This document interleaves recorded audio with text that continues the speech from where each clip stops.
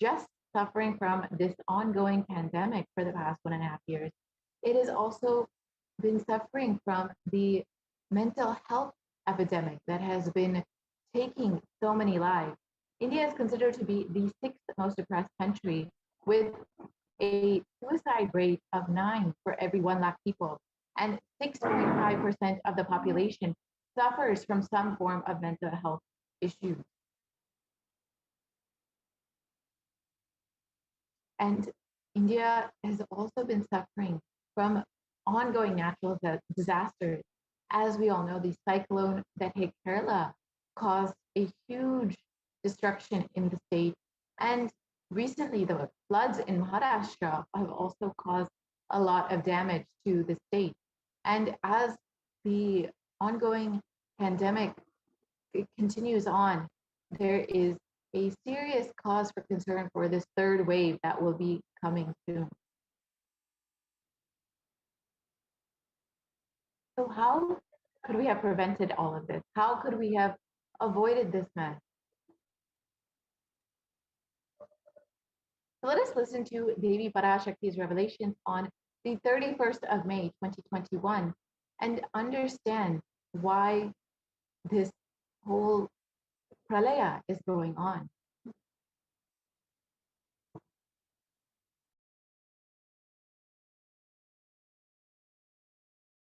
இரண்டாயிரத்திருபத்திரண்டு வரை இந்தியா செல்ல வேண்டாமா என்று கேட்கின்றாய். நன்றாய் தெரிந்துகொள், சொல்வதை புரிந்துகொள். இந்த பெருநரகமான கிருமி போஜனம்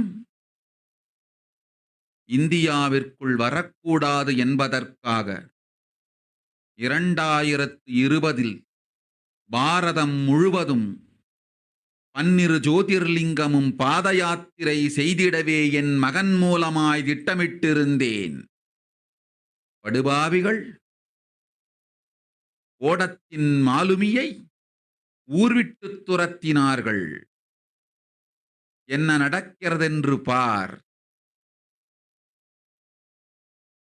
முறையாக கைலாய நாட்டின் தலைவனாக நிறை மரியாதையொடு நல் மதிப்பொடு என் நிஜாவதாரம் நித்யானந்தன் திருவடி மீண்டும் பாரதத்தில் பட்டு பாத யாத்திரை செய்த பிறகு மட்டுமே நீ அங்கு செல்ல வேண்டும். அதுவரை உன்னை காத்து செல்லாதே. ஓம்.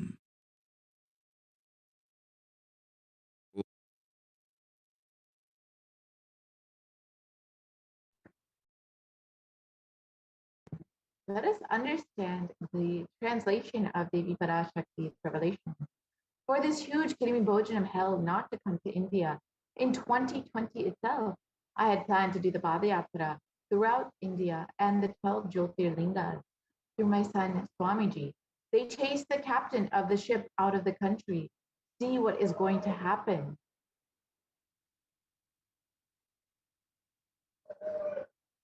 Let us go back to 2017 and see what the Supreme Pontiff of Hinduism revealed as the vision for the Padayatra that was to be taking place in 2020.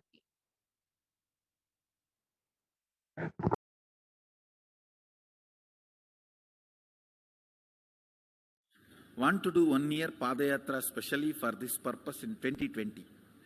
2020, planning for a full year. I'm going to walk from Rameshwaram to Amarnath.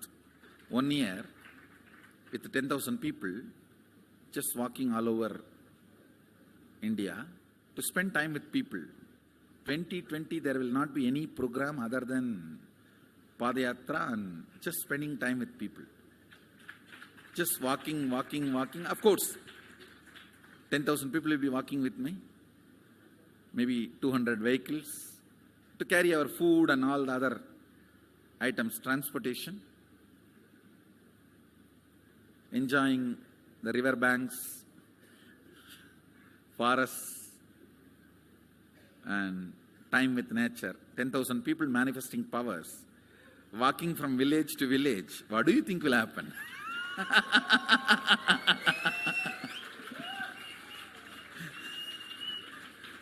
The scene of Buddhism spreading will be repeated now. How the Buddhism spread. 10,000 monks walking from village to village. What will happen? That's only monks. Here power manifesting. 10,000 people. The whole village will be manifesting powers. Just want to enjoy India and let India enjoy me. So planning for next year Kumbh Mela 2019, next year January Kumbh Mela. Before that all the Balalayam, everything. Balalayam is going to be like the same structure outside with one stone tower, gold coated. It will be something like a 40 to 50 feet tall stone tower and 5 Rajagopurams, which will be something like 120 feet. This will be the Balalayam. And after the Mulalayam is built, this Balalayam will serve as a Utsava Murti Sannidhi, where the Utsava Murtis will be worshipped and where the Archanas. See, in the main temple, there will not be any Archana or anything, because just for Darshan itself, there will not be time.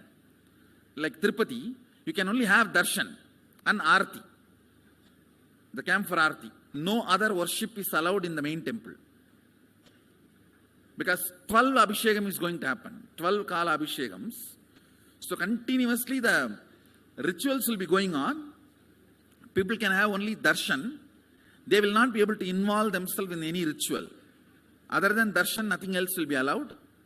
So all the archana, all the other offerings, like people will offer the archanas and other, everything will be done to the Utsava Murti, which will be kept in the Balalayam, the present Balalayam, present structure.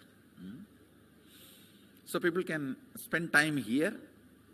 That will be more like a main darshan. This will be like energy darshan, where you can give letter, get response. So by next year, the Balalayam will be ready. So 2019 full year, I will be conducting the programs and everything.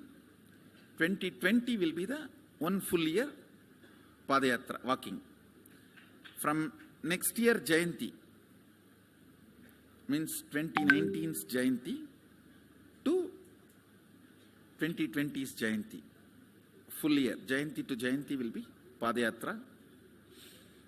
Before that, we will make 10,000 people power manifestors. It will be sannyasi, brahmachari, grihastha, all put together. 10,000 people will be walking. What a scene it will be. I think that is the only way the revival of Sanatana Hindu Dharma can be done. I need to get into the ground where people can see me, where they are living. I can't be waiting for people to come where I am living. Now I am sitting in one place to prepare these 10,000 people and make this science completely user-friendly. For that only I am sitting and working. So I have given 2 years for me now, 2018 and 2019. So 2020, before that 10,000 people will be ready to walk with me, manifesting powers. We will literally solve every person's problem in every village. The way we are walking, the path, route we are taking, physical healing or mental healing, or it's a too big visualization. How will you visualize? What will happen if 10,000 power manifestors enter into a village and ask people, tell me your problem now, come on, let's sort it out. Understand, 1,200 years before in Tiruvannamalai temple carvings, how the baby will be in the...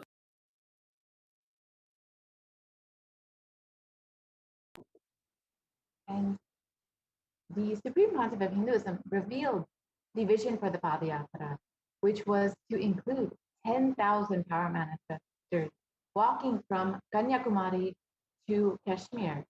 Literally, this whole Padayatra would be like the seed of Buddhism being revived again, and literally revive all of Hinduism across India.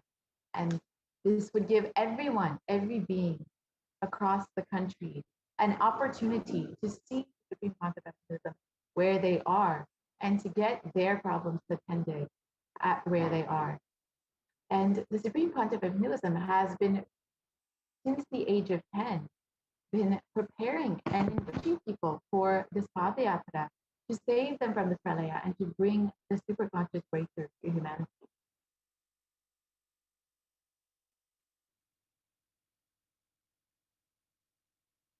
And from that age, the Supreme Pontiff of Hinduism has been enriching and initiating the masses into the science of enlightenment through powerful discourses, initiations, and darshans.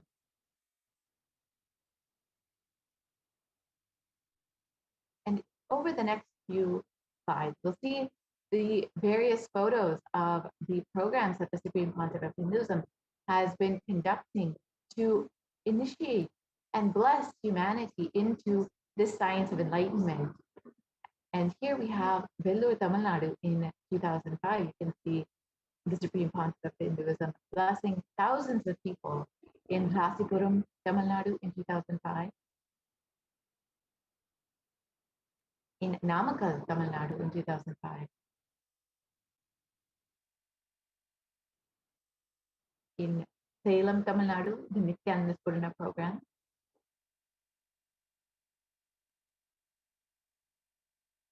The Nithyanandam program.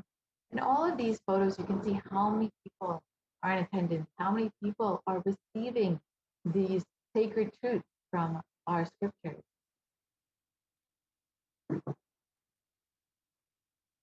The birth star celebrations in Tirunamalai in 2005. And here you can just see how many people from so many different backgrounds are attending these programs, attending these darshans and initiations given by the Supreme Pontiff of Hinduism.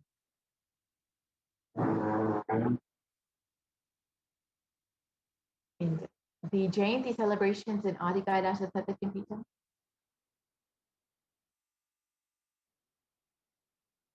The Jayanti celebrations in Tiruvannamalai.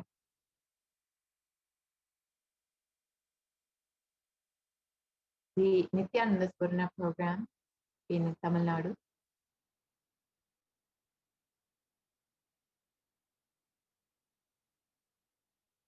The Guru Purnima celebrations in Adi Kailasa Satyakam.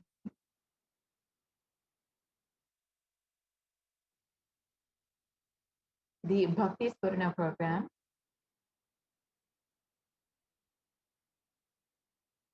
The Dhyana Spurna program.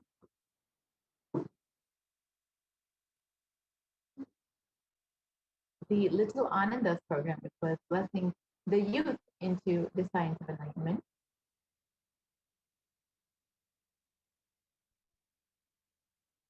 The Saptayagam, which was held in Salem, Tamil Nadu. And this was a series of homas conducted by the Supreme Pontiff of Hinduism, where he not only conducted the homas, but led 1,008 other people into these same homas, guided them. And here you can see the photos of the Supreme Pontiff of Hinduism blessing people, guiding people, and performing the homas himself.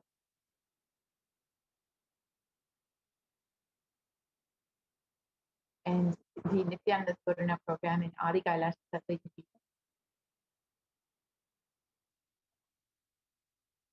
And the Nithyananda Spurna program in Salem, Tamil Nadu.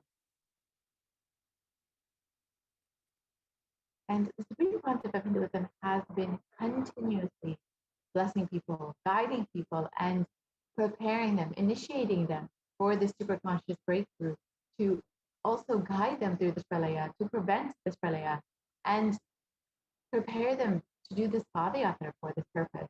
However, the anti-Hindu elements made it nearly impossible to do the re-energizing process and the padayatra by driving the Supreme Pontiff of Hinduism out of India.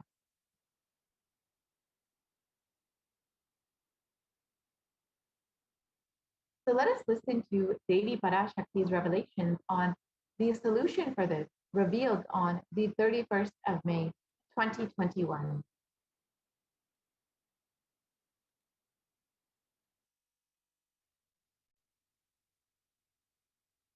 2022 வரை India செல்ல வேண்டாமா என்று கேட்கின்றாய். நன்றாய் தெரிந்து கொள், சொல்வதை புரிந்து கொள். இந்த பெருநரகமான கிருமி போஜனம்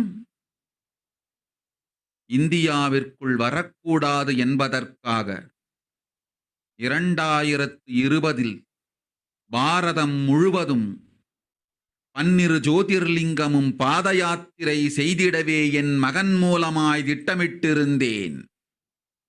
படுபாவிகள் ஓடத்தின் மாலுமியை ஊர்விட்டு துரத்தினார்கள். மரியாதையொடு நல் மதிப்பொடு என் நிஜாவதாரம் நித்யானந்தன் திருவடி மீண்டும் பாரதத்தில் பட்டு பாத யாத்திரை செய்த பிறகு மட்டுமே நீ அங்கு செல்ல வேண்டும். அதுவரை உன்னை காத்து செல்லாதே. ஓம்.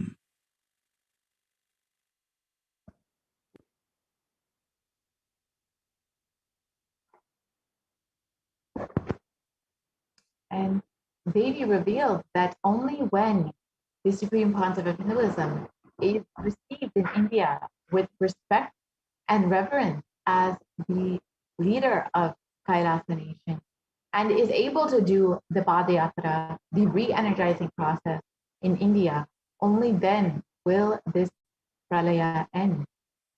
And as we look around, we see so much destruction, so much of suffering. And we see what the great rishis of the Vedic civilization had forewarned as this Kali Yuga.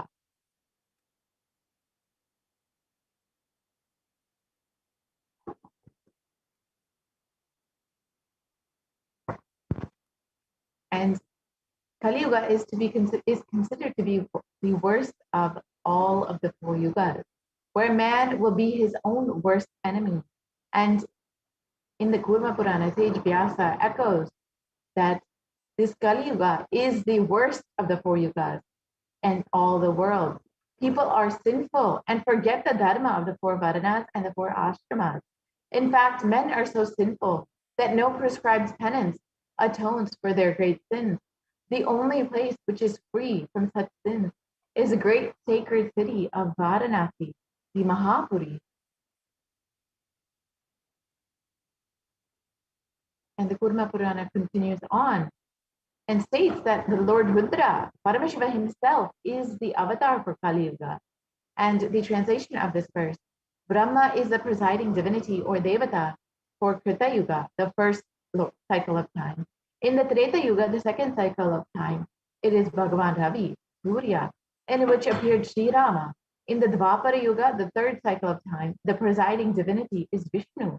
And in the Kali Yuga, the fourth cycle of time, the current age, the presiding divinity, the avatar is Rudra, Maheshwara, Mahasadashiva himself.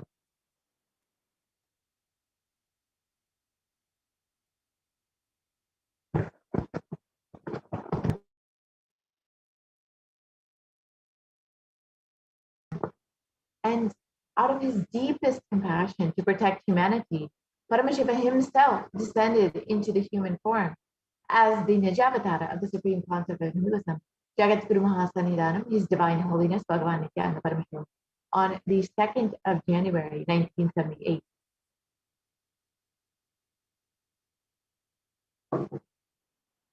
And if Paramashiva had waited even one more year to take the human form, if he had waited till 1979, it would have been too late for humanity.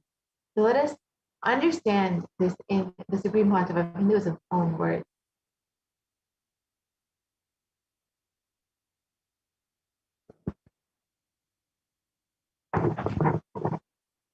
And I tell you, O Hindus, don't be afraid. I am back with the same signs. We are going to be rich.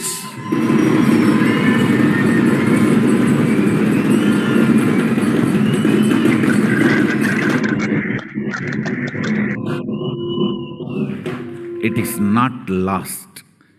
Just the last minute climax before it was going to be put off. I've happened.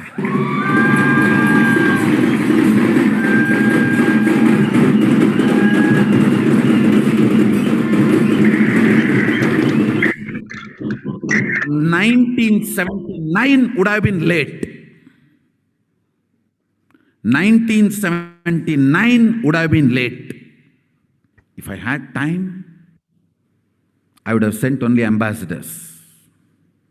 Because no time, I have to get up and come directly.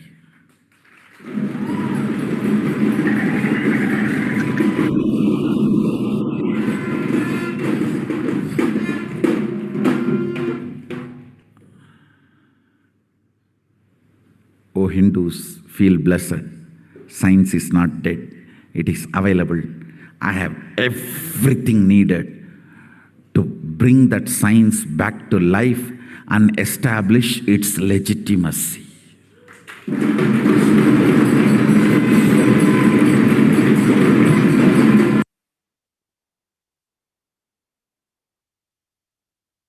And the Avatar's advent onto planet Earth was to protect the world from this great cosmic deluge, to bring the new age, the Satyuga.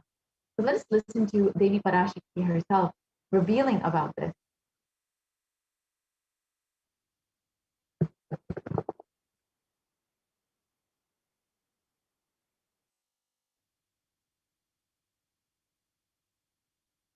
ஓம் ஓம் ஓம் உலக மக்களே கேளுங்கள். கலி முற்றி கலி கழிந்து புதுயுகம் சத்தியயுகம் புறப்பட வேண்டிய காலம் வந்ததனால் வந்திருக்கின்றது இந்த பெரும் பிரளயம்.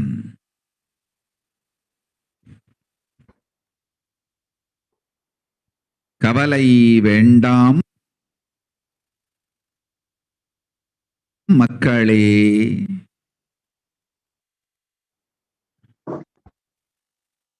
நித்யானந்தன் வடிவம் தாங்கி நாமே இங்கு வந்திருக்கின்றோம். நித்யயுகம் செய்வோம், நித்யயுகம் சத்தியயுகமாய் மலரும் இங்கு. ஆனந்தமாக இருங்கள்.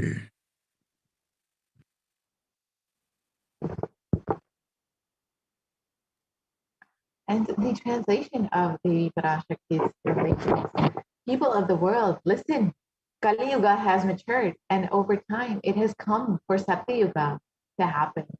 So this great pralaya has come. Don't worry, people. In the form of Nithyananda, I myself have come here. I will make Nityuga. Nityuga will blossom as Satyuga. Be blissful. For this huge hell Kirmi Bhojanam not to come to India. 2020, I had planned to do the Padayatra throughout India in the 12 Jyotirlingas through my son Swamiji.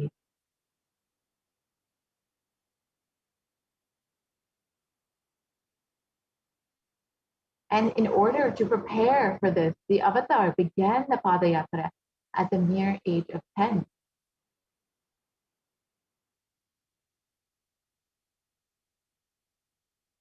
And the Supreme Pontiff of Hinduism began enriching one person at a time with these truths from the sacred scriptures and the secrets of higher living.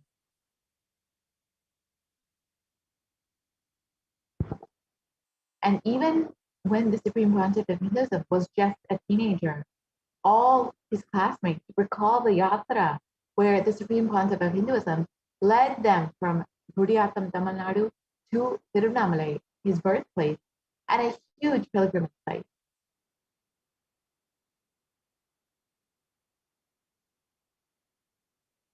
And when the Supreme Pontiff of Hinduism was at the Ramakrishna Mutt at age 19, all the fellow monks recall the yatra that the Supreme Pontiff of Hinduism led them on from Chennai, Tamil Nadu to Tiruvannamalai and gave them an unforgettable pilgrimage experience.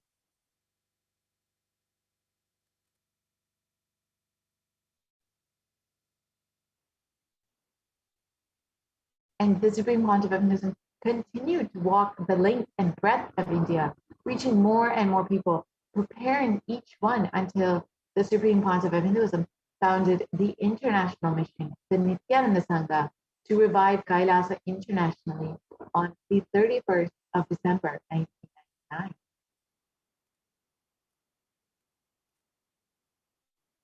And the Supreme Pontiff of Hinduism established the first Kailasa Enlightenment ecosystem in Tiruchengood, Tamil Nadu, on the 14th of April, 2001. Here you can see the photos of the inauguration day when the Supreme Pontiff of Hinduism was just 23 years old.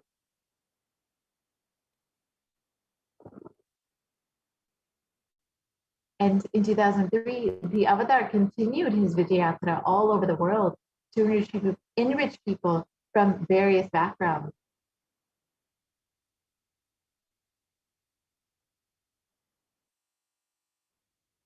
And despite many people not understanding English, the intensity and dedication of the Supreme Pontiff of Hinduism continued to resonate with people and literally move them to tears. Here you can see the photos of the disciples and devotees receiving the Supreme Pontiff of Hinduism with so much of gratitude in Guadeloupe and in Brazil, where most of them did not even understand English.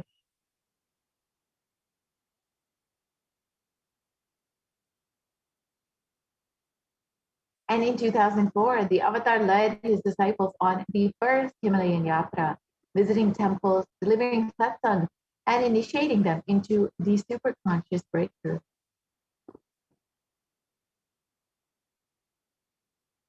And subsequently, the Avatar personally organized and led yatras yearly and guided individual souls, not just to physical spiritual heights, but to supernal spiritual realms.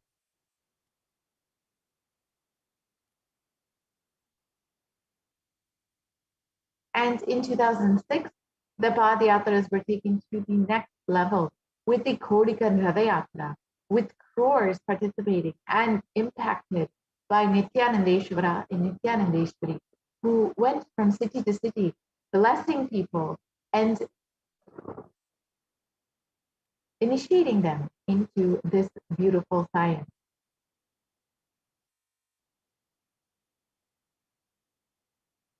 And here is a short video clip of the Kodikan Radayatra, where you can see literally thousands and thousands of people walking with the Supreme Pontiff of Hinduism, just being blessed to be in his presence and literally radiating with so much of joy.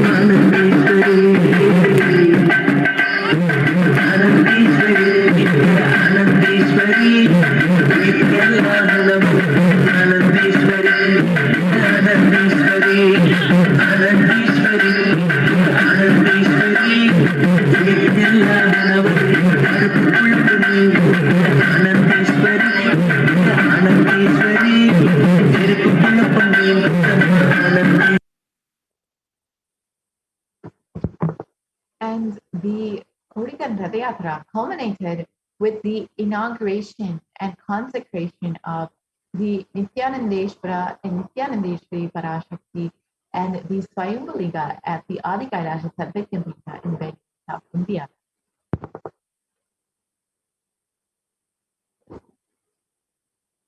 And these deities were energized as Archavataras to radiate the energy of Paramashiva and Parashakti to create Adi Kailasa Sarvajñapita as a ship to save humanity from this upcoming pralaya.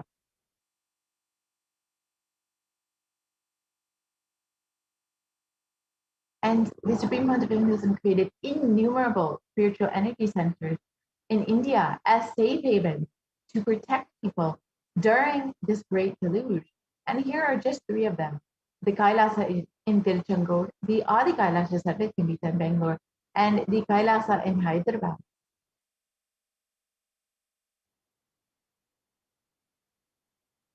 And in 2008, the Avatar created and energized the Nithyananda Paramashivam with the Anandalingam, which would protect anyone who bathes in its waters from this deadly COVID-19 disease.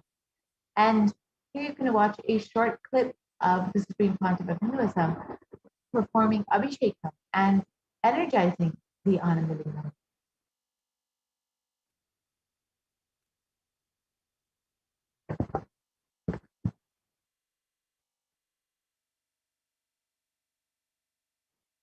नमस्सहस्राक्षाय च चतुर्धन्वने च नमो गिरिशाय जिपिविष्टाय च नमो मीढुष्टमाय च शुमते च नमो स्रस्वाय च वामनाय च नमो बृहते च वर्षीयते च नमो वृद्धाय च संवृद्धने च नमो अग्र्याय च प्रथमाय च नम आशवे च जिराय च नम शीघ्रियाय च शीभ्याय च नम ऊर्म्याय च वस्वन्याय च नम स्रोतस्याय च दीप्याय च नमो ज्येष्ठाय च कनिष्ठाय च नमः पूर्वजाय च परजाय च नमो मध्यमाय च अपगल्भाय च नमो च गण्याय च बुद्ध्याय च नमः सोभ्याय च प्रतिसर्याय च नमो याम्याय च क्षेम्याय च नमः उर्वर्याय च खल्याय च नमः श्लोक्याय च अवसान्याय च नमो वन्याय च कक्ष्याय च नमः श्रवाय च प्रतिश्रवाय च नमः आशुषेणाय च आश्रुताय च नमः शूराय च अवभिन्दते च नमो वर्मिणे च वरुथिने च नमो बिल्मिने च कवचिने च नमः श्रुताय च श्रुतसेनाय च नमो दुन्दुभ्याय च हनन्याय च नमो धृष्णवे च प्रवृषाय च नमो दूताय च प्रहिताय च नमो निषङ्गिने च शुधिमते च नमस्तीक्ष्णे च च इधिने च नमस्वायुधाय च सुधन्वने च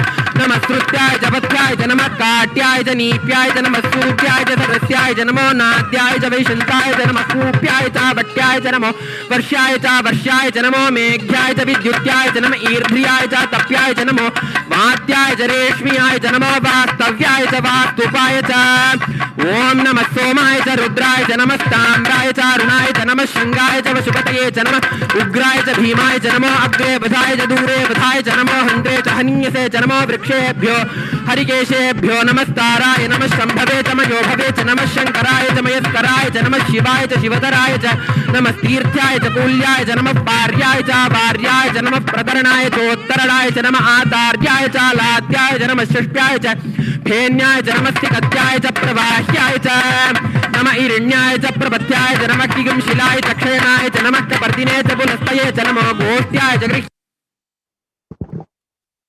And in 2009, the Avatar held another Kodi Gandhara Yatra and garnered international attention and created a movement where lakhs of Hindus were once again embracing Hinduism. Let us watch a short clip of this Padayatra from Patnam to Salem.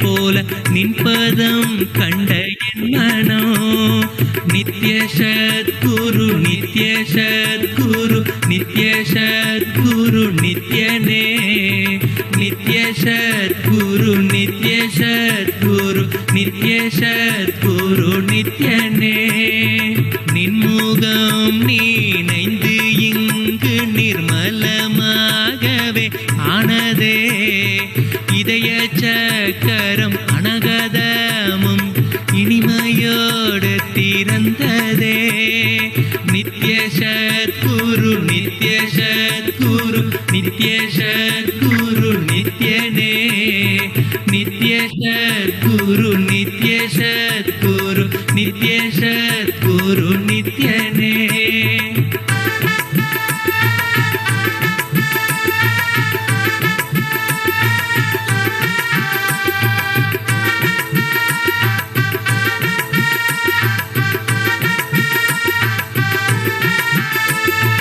மற்றவர் கண்டு மறைகள் எல்லாம் கழன்று விசுத்தி அதுவும் அசுத்தியாய் பொறாமையோடிங்கு ஏக்கத்தோடப்பா புண்ணியம் எல்லாம் போனதே எரிந்த வயிறும் ஏக்கமும் சேர்த்து விசுத்தி அசுத்தியானதே.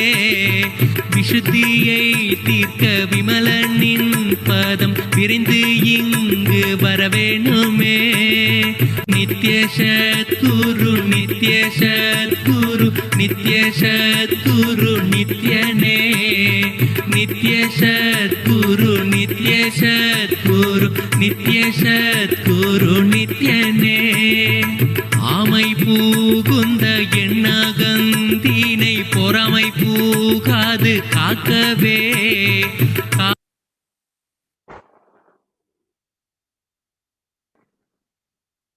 And wherever the avatars have graced the planet Earth, there the seeds of super consciousness have been sown.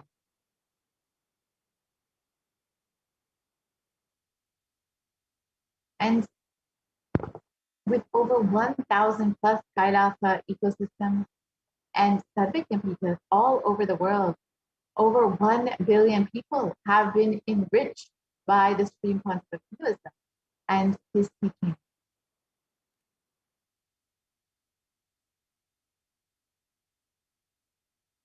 And in the next several photos, we will see just a few of the Enlightenment ecosystems created by the supreme concept of Hinduism to guide them through this Pralaya, to give them a community to achieve the super conscious breakthrough. So the first ever Kailasa Enlightenment ecosystem was the Kailasa and Erode, the Adi Nithyananda Paramashivam.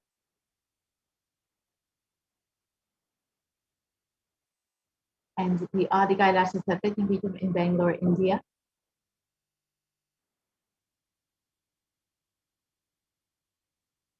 The Kailasa in Tiruvannamalai.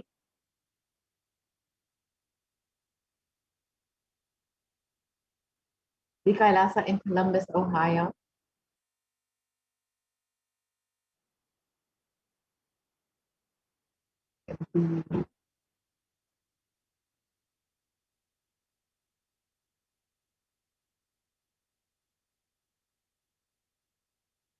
And the Kailasa in Los Angeles.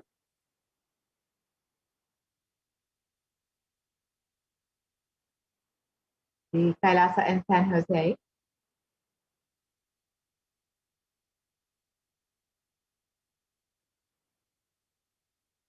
The Kailasa in Seattle, Washington.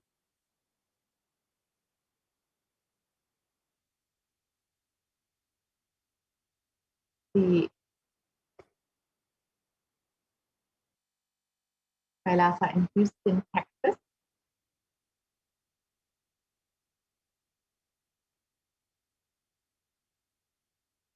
And the Kailasa in Charlotte, North Carolina.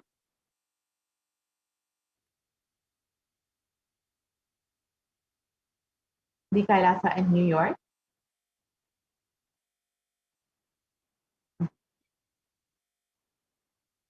The Kailasa in Washington, D.C.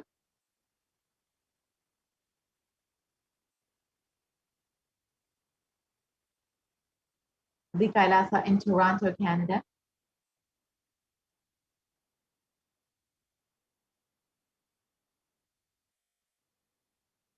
The Kailasa in Oklahoma City, Oklahoma.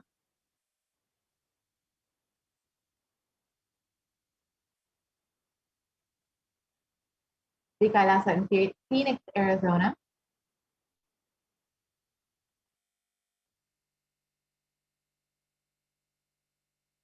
The Kailasa in St. Louis, Missouri.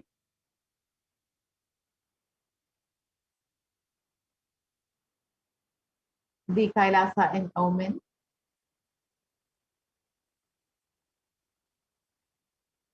The Kailasa in Dubai.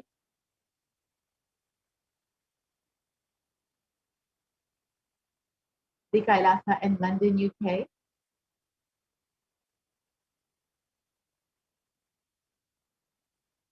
The Kailasa in Scotland, UK.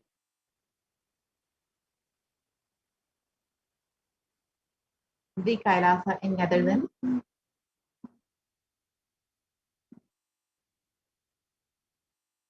The Kailasa in Slovakia.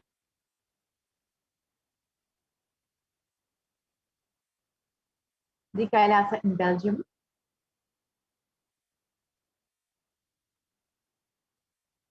the Kailasa in Luxembourg,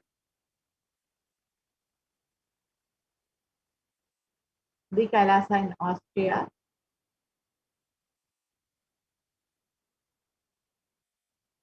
the Kailasa in Germany,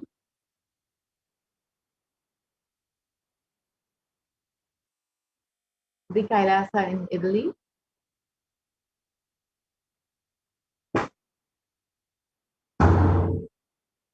the Kailasa in France,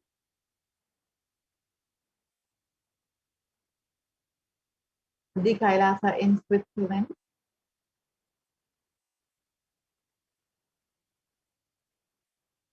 the Kailasa in Mauritius,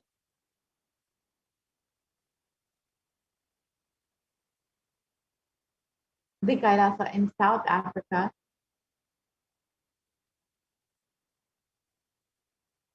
the Kailasa in Salem,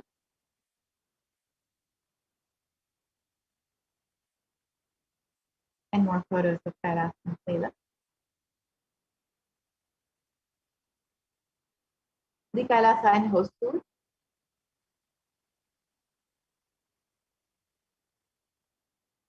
the Kailasa in Patnam,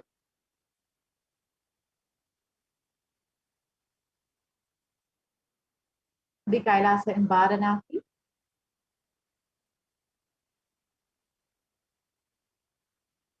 the Kailasa in Rajapaliyam,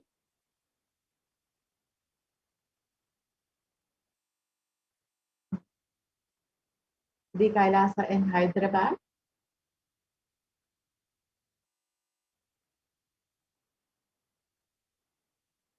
the Kailasa in Kerala, the Kailasa in Gujarat, which is the Yogini Sadhanya Pita, the Kailasa in Tiruvannur,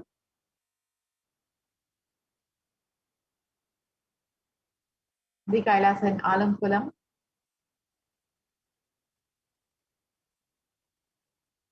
the Kailasa in Tambaram, Chennai,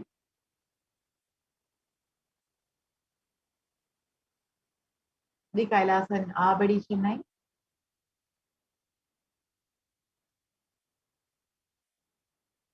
and other Kailasas in Chennai, and the Kailasa in Melbourne, Australia,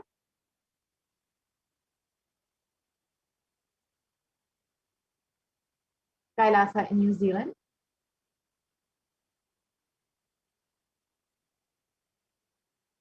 the Kailasa in Singapore,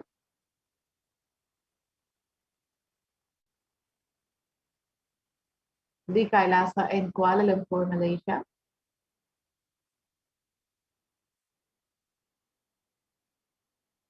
the Kailasa in Guadeloupe, South America,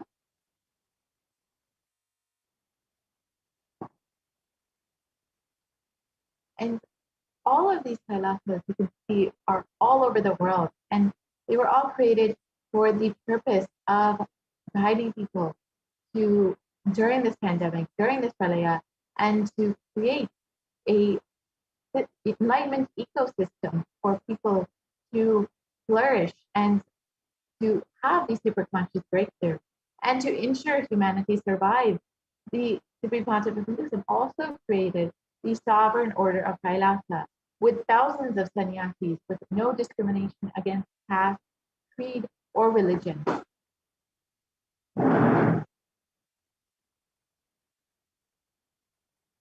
And the Supreme Pontiff of Hinduism initiated thousands into the Nithyananda spiritual healing, who are actively healing millions all over the world.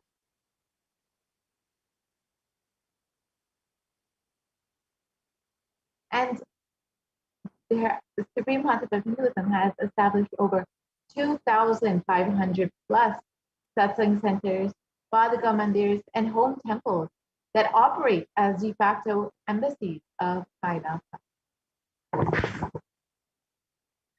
And the avatar has inspired millions to reclaim their Hindu-centric freedom.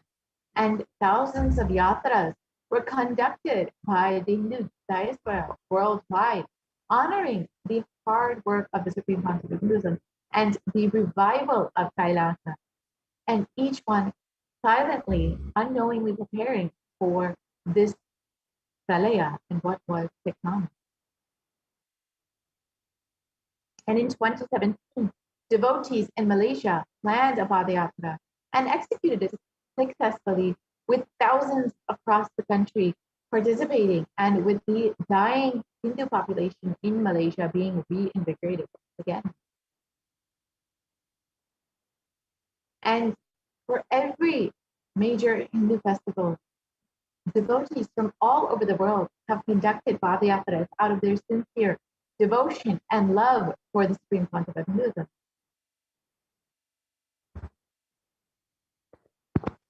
And over the last 26 years, the Supreme Concept of Hinduism has contributed immensely to humanity through various humanitarian services, and has enriched over 1 billion people across the globe, and has served over 1 billion free, nutritious, organic Catholic meals to people all over the world, and has reached people in a global population across 347 cities and 196 countries across 6 continents.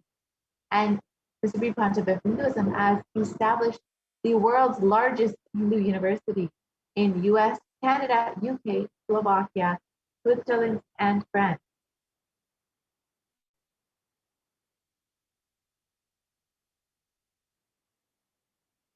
And Kailasa is the world's greatest Hindu nation, digital nation, with over 1 billion views. And you can connect with us on the various platforms on social media, including Twitter, Instagram, Facebook, YouTube, WhatsApp, and many more. And you can also connect with us on the various websites that we have available: the Kailasa.org, Nithyananda.org, NithyanandaHinduUniversity.org, Kailasa TV, Nithyananda TV, and much more.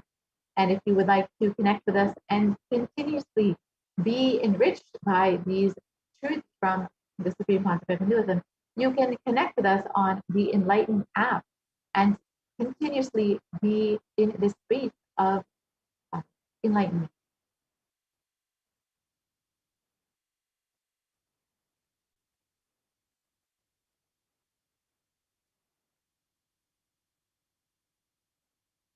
And there are over 1 billion e-citizens in over 100 countries across the globe, and have all established successful communities across the globe to continuously be in this space of enlightenment and to create this ecosystem for the superconscious breakthrough to flourish.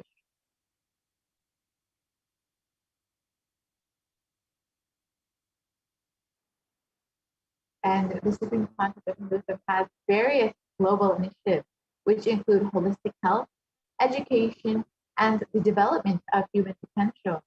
And the Supreme Concept of Hinduism has been sharing the practical applications of Hinduism and the science of enlightenment, through which many breakthroughs have happened.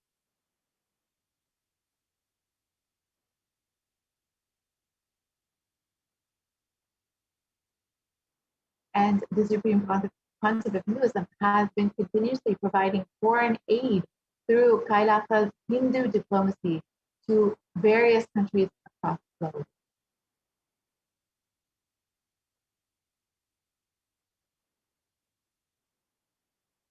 And Kailasa, Sri Kailasa Uniting Nations has had initiatives in various fields, including global peace, education and children, equality, and environmental stability.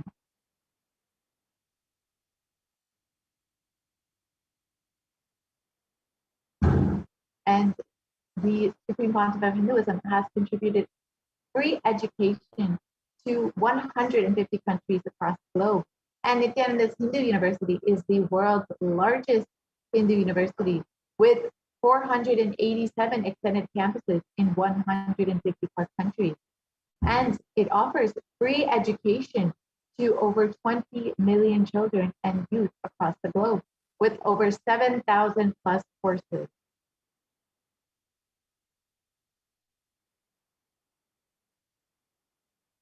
And Kailasa, with the vision of no hungry home, has initiated multiple services, including Annadan and organic agriculture, and has offered over 1 billion free meals and continues to serve people across the globe.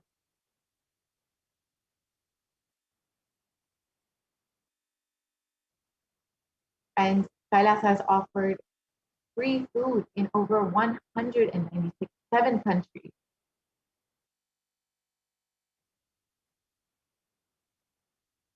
And Kailasa has also made available free medical services for millions of people across the globe.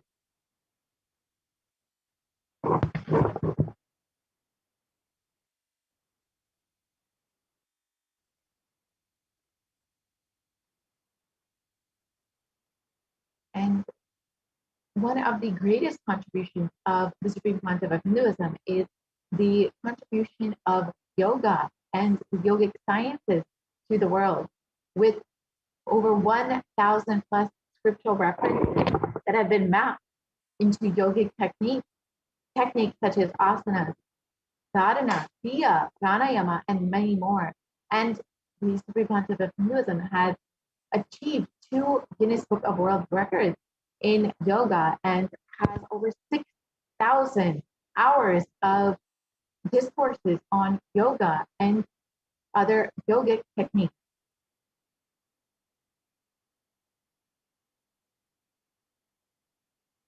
And the Supreme Pontiff of Hinduism has contributed the revival of the most ancient sciences of Hinduism. The Kailasa Sacred Arts University has produced more than 4,000 Hindu deities which are consecrated and worshipped in across 600 locations across the globe. And the Kailasa Sacred Arts University has created over 3,000 deities made of stone, 400 made of 5 metals, 100 made of marble, 1,500 traditional wooden chariots, and over 1,000 plus Hindu vessels, puja items that have been used across the various Enlightenment ecosystems.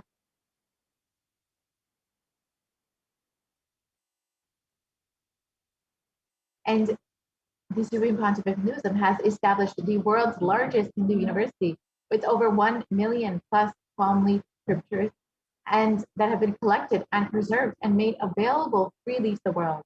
And the Nithyananda Hindu Library has developed the world's first exclusive Hindu library management system based on the ancient Vedic principles. And the world's largest Hindu digital library has been established with over 1 million digital scriptures and digitized palm leaves, and the world's largest collection of Kashmiri Shaivism scriptures.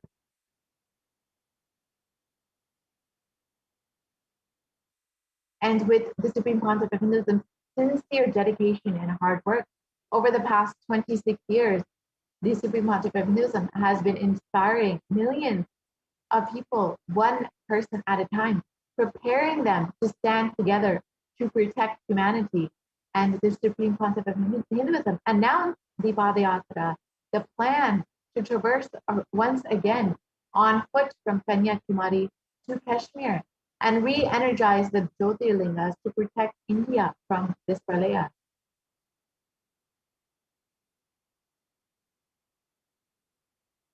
And to prepare the Supreme Pontiff of Hinduism in 2018 itself began the re-energizing process of the Jyotirlingas, and the Avatar began visiting temples in earnest to start this intense spiritual process.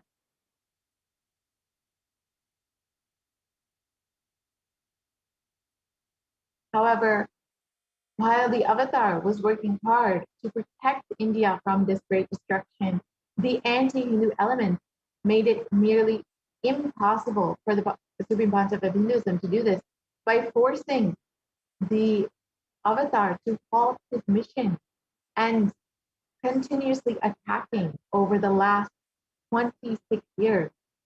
And despite all of this, the Supreme Pontiff of Hinduism has been continuously making himself available to humanity during this pandemic and continuously blessing people and guiding people through this pralaya. And we are so blessed today to have the guidance and direct blessings of the Supreme Pontiff of Hinduism through Devi Parashakti.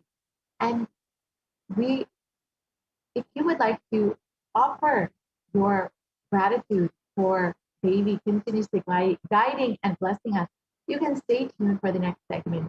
For now, we will be concluding this segment of the program, and we will be moving into the offering segment. I could request the volunteer to project the slides on offerings that we can make to Devi Parashakti. So Devi has been continuously manifesting through the Supreme Pontiff of Hinduism and has been continuously guiding us, blessing us, and literally answering every single one of our prayers. And if you would like to offer your love, your sincere gratitude to Devi Parashakti, you can do so through these various offerings.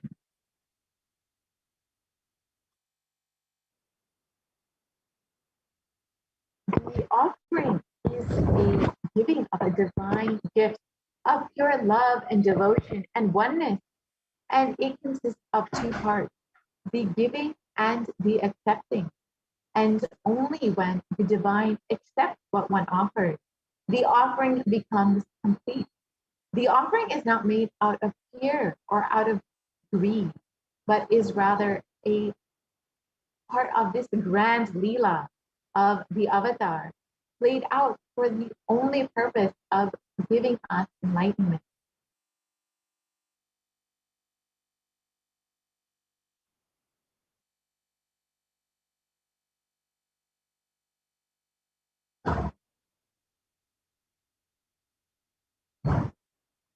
And first, let us invoke Devi Parashakti through the Dhyana Shloka. And the translation of this Dhyana Shloka is moonlight face holding the Vedas on one hand and fire in eyes with lotus flower, gracing and blessing hands, and one hand with the Japamala, beautifully decorated with the jeweled ornaments in wonderful clothes and shining in crown. And her name is Manonmani.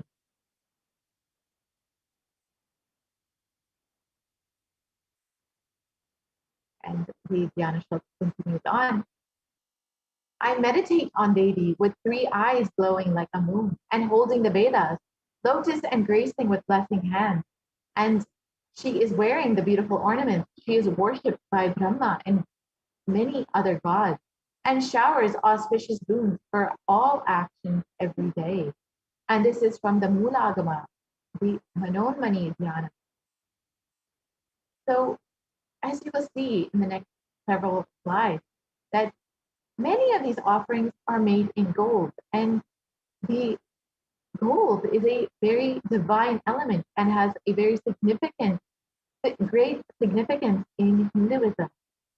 And the significance of gold from the Atharva Veda has been described, triply born by birth in this gold from the atoms of Agni is one.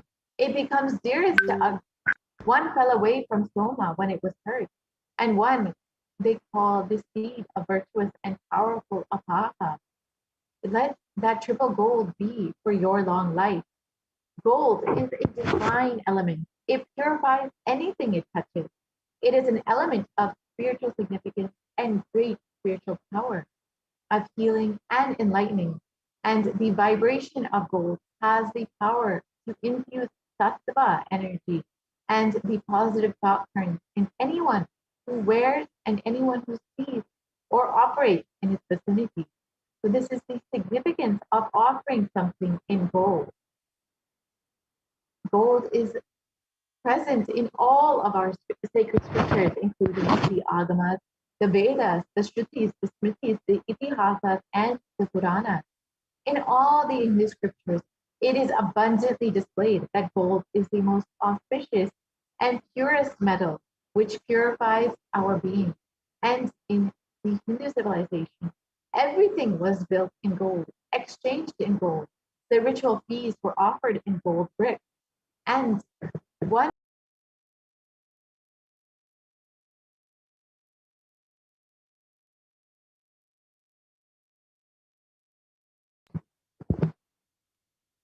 and one could even be saved from life-threatening illnesses with the gold that was offered as a ritual feast. And gold was in abundance and used for weighing equivalent amounts of commodities, including cows. Kingdoms were built in huge doorways of gold. These streets would have huge columns of gold and huge archways made of gold. And horses, cows, and other animals were even dressed in gold.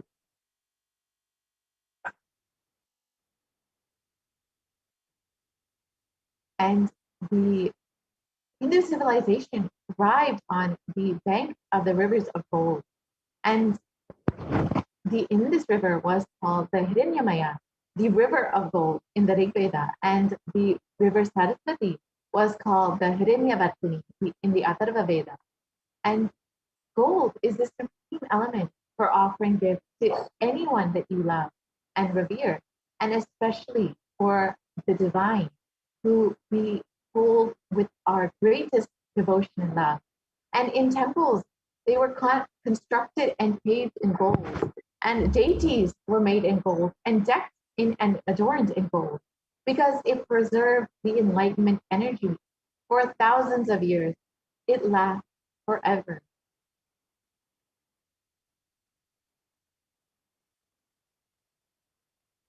And the first offering that you can make for Devi Parashakti is a very simple e-hundi offering, which is literally what we normally do when we go to the temple. We just put a few dollars in the hundi just to give our gratitude and our love to the divine for manifesting in our lives. Now, Kailasa has made this opportunity available online for you.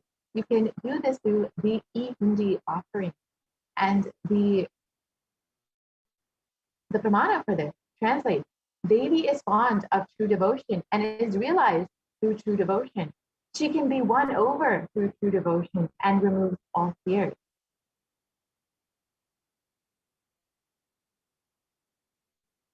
And if there is any fear in the minds of devotees, Devi is sure to remove this fear. It is stated that Devi likes to be worshipped in autumn. And autumn here is not the season, but rather the autumn of our lives, when our thoughts turn more and more inward. And the role of the divine is known and understood very clearly. The divine is the most significant part of our lives in autumn. And the need to worship Devi becomes much more strong. And Devi is described as Shambhavi, the consort of Shambhu, and Devi bestows happiness on devotees, and you can offer anything you want out of your gratitude and love and devotion for Devi Parashakti by offering your name, and it will be chanted during the puja to Devi Parashakti.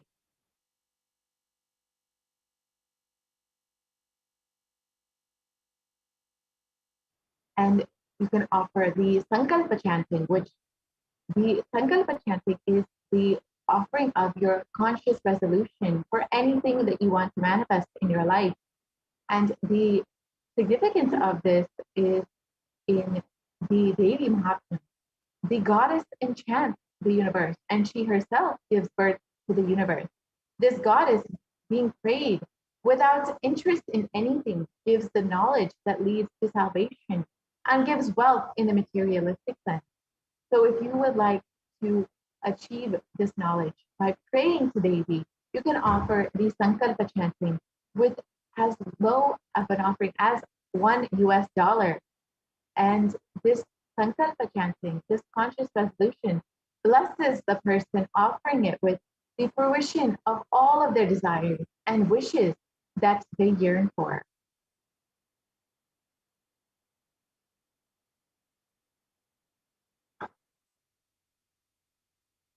And offer the Sahasranama Swarnakasu, which is the offering of the gold coin. And all of these gold coins have the names, the various names of Devi Parashakti on them. And Devi is known as Namaparayana Pita. And it is described that she who likes the repetition of her various names. And these various names of Devi are her various qualities, her various aspects that she showers us with.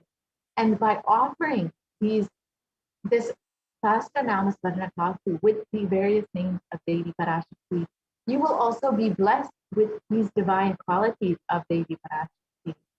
This offering of the 1008 names of Devi is a very special and unique archana offering to the Mahameru of Devi Parashakti.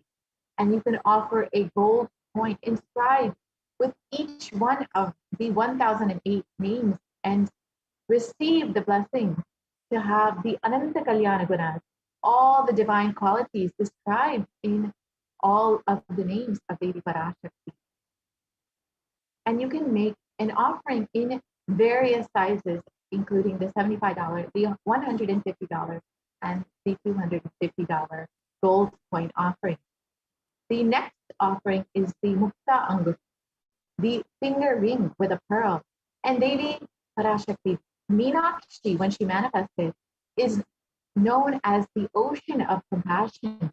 And the pearl is also a representation of compassion. And the verse describing the pearl states, I bowed to the goddess Meenakshi, whose crown has garlands of pearls and the face shining like a full moon, who wears the anklets that are studded with gemstones and has small bells, who is shining like the splendor of the lotus, who grants all of the wishes, the daughter of the mountains, who is worshipped by goddesses Vani and Rama. I remain forever bowing to the goddess Meenakshi, the ocean of compassion. And when you offer the Mukta Angut, you receive the compassion of Devi Meenakshi and receive the connection, the blessings of Devi Meenakshi herself. You could offer a pearl ring and receive the blessings to be showered by her compassion and pure love in all of your business endeavors, in all aspects of your life. You can visit tiny.cc/Devi offering to make this offering today.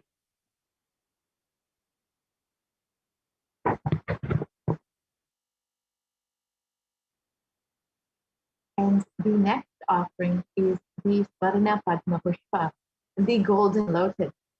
And the lotus has great significance in Hinduism. And it describes in the Kamikagama that all the kalashas should be wound around with a suitable thread and covered with new cloth. They should be adorned with the lotus flower made of gold.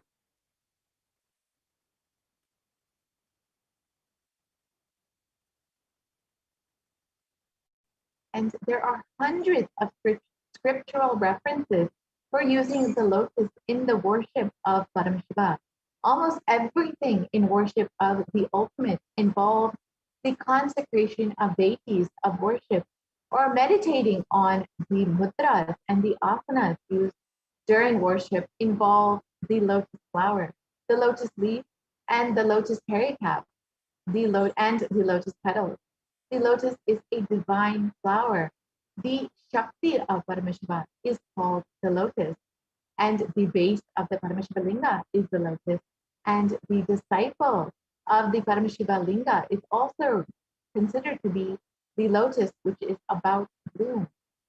The lotus flower has so much of significance in Hinduism and in all of the divine offerings that we can make to Paramashiva. So you can offer the golden lotus in any size that you wish and be blessed to have this space, the powers, and the being of Devi in your inner space amidst any and every adverse situation in your life.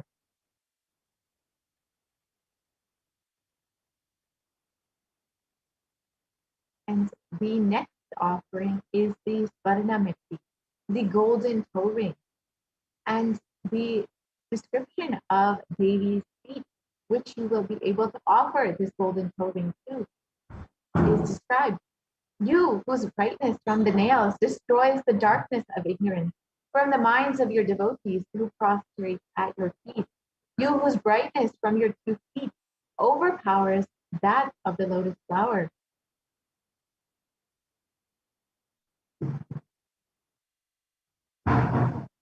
And to offer the ring Devi, adorning her sacred feet, is to be constantly in the gratitude for receiving her blessings. And even in the most difficult aspects of your life, Devi's feet literally represent salvation. The three concepts of Buddhism, feet literally represent your liberation. And offering this Svarnamati, you will receive the blessing to be liberated from all difficulties in your life.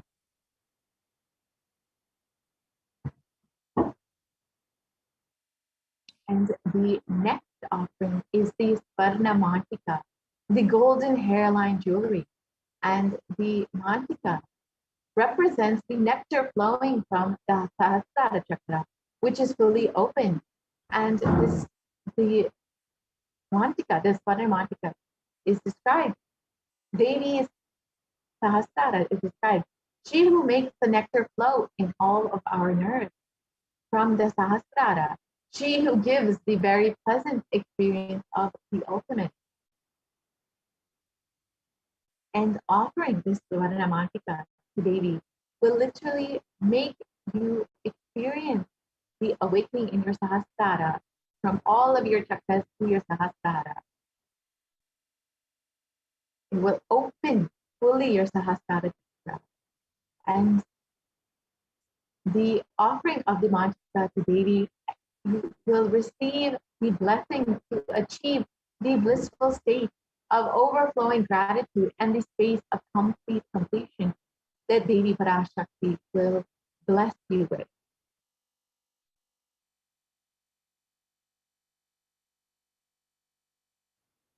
And the next offering is the Pratyakshapada Puja, which is the most favorite offering of all of the devotees and disciples of the Supreme Concept of Hinduism. And this is literally a moment to just connect completely with the Supreme Concept of Hinduism, with your Guru, and to experience that oneness experience. And the verse describing Devi states that the illuminating splendor of Devi's toenails dispel the darkness of ignorance in the devotees prostrating at her feet.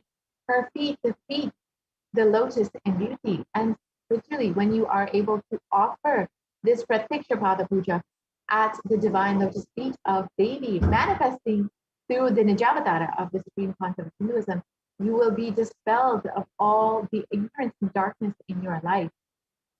And the shloka from the Saundarya Lahari states that the nails have been sharpened by constantly being touched by the crowns of the celestials who always prostrate before Devi.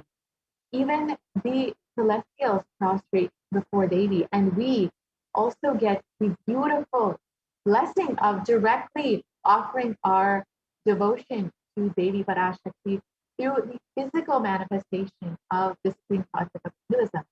And Tamoguna is darkness. In this stotram, the tamas is indicative of ignorance in the minds of the devotees. And by constantly prostrating before Devi, their ignorance is removed and they attain knowledge.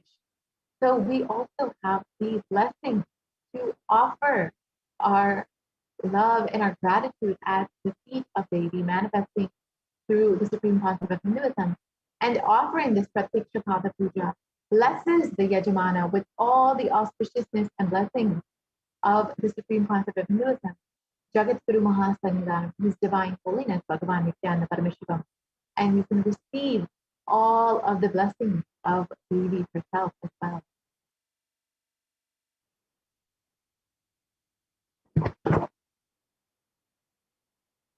And the next offering is the Vastra Seva, which is the offering of the cloth, the sacred cloth to Devi, and to receive, you'll receive all of the blessings of auspiciousness and the grace of the Supreme Pontiff of Hinduism when you offer this Vastra Seva.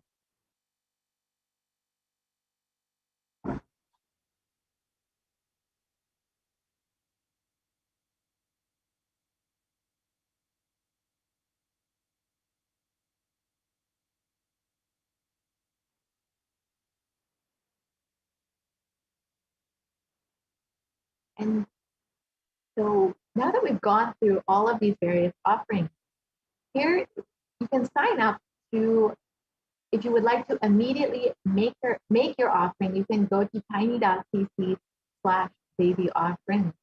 But if you would like some help in making these offerings today, you can fill out your intention form for that specific seva. And if you would like to help manifest these offerings and you would like more details on these offerings, you can sign up the intention form and you will be receiving more help and guidance in manifesting these offerings today.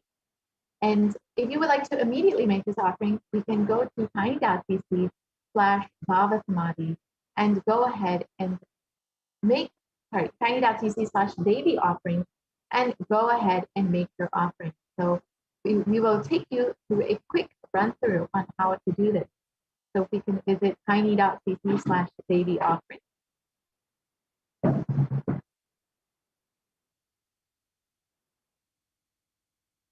And as we wait for this, you can stay tuned till the next segment where we will be hearing all of the beautiful offerings that the Supreme Pontiff of Hinduism has been making available for humanity during this Pralaya.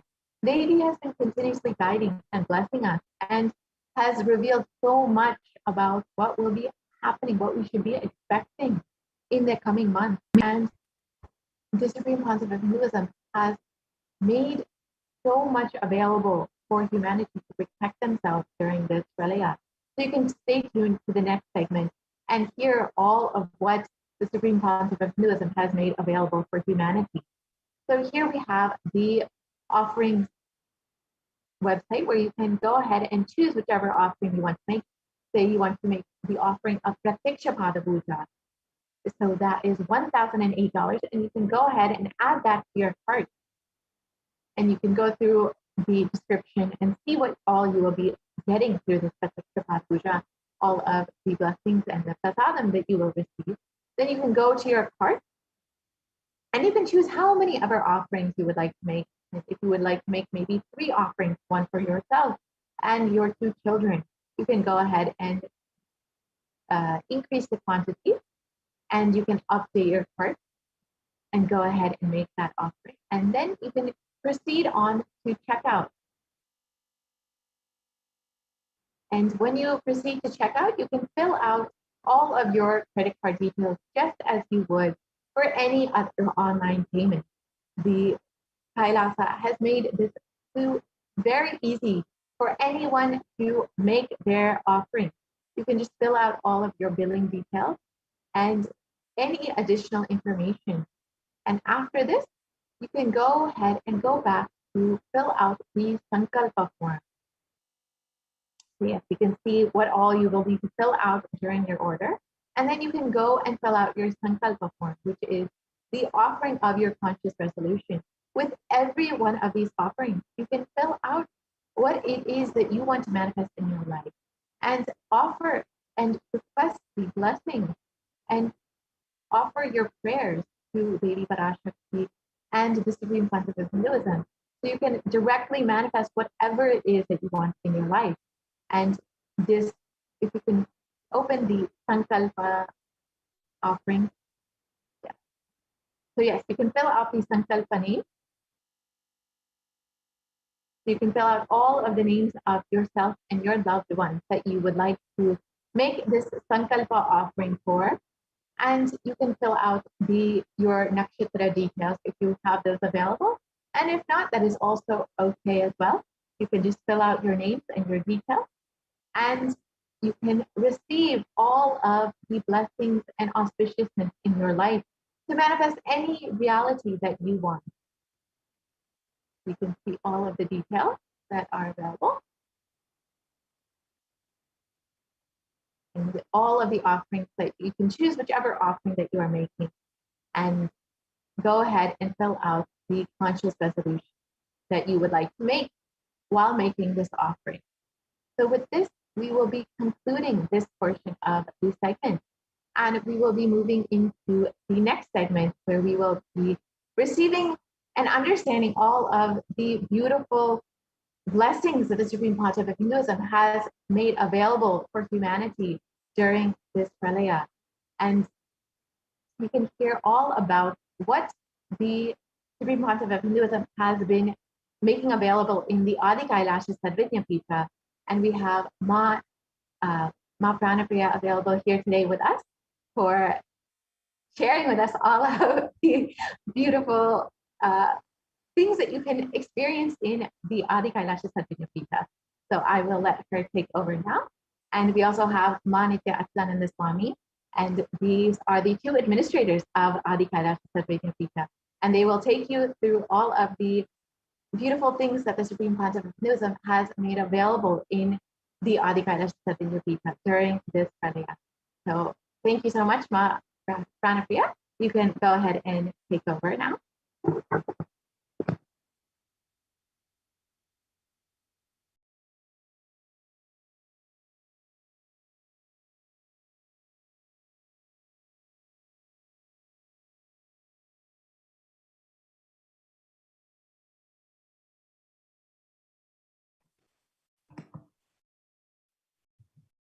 Thank you, Ma Purnapriya.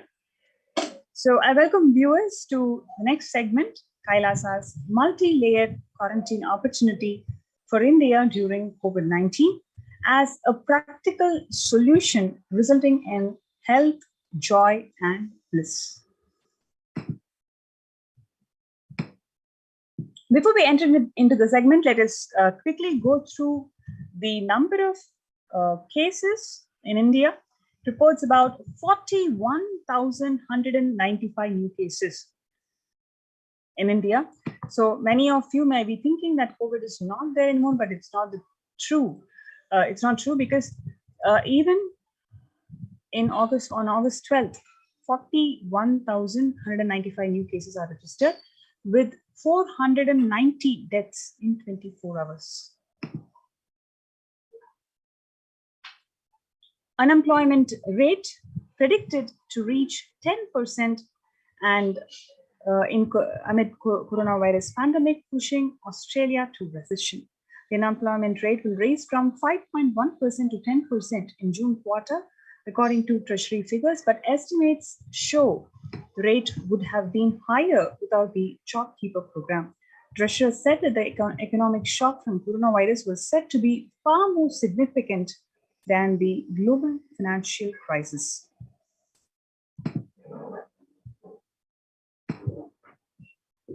Next is rising food world prices causing concerns amongst people. In Washington, the global food prices have rallied up to highs, triggering the COVID-19 pandemic-related supply chain disruptions and soaring transport costs, the International Monetary Fund has said. More is likely to come since international food prices are expected to increase by 25% in 2021 from 202, wrote from 2020, wrote IMF's Christian Bogmans.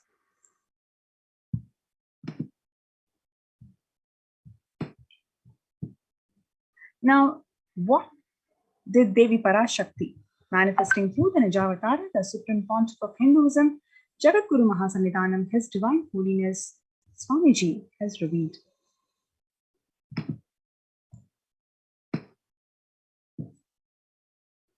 On 5th of June 2021, Devi Parashakti has revealed that not only the people die in crores, financial and mental retardedness, you will also see minds getting collapsed. Freedom from all this suffering is the life of living enlightenment. First, prevent yourself from this deadly corona.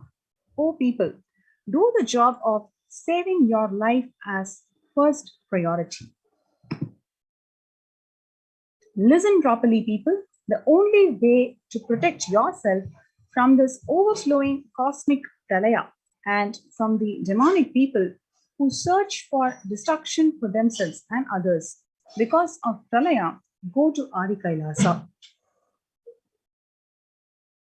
Getting shelter at the feet of Paramashivoham, save yourself from corona and death, economic crisis, and mental collapse that is formed because of corona.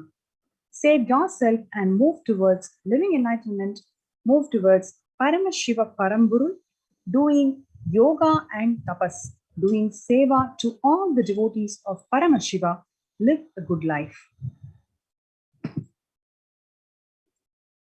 Just for that, I have opened the doors of Adi Kailasa. For all those in the universe, not only human beings, even siddhas, jnanis, and yogis have come and are doing penance in Adi Kailasa. For everyone who come, goodness, prosperity, jnanam, and yogam will overflow. Do not have fear. Bliss is there. Do not have worry. I will protect with goodness. Happiness is there. Enlightenment is there. Do not have fear. Bliss is there. I am solving sufferings. I am the Samaya Gurattu Kannathal who come and help at the right time.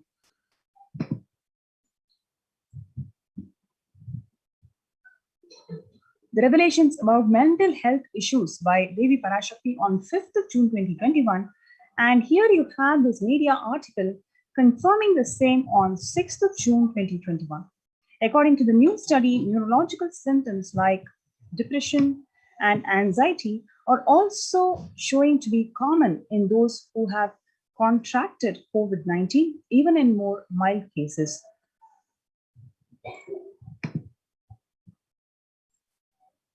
Revelations about mental health issues by Devi Parashakti on 5th of June, and the media article confirming the same on 8th of June. Here you can see the media article that is published on 8th of June 2021, where it is talking about impact of COVID-19 on the mental health of US college students.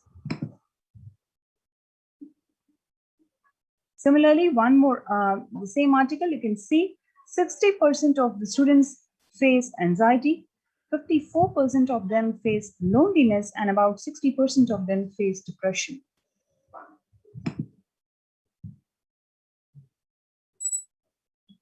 There's one more article on 10th of June, where talk about the rates of anxiety and depression among college students continue to soar, the researchers say.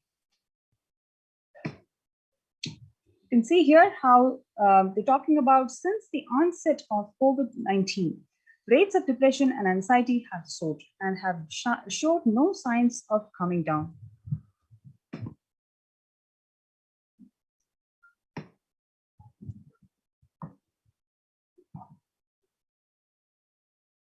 Next is an article from Psychology Today talking about much has been said about mental health crisis that is occurring related to coronavirus pandemic. Much of this information has focused on all-consuming anxiety, panic, and fear that many are experiencing.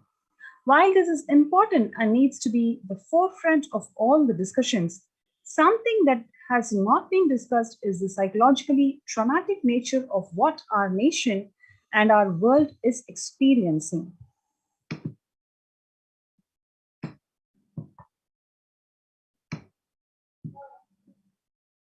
The increased prevalence of post-traumatic stress disorder is expected to emerge as a primary factor driving the growth of global post-traumatic stress disorder,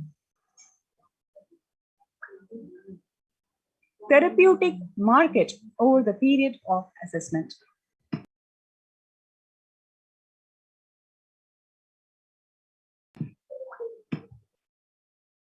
More revelations to the world by Devi Parashakti is being confirmed by various media handles, including CNN, shares about there is a high prevalence of mental distress in countries across the globe due to the coronavirus pandemic, especially amongst the healthcare workers and children. According to United Nations and World Health Organization, the impact of pandemic on people's mental health is already extremely concerning.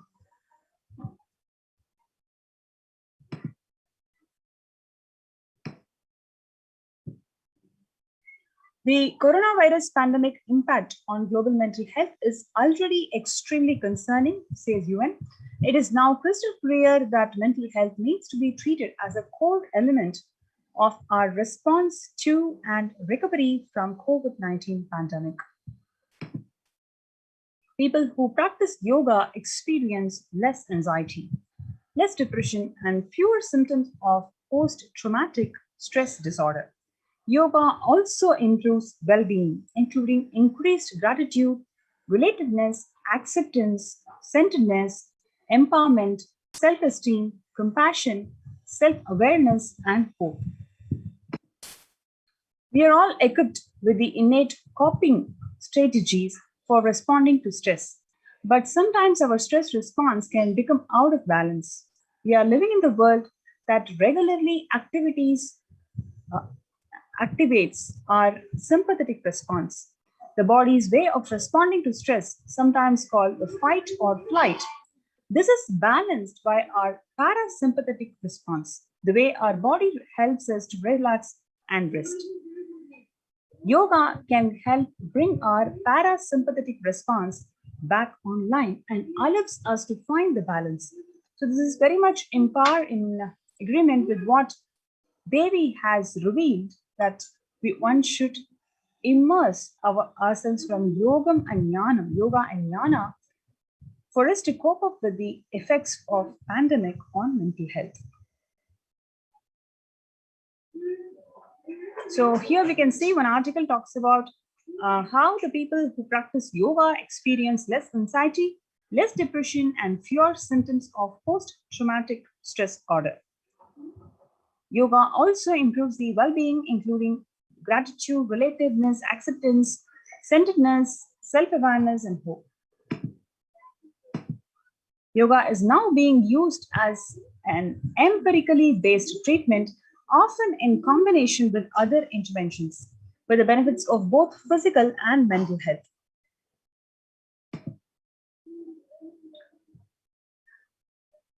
The article in Psychology Today also talks about when we actively choose a tool of self-care, we better equip ourselves to survive and seek resilience in different circumstances. While it is about one tool, yoga offers the potential for connection and well-being even in these challenging times. Spirituality benefits the mental health. Research shows that individuals have better mental health if they belong to a particular community or have religious beliefs. Spirituality can help the people in many ways. First and foremost, spirituality or religion can help people find meaning in their lives, which is instrumental in improving one's mental health. In addition to endowing meaning to your life, it has potential to improve mental, physical, and emotional well-being as well. It has been a source of relief and comfort for various challenging issues for thousands of years. On 22nd of May 2021, Paramashiva is very clear that focus on making your body alive, life alive. Mind is obsessive compulsory reactionary pattern. It is nothing but a bunch of unconscious reactions. Do not try to sympathize with the mind. Make your body and life alive. This is the only priority to all of you. I am talking to everyone who has little love and sympathy for me. For all of you, take this as Guru Swamiji beautifully shared that make your body consciously strong. Gym will build muscles, make you look nice in the outside, but it is only yoga and Ayurvedic lifestyle that makes your body conscious. Just see, all around the world, all the gym bodies are all dropping dead. Only yoga will make your internal organs strong and your ability to manifest consciousness strong. Let me give you the solution from Paramashiva to protect yourself from this whole pralaya, not just from corona. The amount of depression, mental suffering, the way the world is suffering, the kind of poverty is happening, people losing their job, income, having insecurity, comfort being lost, so much. Just make your life extremely strong. 3 years before I said, keep yourself alive for next 3 years. I have enough evidence that 3 years back, I have trained the whole Kailasa, which includes the devotees in their main homes, Kailayavasis inside the Sangha, physically, mentally, psychologically, or consciously for this quarantine lifestyle. Being active without getting mentally broken by being in one place, doing intense yoga, making the body, internal organs strong, taking bay leaf, neem leaf, tulasi, haritaki, triphala, Ayurvedic lifestyle of less food and more energy and more activism. I only told for this important reason, please wake up. Quarantine yourself, build your body, do not bother about your business or any other profit or anything else. This year, if you're alive, that is the greatest profit.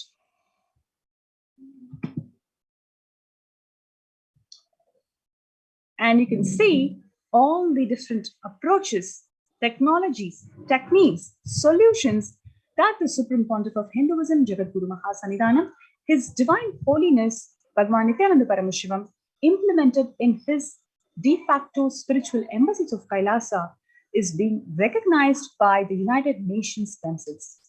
They have acknowledged the technologies and techniques deployed in these de facto spiritual embassies.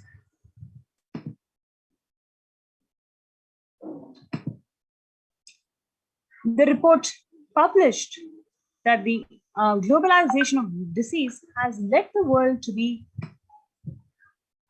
only as resilient as the least resilient country and person, especially for the highly contagious COVID-19, which has spread with a scale and severity not since Spanish flu. The variants of virus, Delta, Delta plus Epsilon, continue to threaten even those who are vaccinated. Secondary diseases such as black fungus are targeted and killing almost 1 in 2% in such cases. Human life is much more precious and important than all the economic principles or systems in totality, because all these concepts are legitimate only because of their utility value, which is to fundamentally make human life better. At least until this ongoing crisis ends, all the economic policies need to be revised to make sure no human being suffers from hunger or the absence of required medical care. For this purpose, Kailasa has presented a detailed report on effective solution for COVID-19 through multilateralism that was published by UN. A report by the Adi Saivite minority tradition, Hindu community, Kailasa Nation. Introduction, the key obstacles. The globalization of disease had led the world, this we have just gone through. Distorted policy decisions and conflicting principles can lead to polarizations amongst the nations and within, leading to various extremes such as hoarding of vaccines in some places, wastage of vaccines in others, and unaddressed shortage of vaccines globally. The pandemic has exposed the fragility of the global system. The disruption in the supply chain is especially worrisome for essential food supplies, which disproportionately affects the already most vulnerable even more. The lockdowns have brought the global economy into crisis, bringing recessions and worsening the unemployment rates. Frequent lockdowns and the ongoing threat of famine, especially in countries where employment is predominantly informal, are exacerbating worries that starvation may cause more suffering than the virus itself.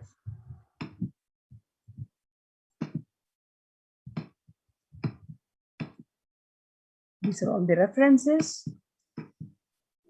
Now, what are the solutions? The human life is much more precious and important than all the economic principles and systems in totality, because all of these concepts are legitimate only because of their utility value, which is to fundamentally make the human life better.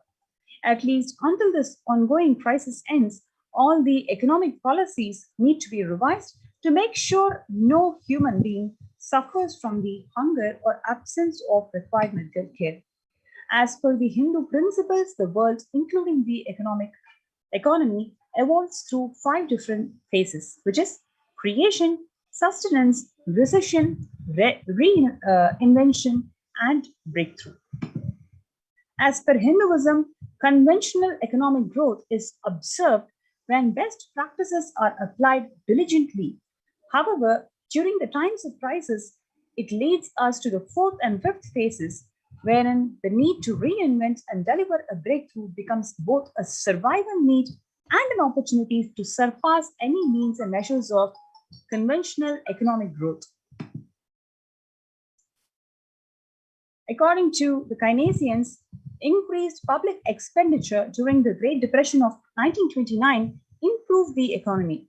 However, the government never completely gave up trying to balance the budget, which resulted in never spending enough to bring the economy out of recession until the Second World War.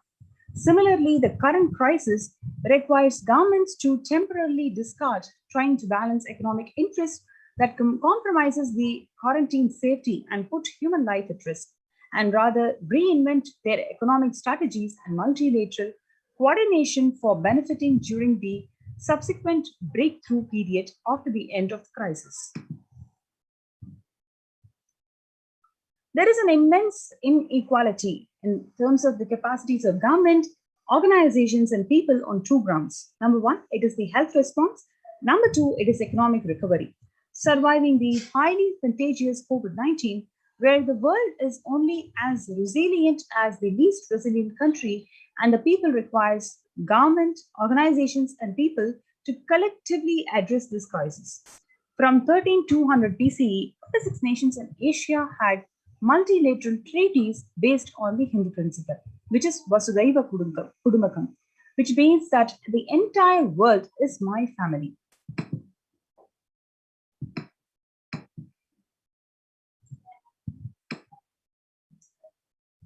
Number C, provide sustainable community livings with multi-layered quarantine. Home or self-quarantine is not a viable solution for vast majority of people for either health safety or the economic reasons.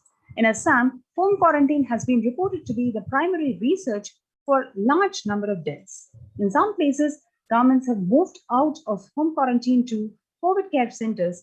Other places linked with the quarantine, especially in small houses, are the mental health problems, such as an increase in suicidal ideation, especially amongst the younger population. This requires friendly quarantine setups, which are self-sustained and sufficient in terms of food stock and supplies, recreation, employment, education. In India, the state governments have attempted to provide free and paid solutions which face various challenges related to hygiene, exorbitant pricing. Some facilities have even challenges related to requests for private accommodation.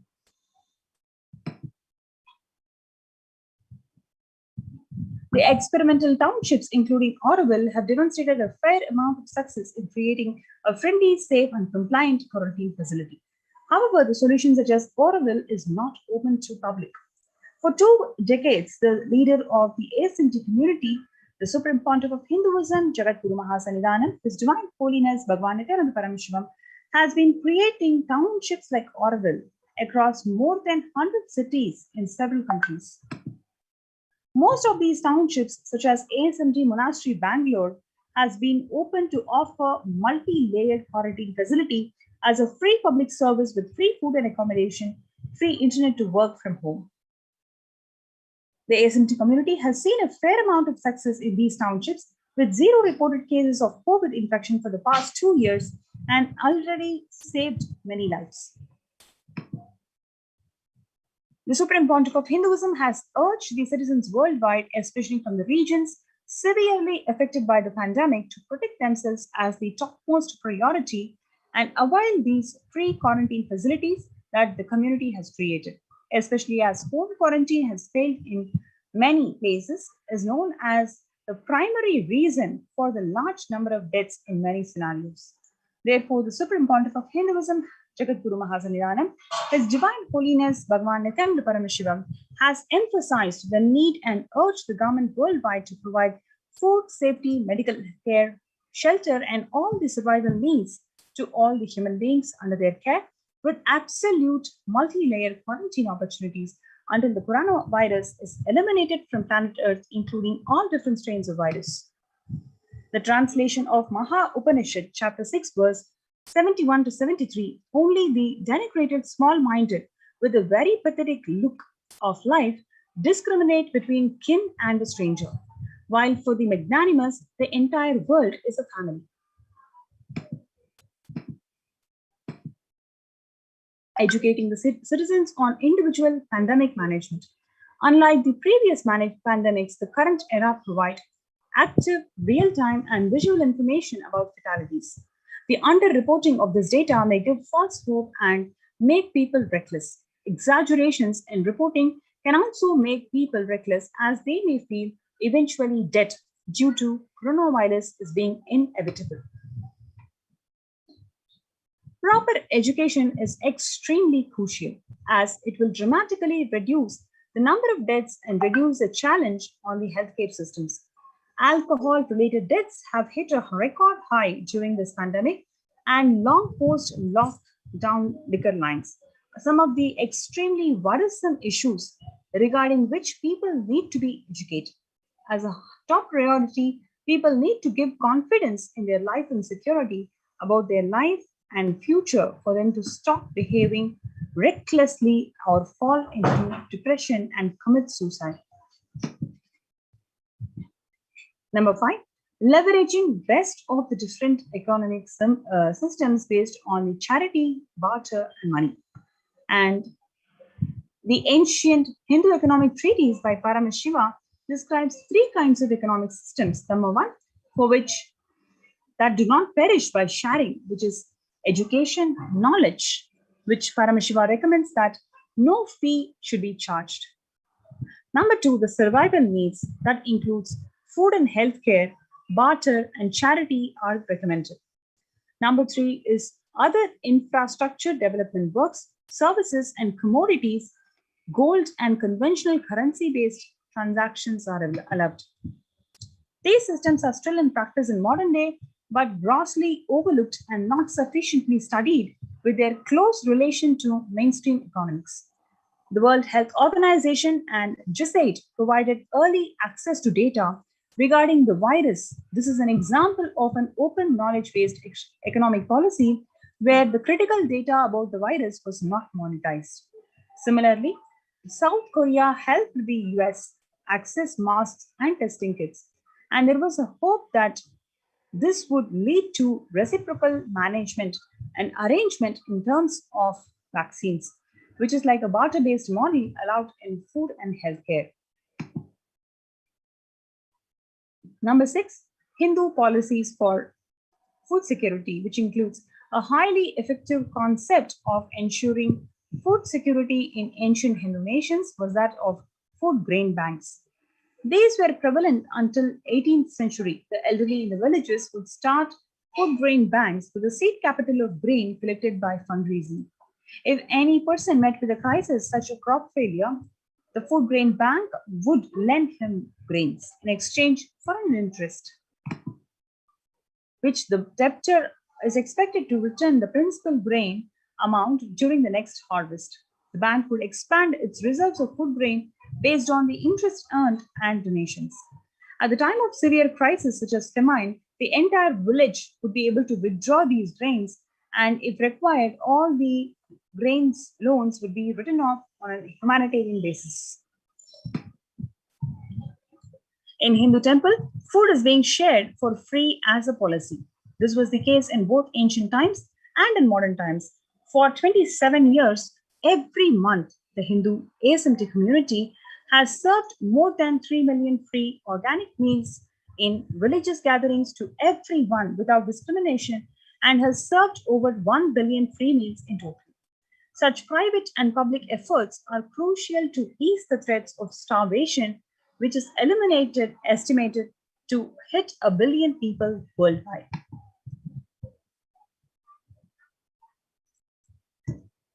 Next is the global health. The crisis requires governments to take aggressive, proactive measures to monitor the health. Smartphone applications have been used by the governments that are based on health code color systems that categorize the individuals into 3 color groups based on their health status and travel history, and then determine whether they are to be quarantined or not.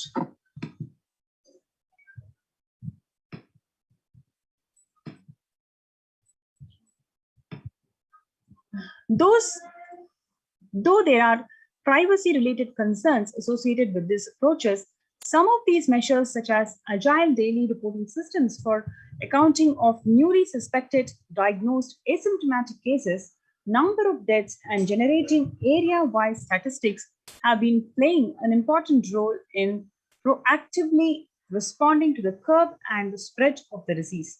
And it is being considered for implementation of various countries.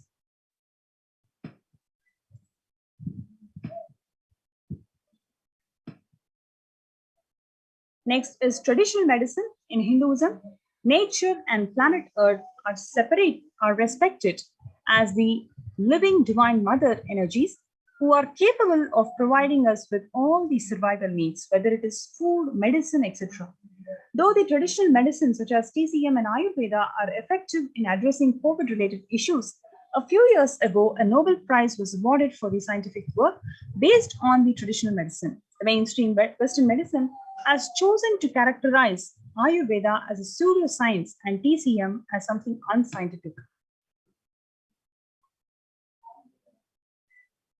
Such demeaning of the traditional medicine systems have led nations to consider taking defensive unilateral decisions to protect their interests.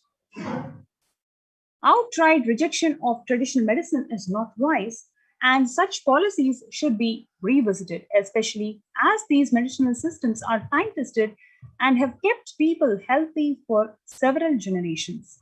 The Kailasa Union recommends governments worldwide provide solutions like Kailasa's Hindu medical care, which includes completely free of charge services of Ayurveda, Yoga, Siddha, Western medicines, and for the multi-layered quarantine.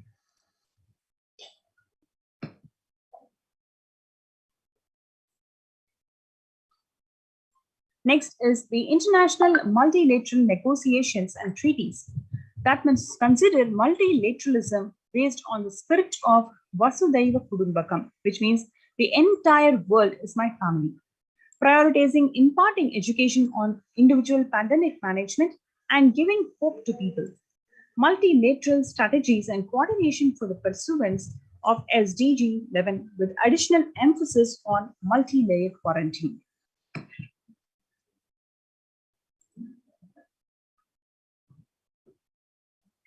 The waiver of patents on extremely essential vaccines and common global fund of vaccines.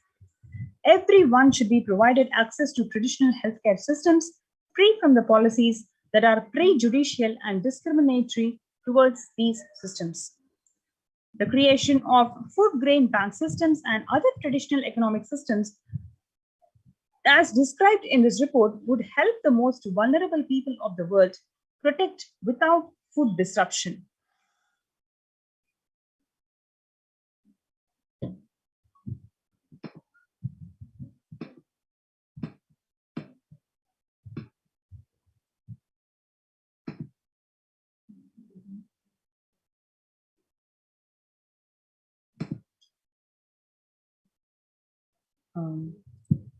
Sorry for the technical glitch, just a second.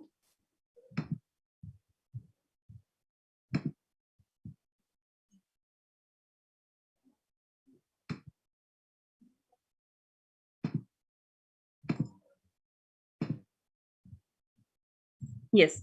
Now, what is Kailasa's COVID response?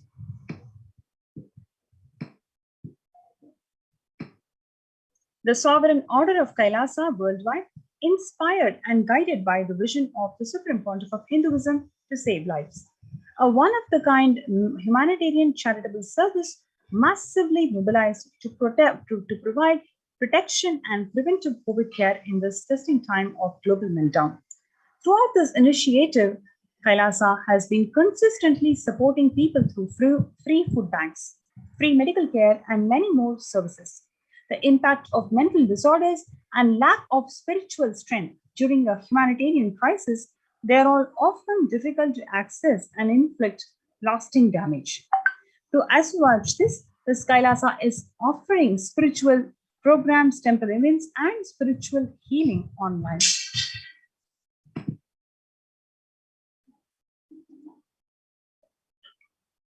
Kailasa's recommendation on COVID-19 and multilateralism is to be presented at the UN General Assembly and Human Rights Council. So you can understand the depth, the significance, and the success rate of this approach, such that the United Nations has invited to present these approaches at UN General Assembly and Human Rights Council.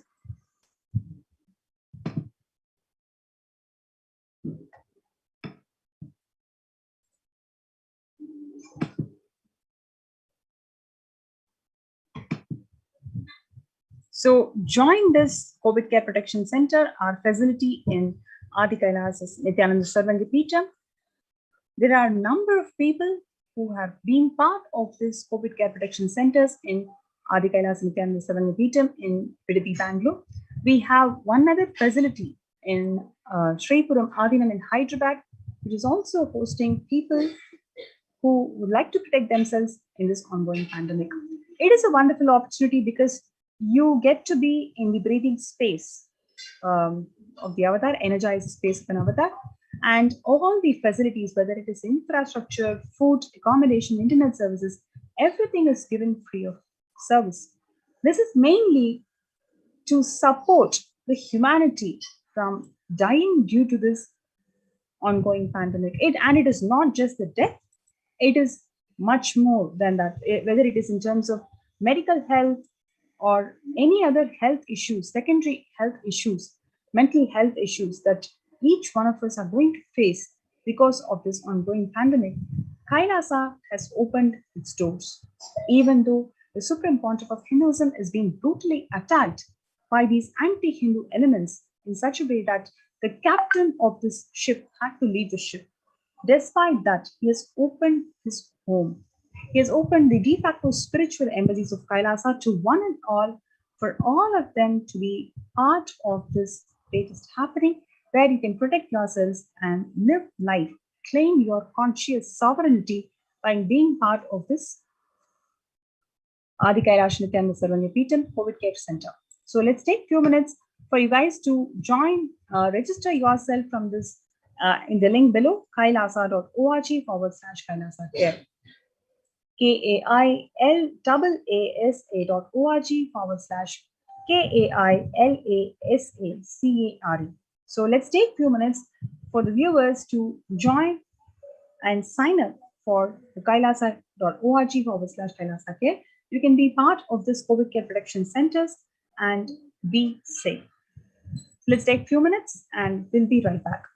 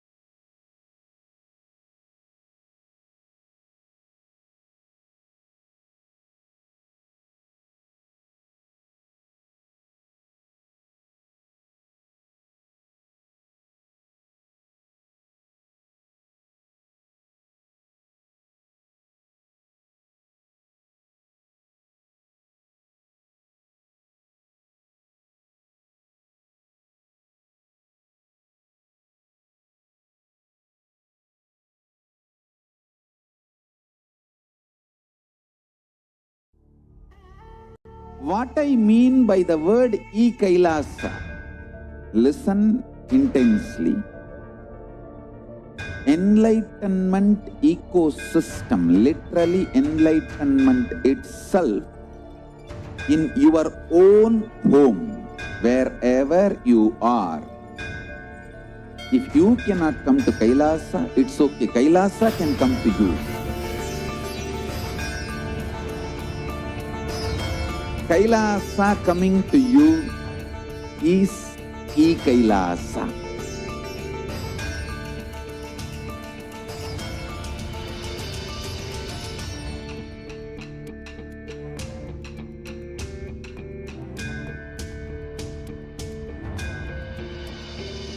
I will revive Hinduism.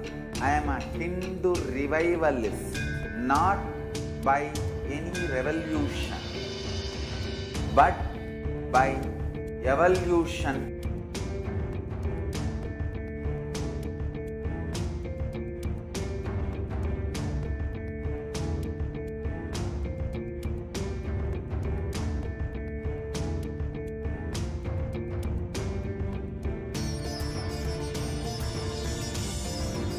And setting model communities.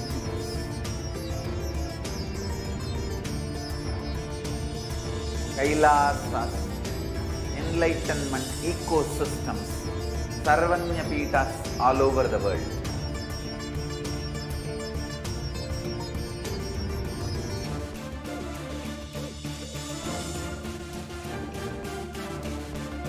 All powerful cognition, knowledge, only when you live, power manifestation and possibilities manifestation happens. This is a fundamental truth.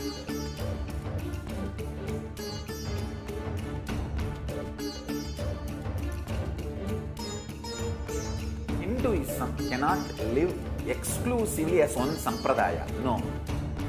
All sampradayas of Hinduism is an ecosystem.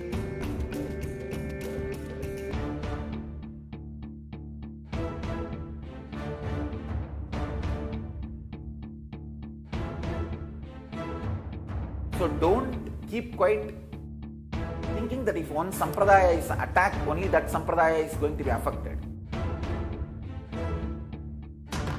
All of us are ecosystem.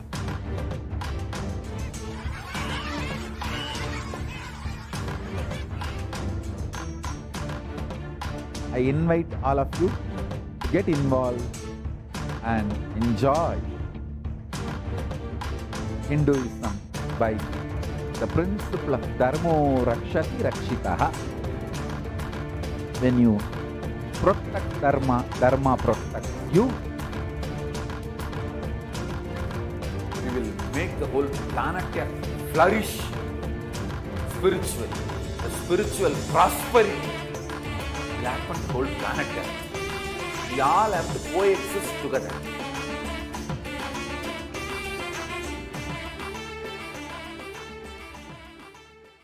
Just be alive for next 3 years. Don't die within next 3 years.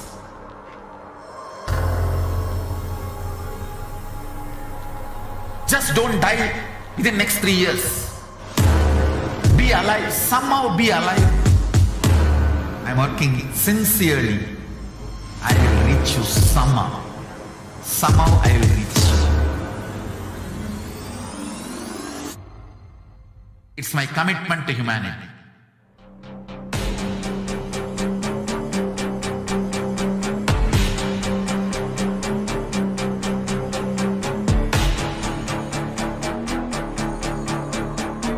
Just don't die within the next 3 years. I will reach you wherever you are, whichever corner of the world you may be. I will reach you with enlightenment. You manifesting the space, state, powers, being, Paramashivoham. It is possible, and it is possible for you.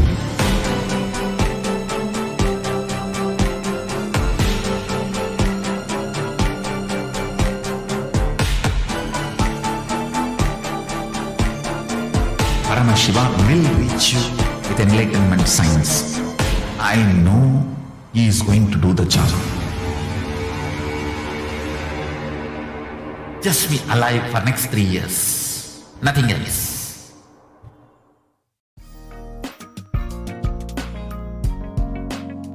We get you health. We get you ability to build beautiful relationships in your life. We get you direct spiritual support, and we make sure you become wealthy.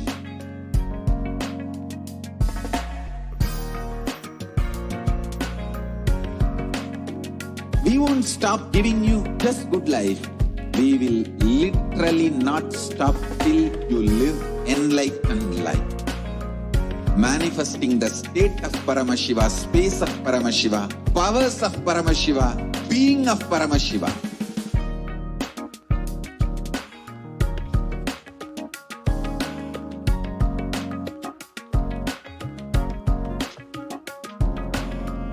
Whole world should become Kailasians. I want the whole world to know Hindus have something great to contribute to the world.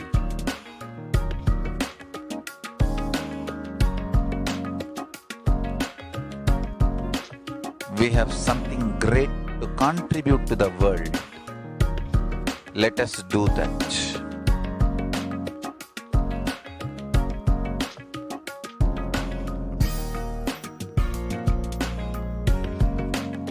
Kailasa is proper customized spiritual service helping you to identify your root patterns of suffering. We have perfected the science of helping every individual from every cultural, religious, nationality background.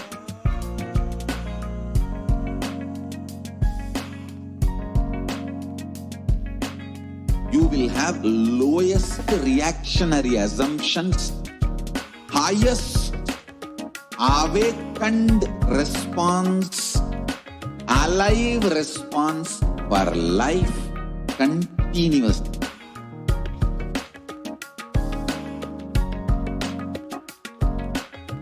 Kailasa is enlightenment ecosystem, literally enlightenment itself in your own home, wherever you are.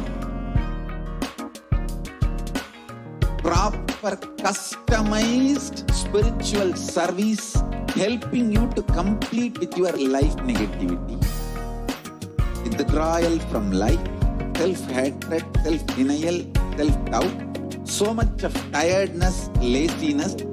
We can support you aligning your diet, your attitude, your aptitude, your understanding about life. We can help you with everything.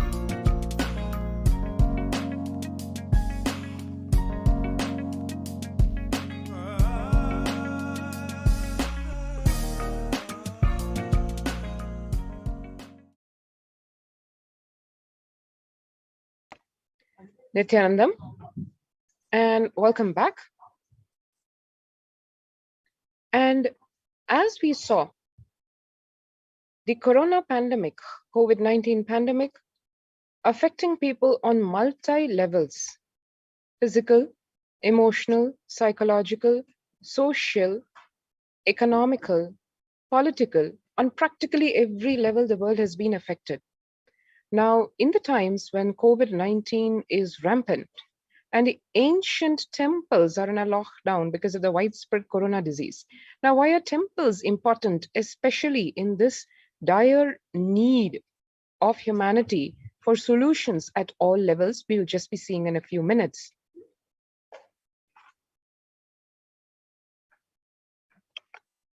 Why deity worship? We really need to understand the fundamentals of life to be able to see the complete holistic solution for the COVID-19 pandemic as was proposed and accepted, as was proposed by Kailasa and accepted by the United Nations. In the comprehensive report that was presented by Kailasa, which solution is the only solution which was able to give complete holistic care, zero deaths, and help, support, and succor at all levels, not just avoiding the loss of life, but also providing a purposeful, meaningful, and fulfilling life even in the times of this corona pandemic. And a very, very important component in that solution is temples or spirituality. Why deity worship? Please understand, deities are not mere idols, they are embodiment of ideals. We do not worship the idols, we worship the ideals represented through the idols. When the divine is present before him in a form he can see, touch, and relate to, the transmutation becomes an easy and joyful process. Second, deities in a real kshetra are always carved in the form of ancient masters and enlightened beings. Even though no longer in the body, they can be invoked through the name or form they used while in the physical plane. When we pray to the deity or chants its name, the corresponding divine vibration is automatically awakened and becomes available on the energy plane to guide and bless us. We mastered the science of our bringing the divine to the deities and expressing the divine through the deities. The whole science has been mastered in the Vedic tradition. The revival of temples will be the revival of world peace and world bliss. This is how the Supreme Pontiff of Hinduism, Bhagavan Nithyananda Paramashivam, has addressed the need of humanity for something that is beyond the usual needs and wants of humanity, going up the ladder of needs where world peace and world bliss becomes a manifestation of collective consciousness, collective integrity, revival of temple culture, deity worship, where people are made to look in. That is where the revival of Sanatana Hindu Dharma, Advaita Satya, is going to happen. It's going to happen only when individuals recognize the need for a blissful lifestyle based on oneness. To give us a few understandings how deities happen in Hinduism, when Paramashiva saved Markandeya from death, that happening, that graceful happening became an independent deity, Kala.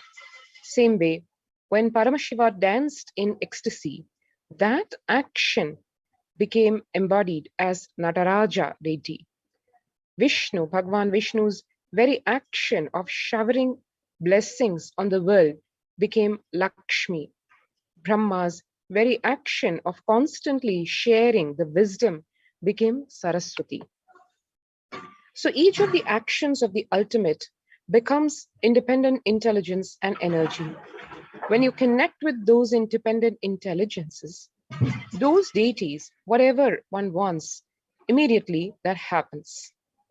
Whatever results we want, worship with rites, those divine energies who are the personification of those specific actions. Immediate results are achieved by connecting with those deities. In this world, this can be a powerful method through which you can achieve whatever you want in your life. This is the science of deity worship, where it is not just a bunch of rules or worship rituals. It is a very deep, powerful, straight science, where through the worship of deities, one can actually get what one wants immediately, get the results of the desires that is prayed for before the deity with integrity.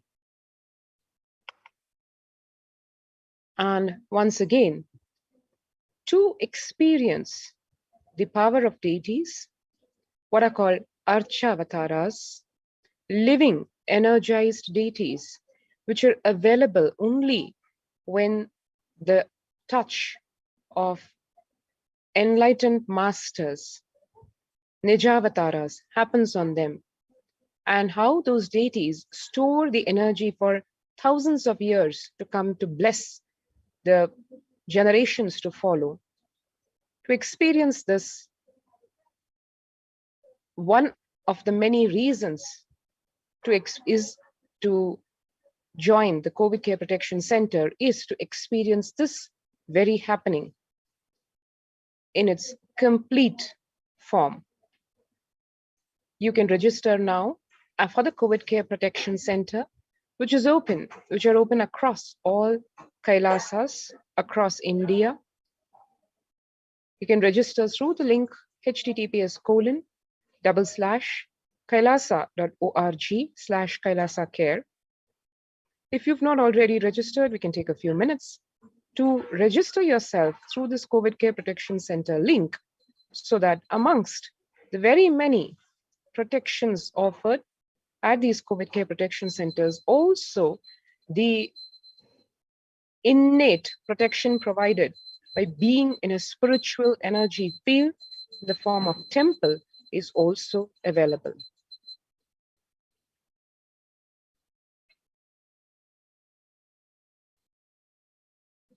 Do note down the link as we then move on to Kailasa's temple ecosystems. What really is the basis, the foundation of the science of temples? As the Supreme Pontiff of Hinduism in 2019 revealed, Kailasa is a place where everything related to superconsciousness is revived.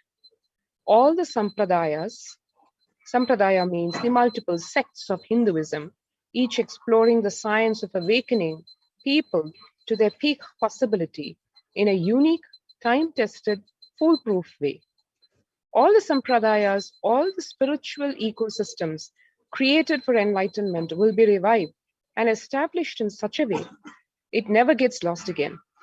They're forever serving the humanity.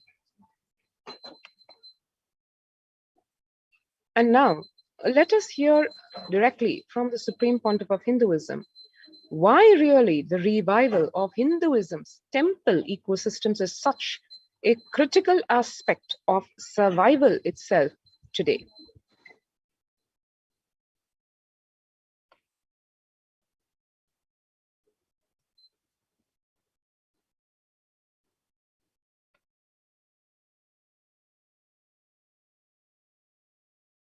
Community, enlightenment ecosystem. I'm going to create absolutely from the scratch newly.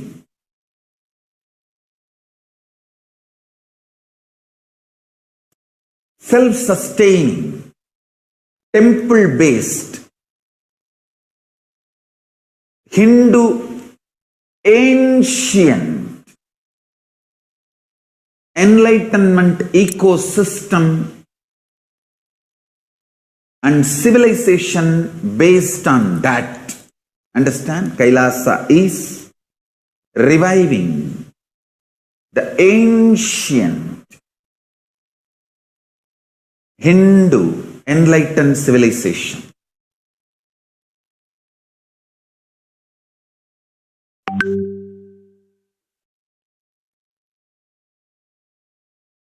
Paramashiva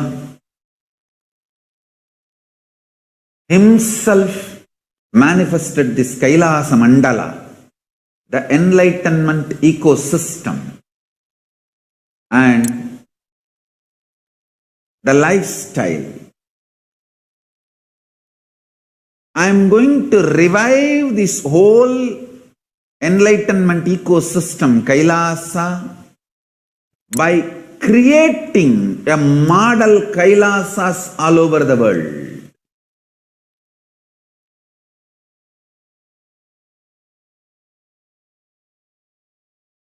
I am going to revive Hindu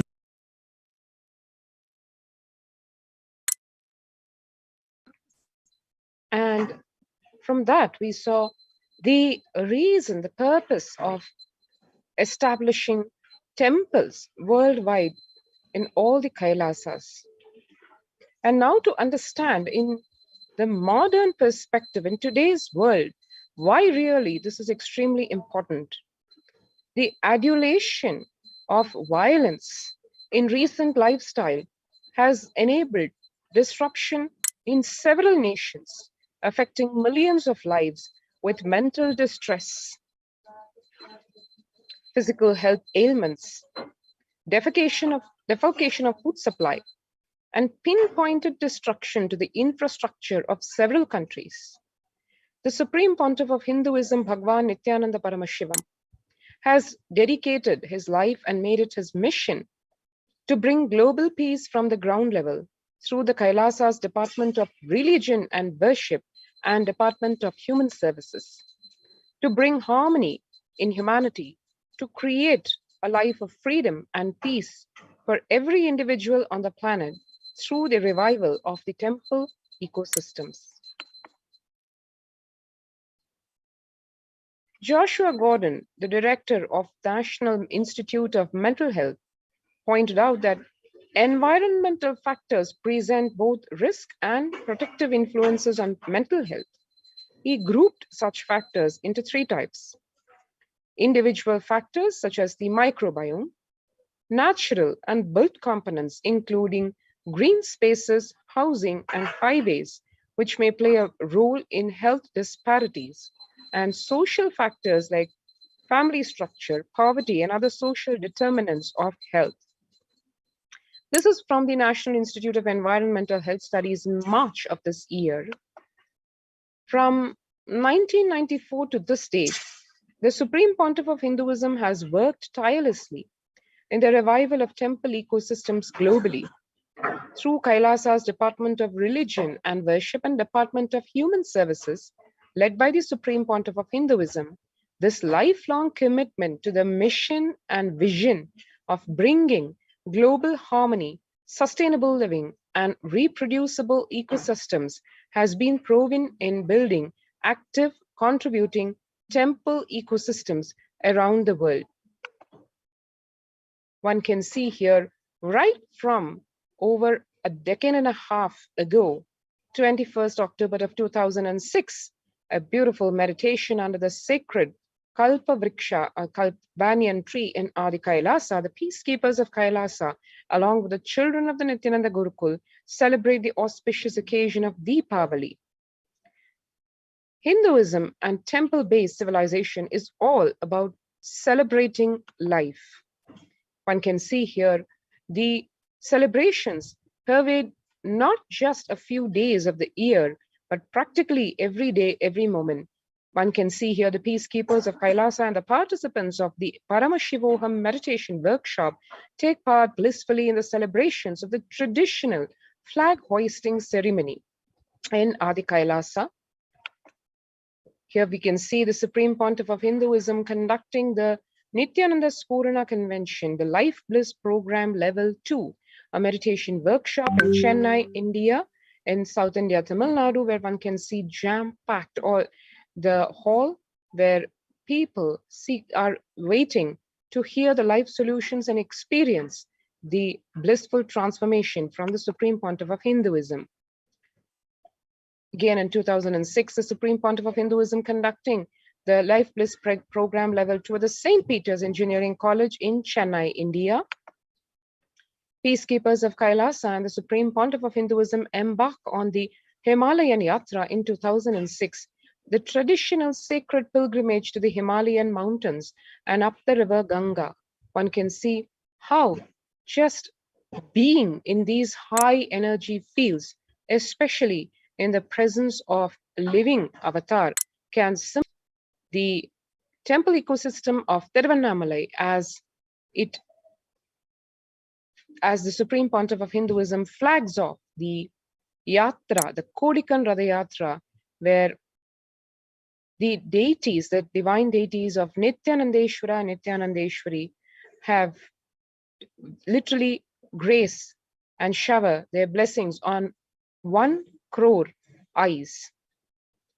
Here we can see the temple ecosystem of Tiruvannamalai serving as a driving factor for maintaining the lifestyle of health, wealth, and well-being of the denizens of Tiruvannamalai and the country at large, and Tiruvannamalai being one of the few remaining living ecosystems in India itself. And then switching forward to 2018, where the peacekeepers of Kailasa and the participants of the Paramashivoham meditation workshop take part in the morning meditation and the traditional puja or ritualistic worship. 2014, yet again, celebrations of the Krishna Janmashtami, where the distribution of sweet butter by the Supreme Pontiff of Hinduism himself, and all the devotees and disciples and citizens of Kailasa celebrate the happening of Lord Sri Krishna. And that goes forward with playful, colorful celebrations through the day. 2014, as a part of the Krishna Janmashtami celebrations, the peacekeepers of Kailasa distribute free organic food to the public at large. 2016, the peacekeepers of Kailasa, led by the Supreme Pontiff of Hinduism, take part in Karaseva, which is the voluntary contribution of physical service towards the cleaning or construction of the sacred Hindu temple. As the Supreme Pontiff of Hinduism said, temples to Paramashiva get built not by money or just by labor. They happen through Karaseva. That is what Paramashiva ordains. The temples dedicated to him for worshipping him have to be built through the people who would like to worship him. And hence, Karaseva is a very important fundamental part of the happening of the temples for Paramashiva. 2013, one can see the Supreme Pontiff of Hinduism arriving with the volunteers and Kailasa's peacekeepers to provide relief efforts to the cyclone-hit Pondicherry region through the distribution of food, water, basic necessities, medical camps, and clearing the local roads for further relief efforts. As one can see, through the night, in the middle of the night, the Supreme Pontiff of Hinduism literally doing his rounds to visit every village of the disaster-hit area, providing not only physical help in the form of food, water, clothes, medicines, but also the spiritual strength to overcome this crisis, this natural crisis in the form of the cyclone.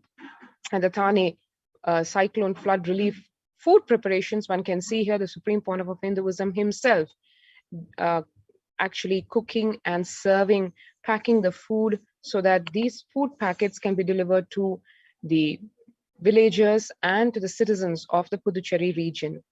And free medical camps with the doctors and the monastic disciples, the doctor monastic disciples treating one and all for the ailments during this cyclone disaster. And one can see here, just like this Thane cyclone relief was done, Kailasa ecosystems around the world, which practically span the whole globe, as one can see in this map, provide free food, free medical camps, and free meditation classes, free books, practically every social and spiritual and humanitarian service available in various forms for all, free of cost. One can see here Kailasa in Tiruvannamalai.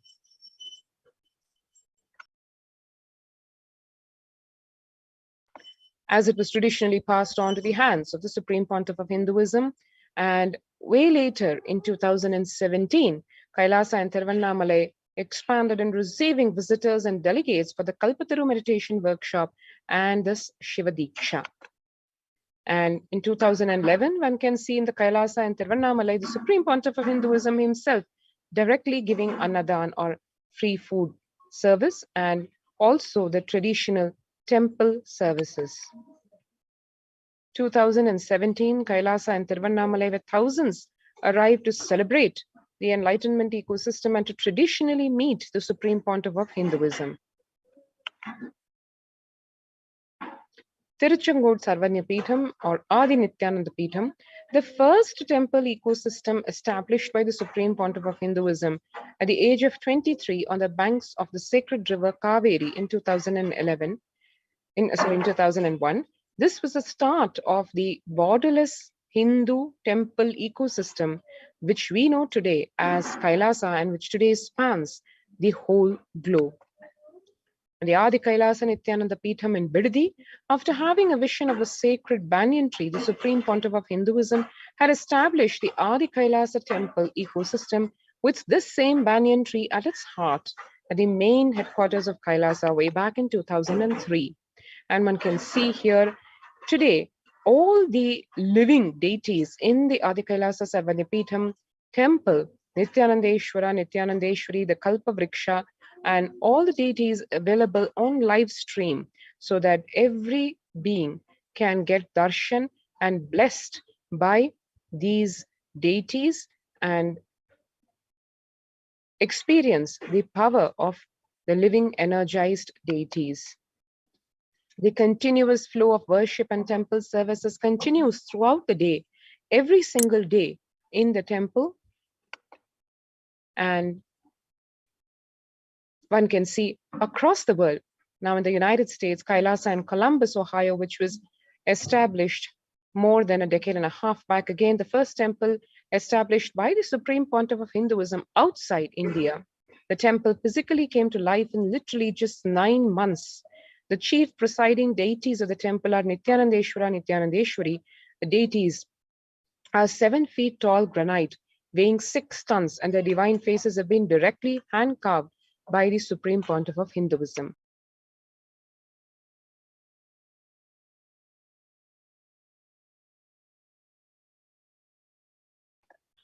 And one can see here Kailasa in Los Angeles. The Los Angeles temple first inaugurated in 2005 and then established in its permanent location, which exists today in Montclair in 2007, houses the largest Shivalinga and Rajarajeshwari Devi in North America.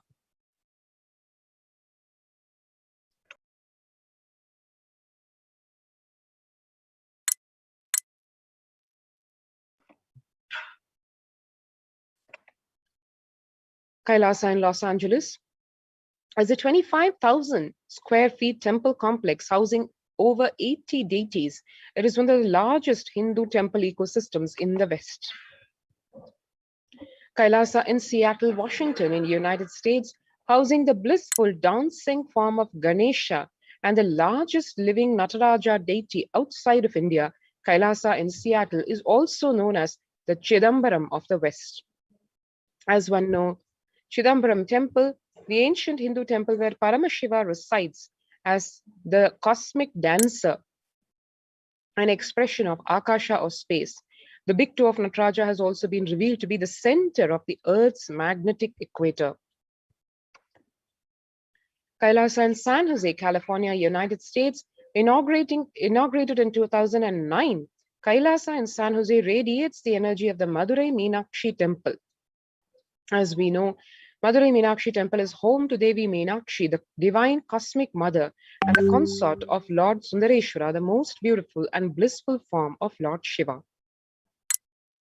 Inaugurated in 2009, as one can see, graced by the deities of Nithyanandeshwara, Nithyanandeshwari, which have been created, installed, and energized by the Supreme Pontiff of Hinduism himself.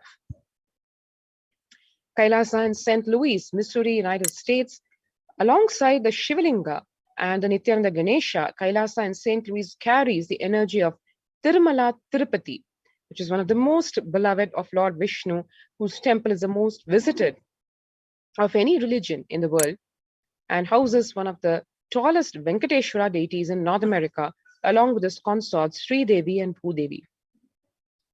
The beautiful landscape nestled among the woods and rolling hills of Missouri stretches for 20 acres. And Kailasa in Phoenix, Arizona, United States, home to over 21 deities, and with a temple structure of 2,500 square feet, Kailasa in Phoenix has been directly established by the Supreme Pontiff of Hinduism, Sri Nithyananda Paramashivam, serving as an energy field of worship, meditation, and celebration for over 7 years.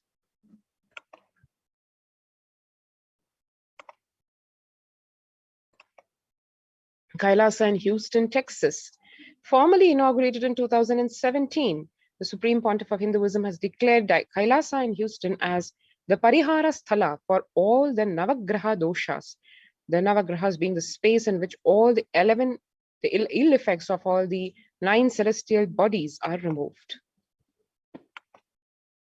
Kailasa in Toronto, Canada, inaugurated in July 2011, Kailasa in Toronto is the only Hindu temple in the West with all 63 Nayanmars, 18 Siddhas residing as deities.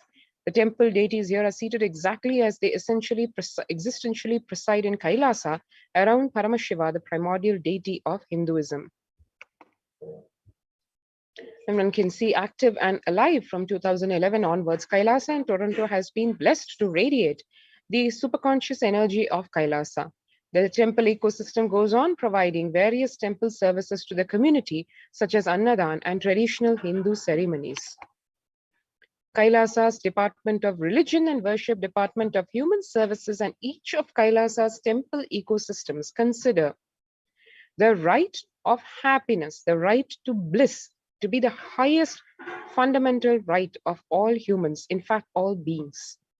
The ultimate goal for Hinduism and Kailasa, led by the Supreme Pontiff of Hinduism, Jagadguru Mahasannidhanam, His Divine Holiness Bhagwan Nithyananda Paramashivam, is the material and spiritual well-being and prosperity of humanity.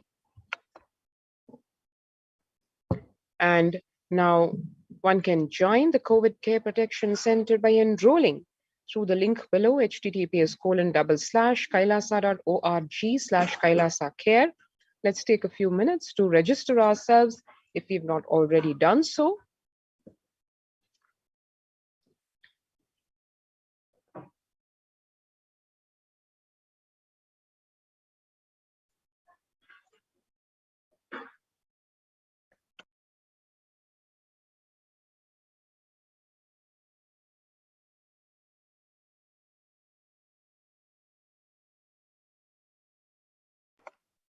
And now we'll have a glance at the contribution from Kailasa's Department of Religion and Worship during this COVID-19 pandemic, especially. One can see here the Kailasa's live channels, the darshan of the Kalpa Vriksha, the sacred banyan tree, Kailasa's Nithyanandeshwara Paramashiva Devalayam, which hosts throughout the day, throughout the year, various temple rituals, all of which are broadcasted live. Various celebrations, as one can see, including the 44th Avatara Dinotsava, and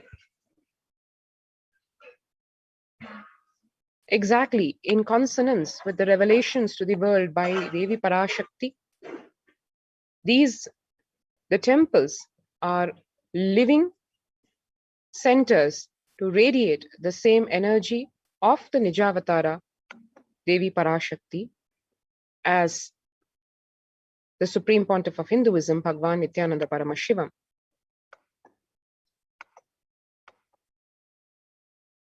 And for us to understand what the temples have been doing, the temples of Kailasa, when first world countries closed their borders during this massive global emergency, Kailasa is the only nation that has opened its doors to one and all without exception.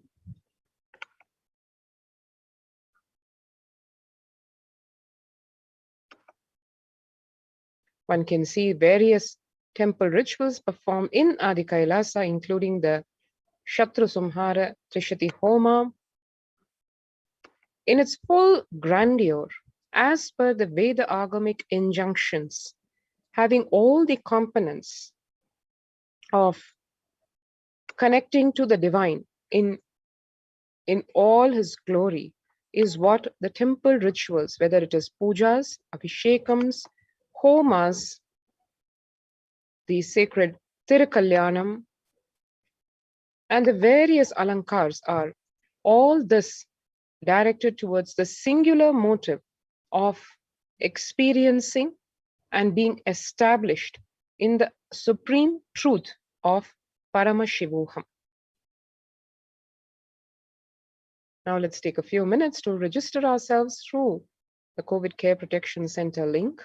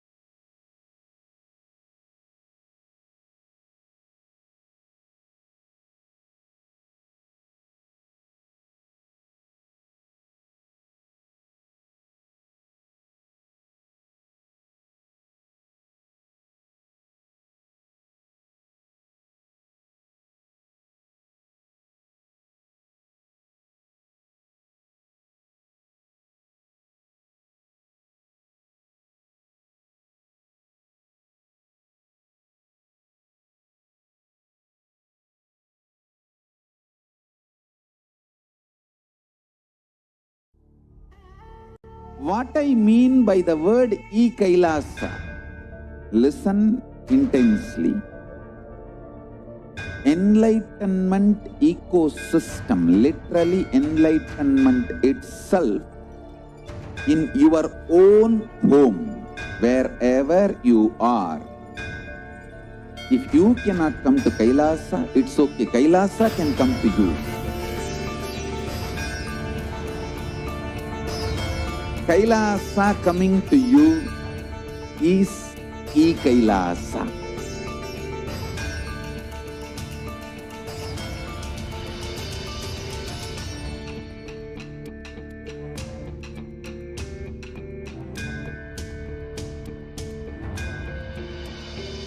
I will revive Hinduism.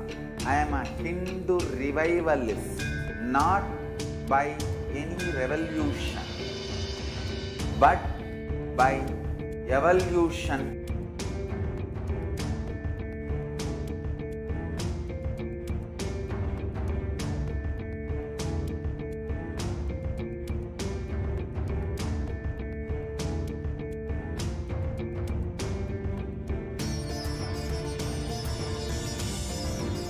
And setting model communities.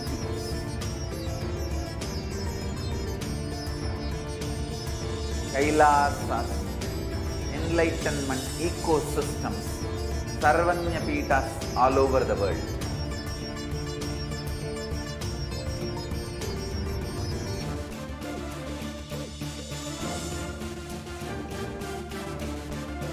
All powerful cognition, knowledge, only when you live, power manifestation and possibilities manifestation happens. This is a fundamental truth.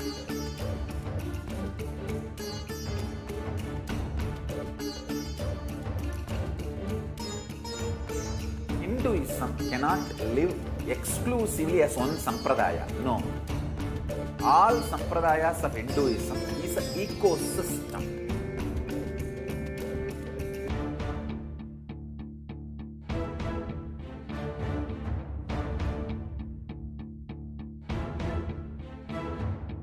So don't keep quiet thinking that if one sampradaya is attacked, only that sampradaya is going to be affected.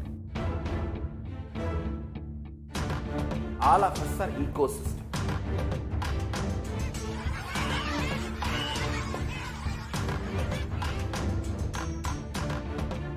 I invite all of you to get involved and enjoy Hinduism by the principle of Dharmo Rakshati Rakshitaha. When you protect Dharma, Dharma protects you. We will make the whole planet flourish spiritually. The spiritual prosperity will happen to the whole planet.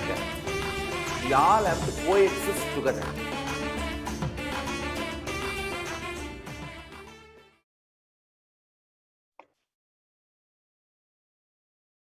And now, let us watch an extremely blissful, momentous happening of this sacred temple in Adi Kailasa, and how that started literally from a huge rock that was chiseled to getting the divine Nithyanandeshwara, Nithyanandeshwari deities installed in the sacred space of Adi Kailasa after literally 1 crore eyes seeing the divine deities and Nithyanandeshwara, Nithyanandeshwari blessing every single such being who had the blessing and the grace of their darshan. So let's watch this momentous historic happening.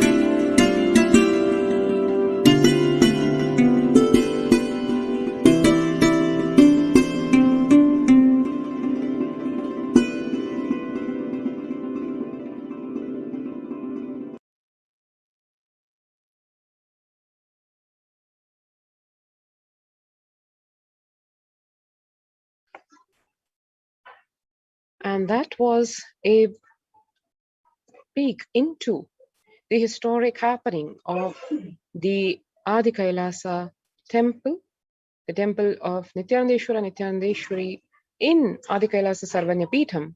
And like this, scores of temples, as one saw, established worldwide.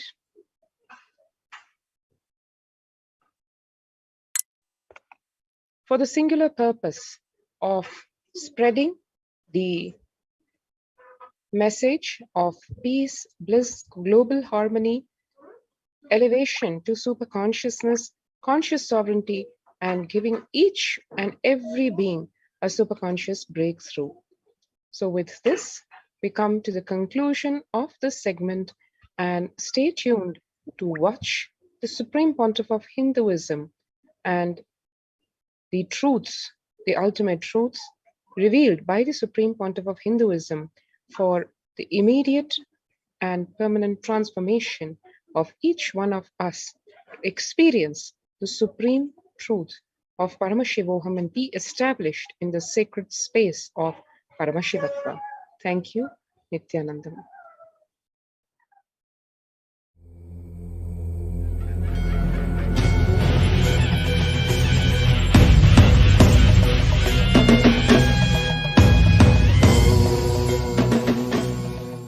Connecting with the divine with your eyes closed is meditation.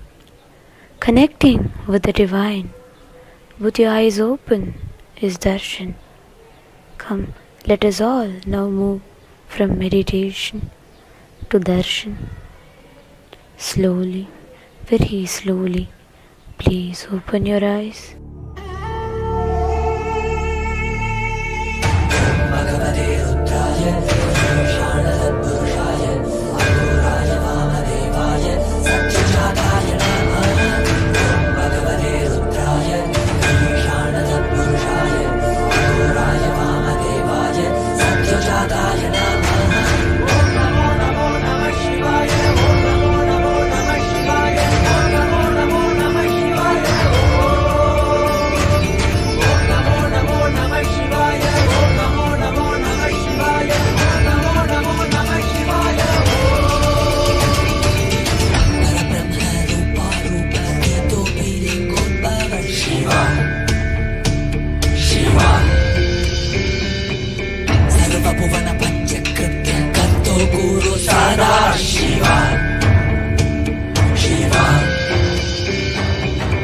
Nityanda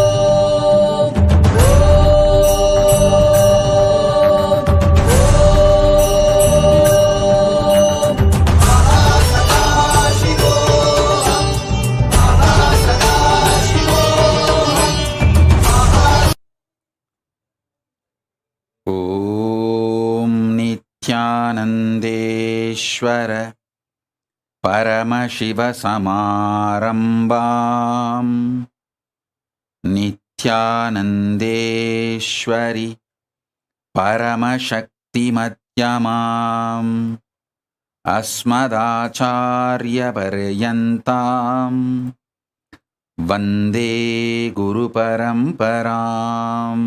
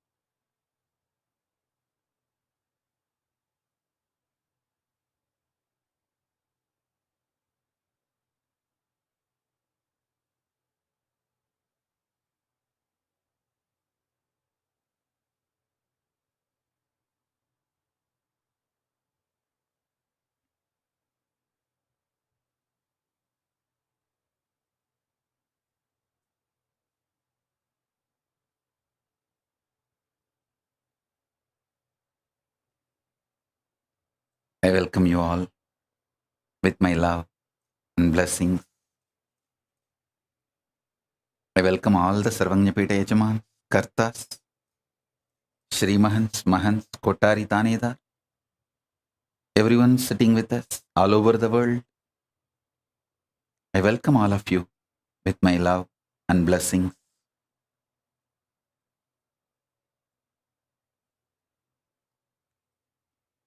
Paramashiva's message directly from Kailasa. Listen.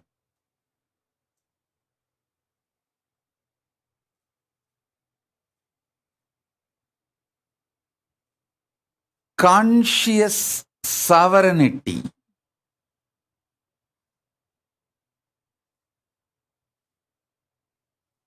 is manifested by you being and radiating your conscious sovereignty continuously.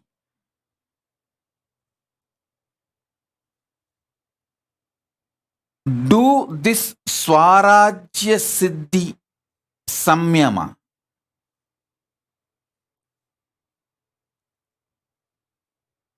This is the Samyama to achieve conscious sovereignty. Listen. This Swarajya Siddhi Samyama means Samyama for the conscious sovereignty I directly received from Raghupati Yogi and Isakki Swamigal. Isakki Swamigal, till the end of his life, he practiced this Samyama. Raghupati Yogi taught me from the yogic angle. Isakki Swami gave me as a Shaktipada itself. Now, this is the message from Paramashiva. Listen very deeply. I'm going to initiate all of you. Do the Shaktipada and Shaktinipada of this Samyama today. So if you want to call all your friends, family, you can call them for initiation. If you want to get your pets, get them for initiation. Actually, this is the important direct instruction from Paramashiva. That's the reason I came for the satsang today. Otherwise, originally I was planning that I will directly give the Devi Bhava Darshan on Adivelli, which is tomorrow. Tomorrow you are all going to have a darshan, Devi Bhava Samadhi darshan, as it usually happens in those days, with a sari and all the full Devi manifestation. You are all going to have Devi Bhava Samadhi darshan tomorrow. So I was originally planning I will come for Devi Bhava Samadhi darshan because too much samadhi. But this message just got downloaded into my system so powerfully, and it need to be delivered immediately, today itself, from the Akashic records. The whole science got downloaded. Please listen. I got the science from Isaki Swamigal and Raghupati Yogi both. Now Paramashiva gave this.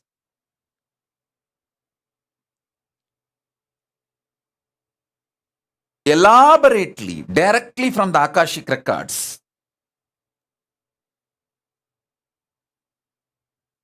Swarajya Siddhi Samyama. It's a very powerful manifestation.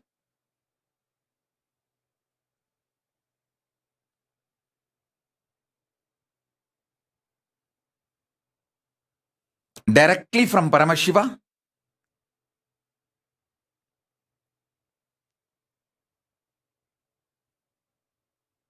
So if you guys want, I'll give few minutes for all of you to gather everyone, your friends, family, pets, for initiation. Then I'll start the initiation. Shrikant, tell Prasanna Ramchandran to join. Tripura, tell Vedaswarupa to join. And tell Bhagavan Reddy also to join. Ramesh Ramani, I think in the car.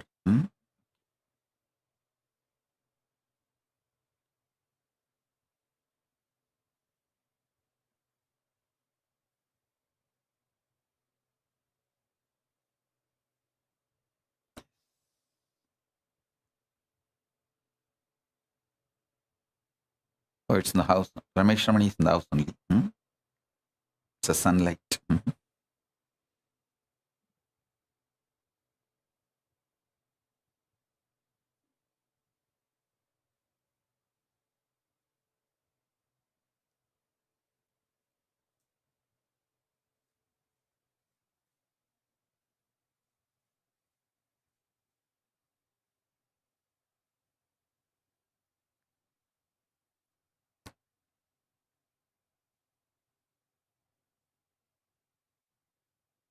So all of you settle down with your Atmalingas.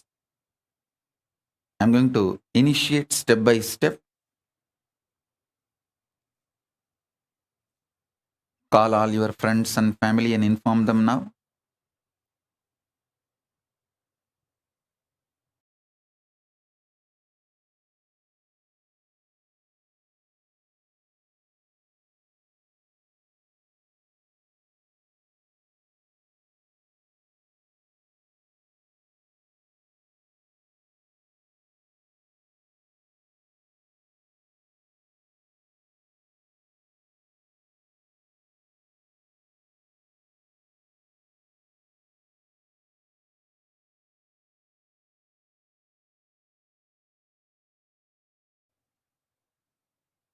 This Samyama has two layers. Swarajya Siddhi Samyama, Swarajya Shakti Samadhi. I'm going to initiate both the layers. So better all of you settle down. Listen. All of you listen intensely. I'll explain both the levels. Swarajya Siddhi, Swarajya Shakti. Swarajya Siddhi. Listen. You are Paramashiva. Everyone with whom you are relating is Paramashiva. With this cognition, continuously, every thought raising in you should be from this cognition. Understand? Consciousness becoming your emotion,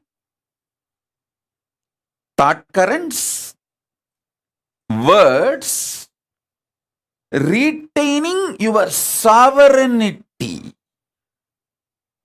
Understand? Your consciousness, from that only your cognitions manifest. From your cognitions only your emotions manifest. From your emotions, your thought currents manifest. From your thought currents, your words come out. Through your words, you start acting. The words uttered inside or outside. That is the way your functioning starts. Your relationship, this whole psychodrama starts. So, listen carefully.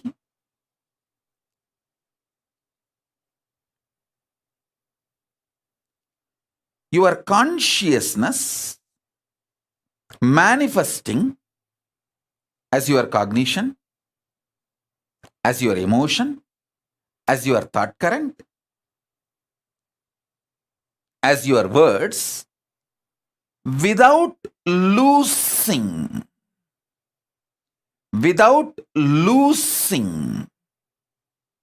your sovereignty. Then you achieve Swarajya Siddhi. Anyone in this world can start practicing it.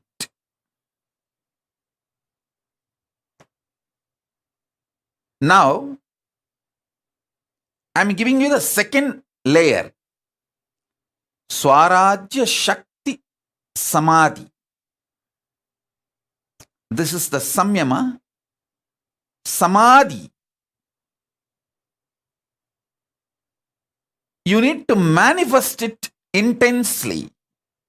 Samadhi, which you need to manifest it intensely. For this, you need certain amount of ferociousness. Just for this Chaturmasya, please do it. Listen carefully. Mala Nadarajan, don't worry.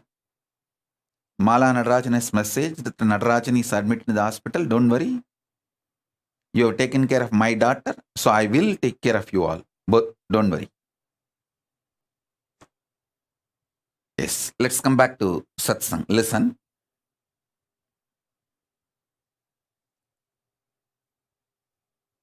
Listen carefully.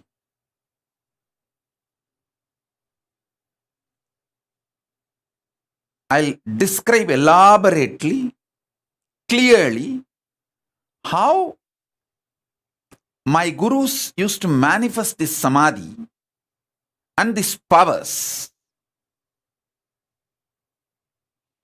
of the conscious sovereignty. I'm using the word English word conscious sovereignty. Originally, the original Sanskrit word is Swarajya Shakti. It means reclaiming your Rajya, your kingdom, and manifesting the Shaktis of your kingdom. Swarajya Shakti Samyama, Swarajya Shakti Samadhi. Samyama means Tarana, Dhyana, Samadhi. All these three put together is called Samyama. So now, this is the way you can manifest your conscious sovereignty. Listen. Listen to the instructions deeply. Only one thing. 24/7. Remember, you are Paramashiva. Everyone with whom you are interacting is Paramashiva. And from this same space, your new cognitions should start manifesting. Your thought currents should start manifesting. Your ideas, emotions should start manifesting. Your words should start manifesting. It is very easy if you decide. These 4 months, this Chaturmasya, conscious sovereignty Chaturmasya, you will do all the interactions from this space. I tell you, I guarantee, take this as my guarantee, you will earn 10 times more wealth. You will have best relationships. Your health will become 100 times better. Your inner space will manifest at least 100 powers. Mark all these words as my commitment to you all who are receiving this initiation. Listen. This Chaturmasya till Navaratri, decide.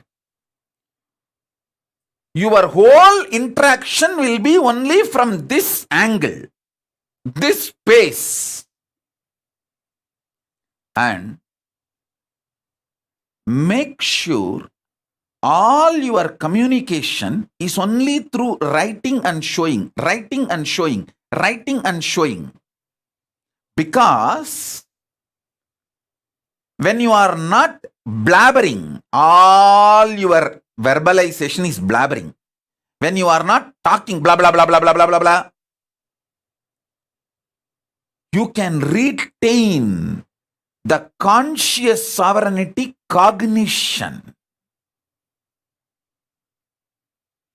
If you make your communication only through writing, you can always make sure, yes, I am from that space. I am here as Paramashiva, and here is this Paramashiva. So I am here to be ultimately integrated. No cheating, exploiting, no cunningness, strategic relationship, integrity to integrity, Paramashiva to Paramashiva, oneness to oneness. If there is a conflict, I will explain this, my conflict and insecurity and fears to this Paramashiva, knowing that this Paramashiva will not exploit me, will only support me in manifesting my Paramashivatva more and more. Listen, I am telling you, most of your deluded insecurities will melt down. All your delusional insecurities will melt down.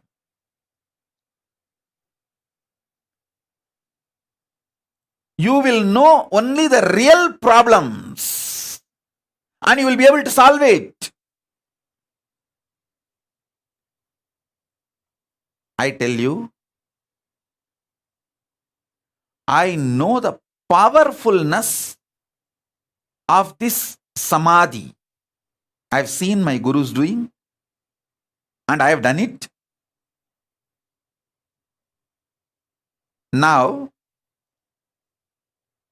I wanted to prove to all the devotees all over the world. There are many people, newcomers, you would have come today and listened to this satsang. You may be thinking, oh, this is absolutely impractical. 4 months he is asking us to be literally in silence.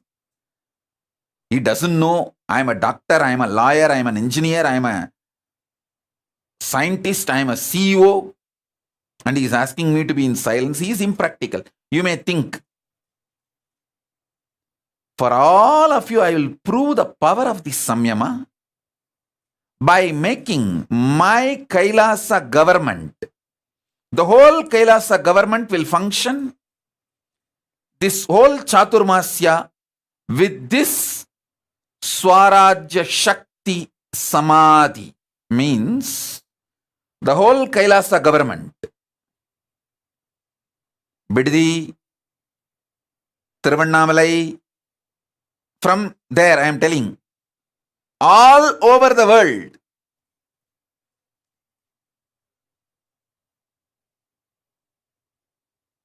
all countries, the Kailasa government functions should be done with this powerful Swarajya Shakti Samyama. Samadhi. Swarajya Shakti Samadhi. Listen. Immediately I know few people will raise, no. They somehow want to break this samyama. They will raise, oh, what to do if we need to attend to some legal things with the outer world, if we need to attend to something. All right, maybe those one or two things, rarely you can speak as an exemption. Otherwise, this whole 4 months, all internal interactions, let it be writing and showing, writing and showing. For example, if the ashram from Tiruvannamalai ashram and Biddi ashram need to communicate, come on Zoom call, both side, write and show, over. You don't know the power of not speaking and writing, because by the time you write, you need to be, you won't lose your cognition. But when you speak, you are so addicted to speaking, it has become such a natural habit of you. I will not say natural, unnaturally natural habit of you. You don't know what you speak. You don't know what you do. Actually, Skandamata does not speak. She is not speaking because she doesn't want to lose the conscious sovereignty. She knows. She wants to speak from conscious sovereignty. That is why she is waiting. She wants to be in my space, so when I initiate her, without losing the conscious sovereignty samyama, she wants to manifest. Listen. The Kailasa government, all the Kailasavasis, if you guys take it sincerely and do what I am saying, you will prove to the world the power of this samyama. The power of this samyama. Listen. When I am explaining, if you decide it is difficult, you are not going to do. If you decide it is easy, you may take it for granted. Whether it is difficult or not, you have to do, that's all. Guruvak is neither difficult nor easy. It's a choice. Relationship with Guru is neither difficult nor easy. It is a decision, that's all. It's a simple decision, that's all.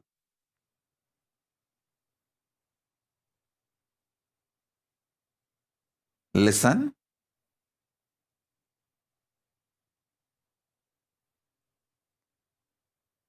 So even for the devotees, I am saying, See, in your office, you may not have convinced everyone about your spiritual path. With those people, you can speak no other way. But try to retain this conscious sovereignty, cognition, and continue to speak. Keep that as an exemption. Other than those few people with whom you have not convinced your spiritual path and your connection with Kailasa and all that. With those people, no other way you have to run your life. Other than those few, with everyone who knows you are my disciple and you do everything I say, with all of them, practice this samyama. You can explain to them by writing. You can keep in one paper why you are doing what you are doing. They will be happy that you are seeing them as Paramashiva and you are very honest with them, very integrated to them. No cheating, no strategy, no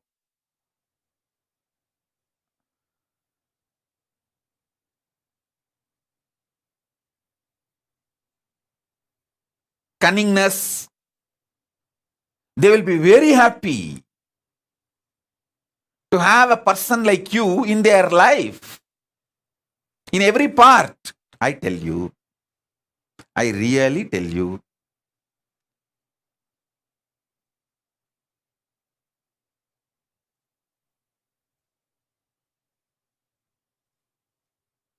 Exemptions, okay.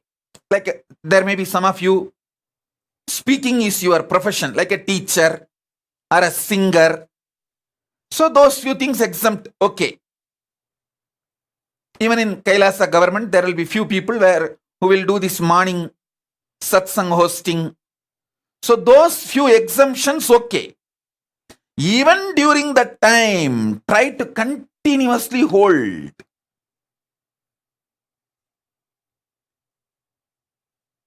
the cognition you are Paramashiva, and with whoever you are relating, they are all Paramashiva.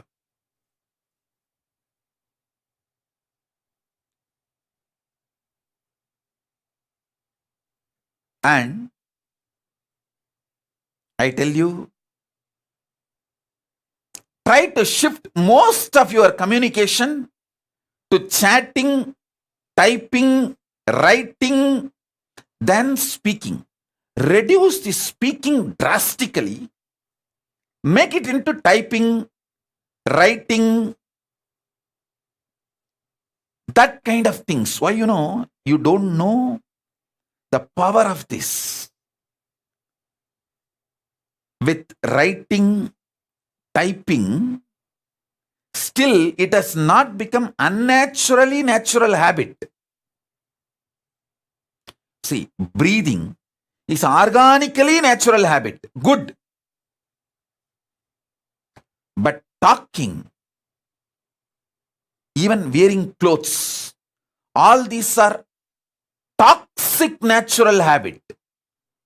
Unnaturally natural habit. It has become your nature, but it is not natural. Or I can put it in the other way. It has become almost like a natural for you, but which is not your nature.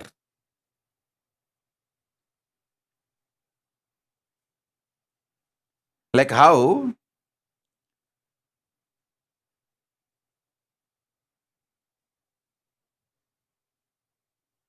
wearing dress is not your nature, but it has become natural now. Breathing is very organically natural habit. But talking is not organically natural habit. It is forced natural habit. Forced and became a natural habit. WhatsApp, Facebook, Messenger, in everything. Typing is okay. Chatting is okay. Drop talking. Because while you type, while you chat, I know the delete, how many times you delete and retype, reword before send button. Listen. Sometimes even after sending, you wanted to verify if that person has not seen the message, if the double tick is not there, you delete it. You unsend the message. Listen.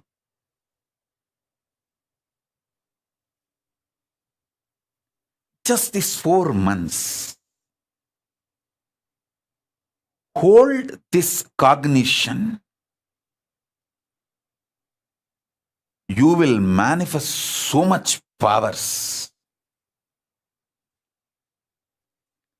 You will see the secret of the cosmos, I tell you.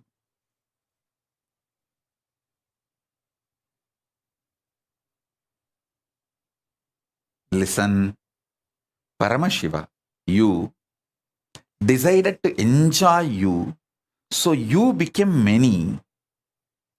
And enjoying you, anything else, pain, suffering, fear, insecurity, due to the existence of the other, is delusion. You will wake up to this reality. You will manifest that kind of powers, personality, joy, wealth, everything in your life. I am not giving you some technique to get 1 ton gold. I am giving you the methodology to get a planet made out of gold. I am giving you the methodology to get a planet, full planet, hill, everything is gold. That is what is Swarajya Siddhi. Understand? I am not giving you one small power, one small health. I am giving you your own consciousness. As I told you, you are not human being for me. You are a conscious being.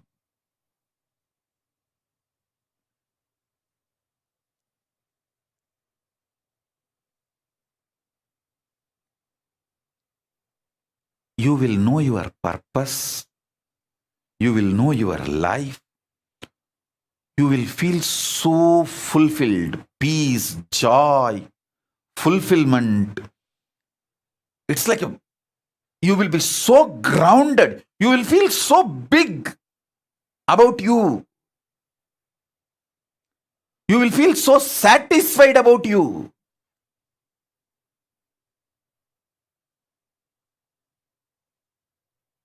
$1,000 good things will happen if you just do this till Navaratri, till Vijayadashmi. That's all. I am not asking you to be in silence forever. Even in this Chaturmasya, I am not saying that you should never talk.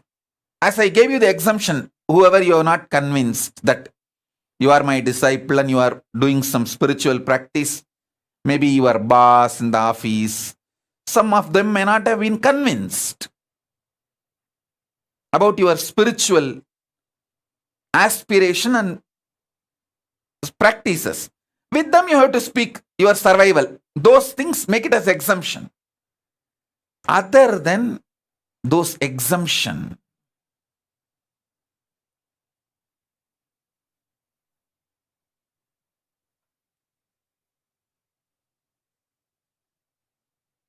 make this as your lifestyle. I tell you.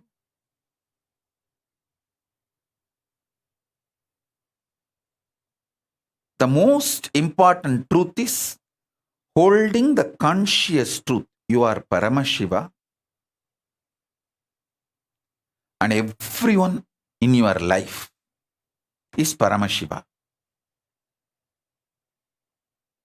Hey, listen.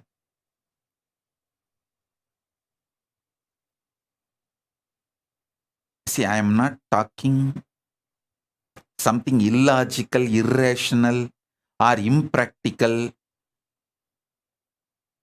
Don't think I am talking something impractical. Listen.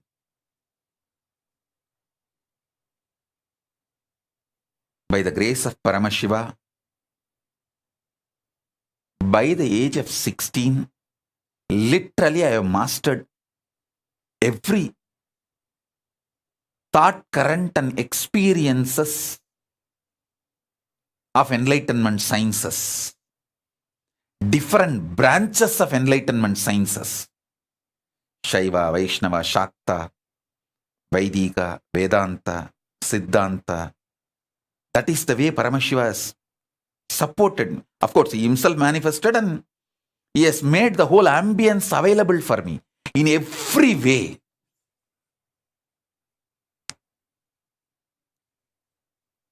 He supported and made everything happen. And after that, last 27 years of my public life, from the time the Yoga Pattabhishekam is done, last 27 years, with millions of people I have worked, directly, personally, initiated, guided, made them experience powers, manifest all the best things in the life. I have done everything. Listen, I am telling you all this just to make you understand. I am most practical person. I will not tell you something impractical. And I will not tell you something useless. I am highly user-friendly and highly efficient. Efficiency-oriented, focused. If I ask you to do some spiritual practice for 10 minutes, I will make sure you get the result of at least 10 years of your tapas and the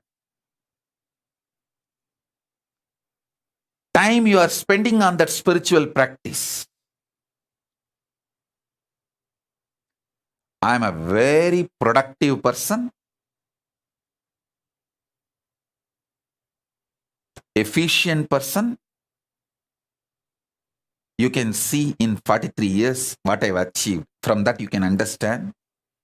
I am very productive, life positive, focused, successful person. Very practical person. If I am giving you this samyama, this samadhi, I know the power it can bring in your life. So drop all the ideas. It is difficult, not possible for me. No. Everyone will be able to do this. As I told, if talking is your profession, like teacher, lawyer has to talk in the court. So that kind of unavoidable, have exemption. So even during those moments, always try to hold the cognition, you are Paramashiva and everyone around you is Paramashiva. And this whole interaction is between Paramashiva and Paramashiva. Hold the cognition and continue to talk, but you will forget, I know, because talking has become such unnaturally natural habit. You will forget that cognition. But what to do? But all the other times, stop talking and be from this cognition and always do the communication by penning down. Then even few minutes if you miss, you can get back to this cognition and start penning down.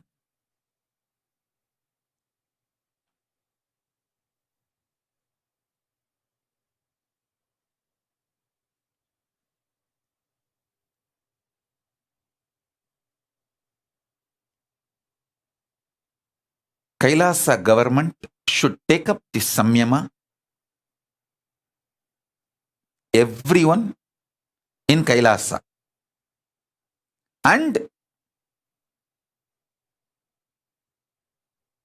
even the people who have come for the quarantine, staying in all our campuses, you can also try. Of course, it is not a compulsion for you. You can try. Because now, these 4 months, what are you going to do? You can try.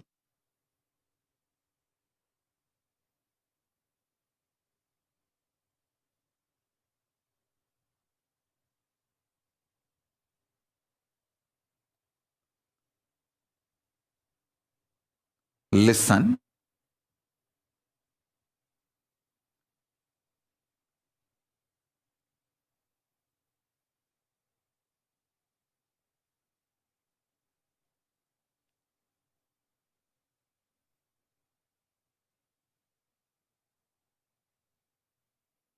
When you start trying, you will see how many things open up in you and how you beautifully organize yourself. All the 25 faces of Paramashiva manifesting in you, all the 25 states of consciousness manifesting in you,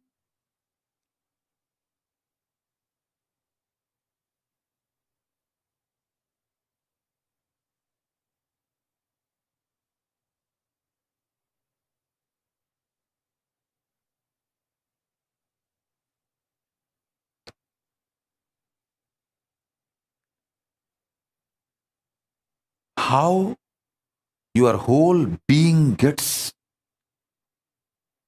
manifest, the Paramashivatva manifests in you.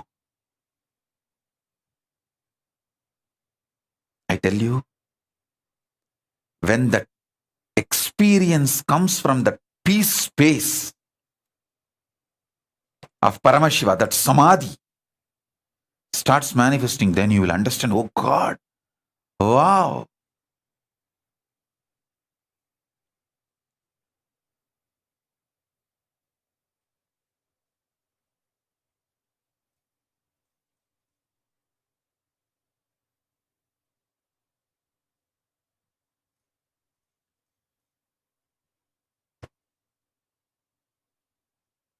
My job is to give you Shaktipada and conscious support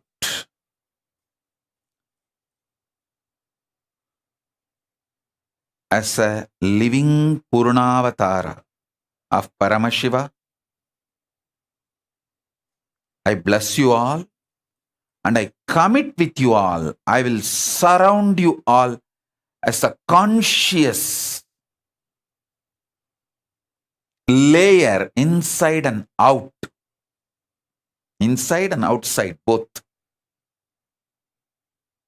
Like a conscious blanket. Conscious energy field. Support all of you in every possible way to manifest this great truth.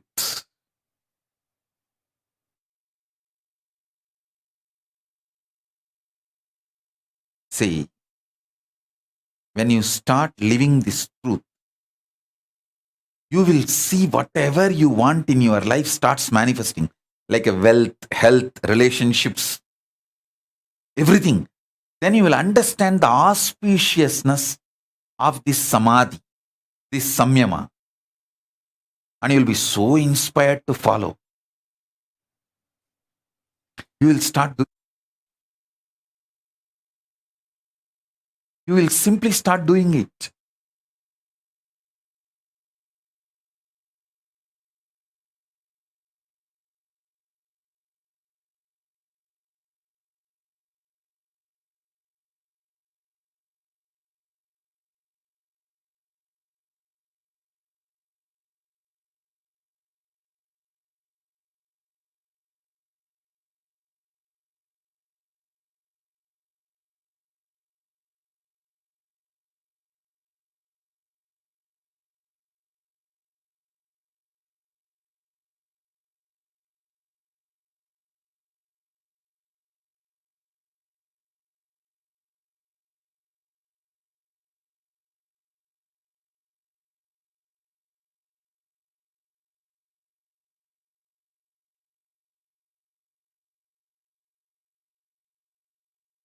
I have seen Isaki Swami constantly manifesting this samadhi.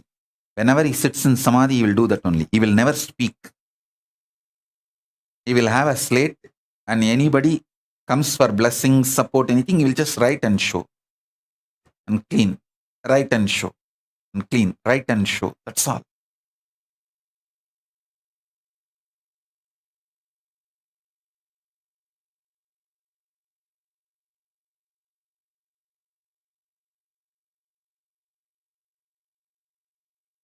Kailasa government all over the world, start practicing this and give confidence to people that it is possible to do this and be successful in all our activities.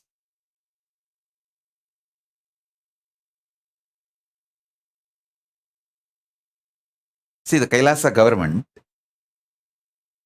surely you can convince your vendors, people who supply food for you, you can convince them. We are doing a special process, Mauna Vratam, Samyama for this 4 months. We will only write and show. Maybe you will not be able to convince if there is some legal requirements, like you need to talk to some lawyer or some legal, if needed, with the outer world. You may not be able to convince them. So with them, you can communicate through words. Even with them, hold this cognition and communicate. Communicate slowly from this cognition, conscious sovereignty. Let the words manifest one by one, slowly, with extreme awareness.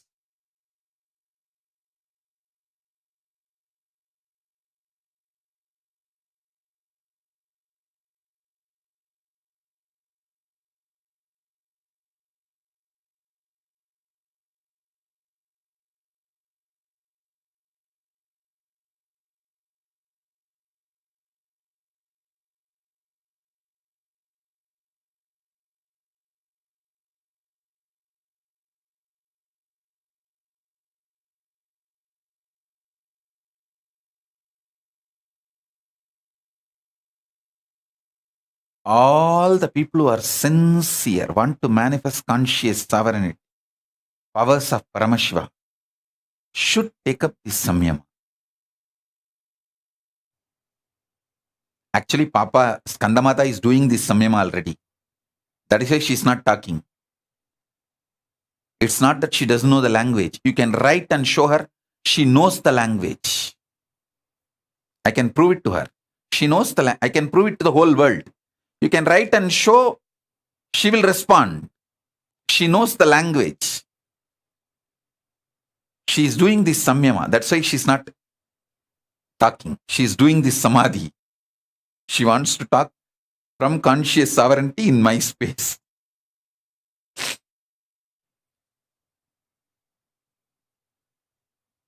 I tell you, it's a very powerful samadhi, samyama.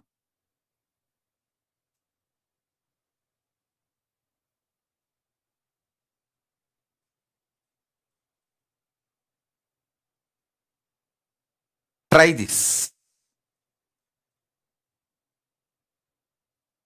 See, even the people, still now you have not convinced that you are my devotee, you are spiritual seeker and you are practicing, you are initiated disciple, you can take next 1 or 2 days and convince them.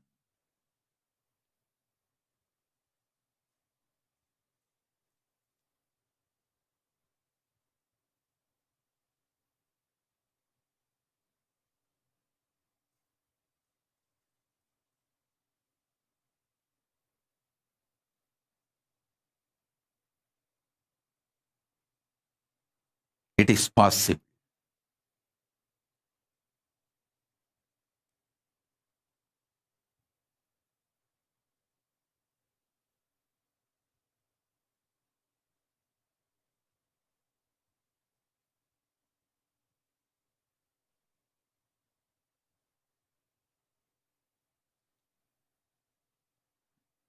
Kailasa, everyone listen, everyone in the Kailasa, all the Adinavasis, Gurukul Balasans,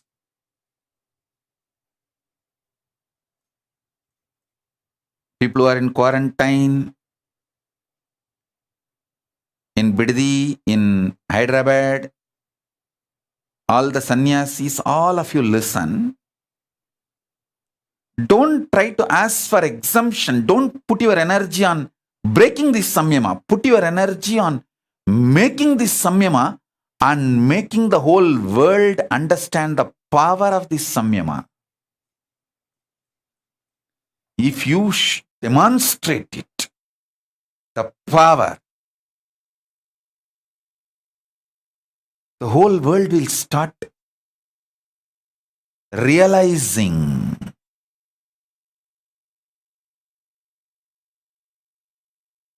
the power of Paramashiva's words. That is the best enriching you will do.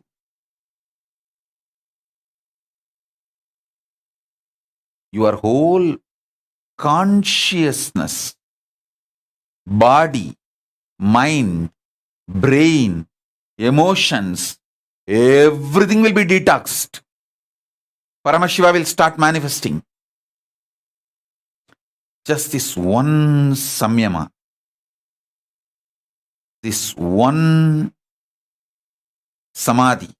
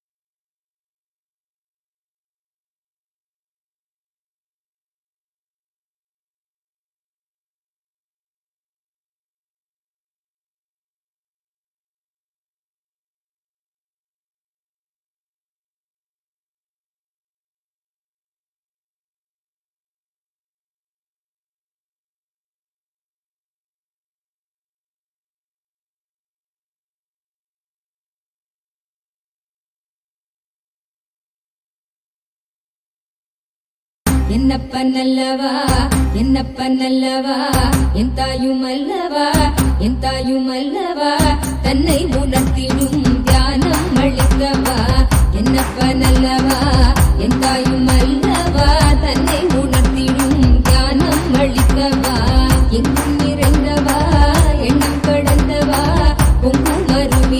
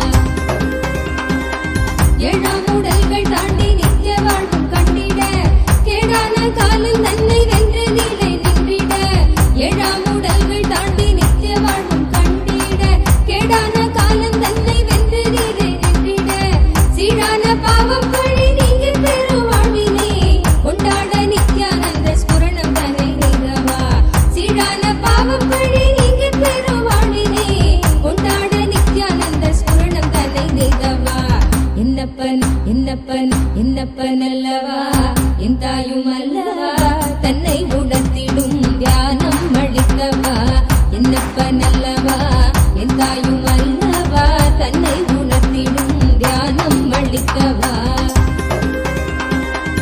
ஏழாம் உடல்கள் தாண்டி நித்திய வாழ்வும் கண்டிட கேடான காலம் தன்னை வென்று நீலை நின்றிட ஏழாம் உடல்கள் தாண்டி நித்திய வாழ்வும் கண்டிட கேடான காலம் தன்னை வென்று நீலை நின்றிட சீரான பாவம் பழி நீங்கி பெரு வாழ்வினே கொண்டாட நித்யானந்த ஸ்புரணம் தன்னை செய்தவா சீரான பாவம் பழி நீங்கி பெரு வாழ்வினே கொண்டாட நித்யானந்த ஸ்புரணம் தன்னை செய்தவா என்னப்பன் என்னப்பன் என்னப்பன் அல்லவா என் தாயும் அல்லவா தன்னை உணர்த்திடும் தியானம் அளிக்கவா என்னப்பன் அல்லவா என் தாயும் அல்லவா தன்னை உணர்த்திடும் தியானம் அளிக்கவா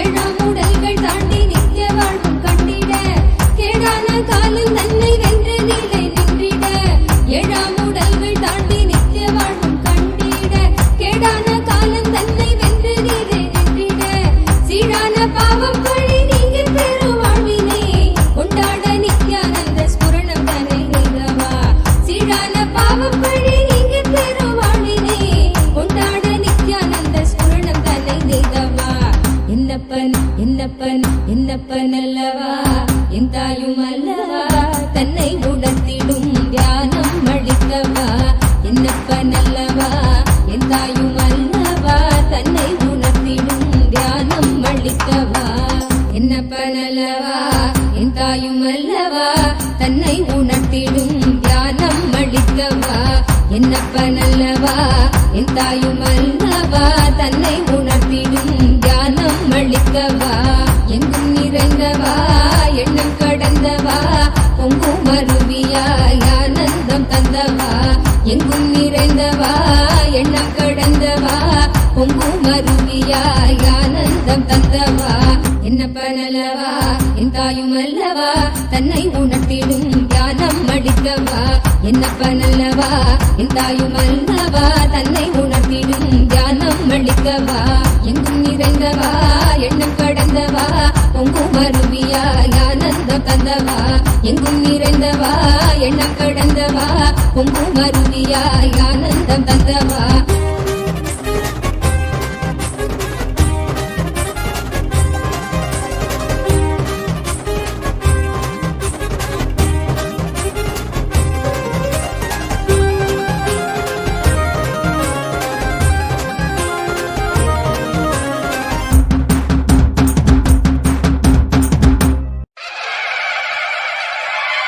என்னப்பனே என்னையனே நித்யானந்த நித்யகாருண்யனே என்னப்பனே என்னையனே நித்யானந்த நித்யகாருண்யனே நித்யா நித்யா நித்யா நித்யா நித்யானந்தனே நித்யா நித்யா நித்யா நித்யா நித்யா நித்யானந்தனே நித்யானந்த நித்ய ரூப நித்ய காருண்யனே நித்யானந்த நித்ய ரூப நித்ய காருண்யனே என்னப்பனே என்னையனே நித்யானந்த நித்ய காருண்யனே நித்யானந்த நித்ய காருண்யனே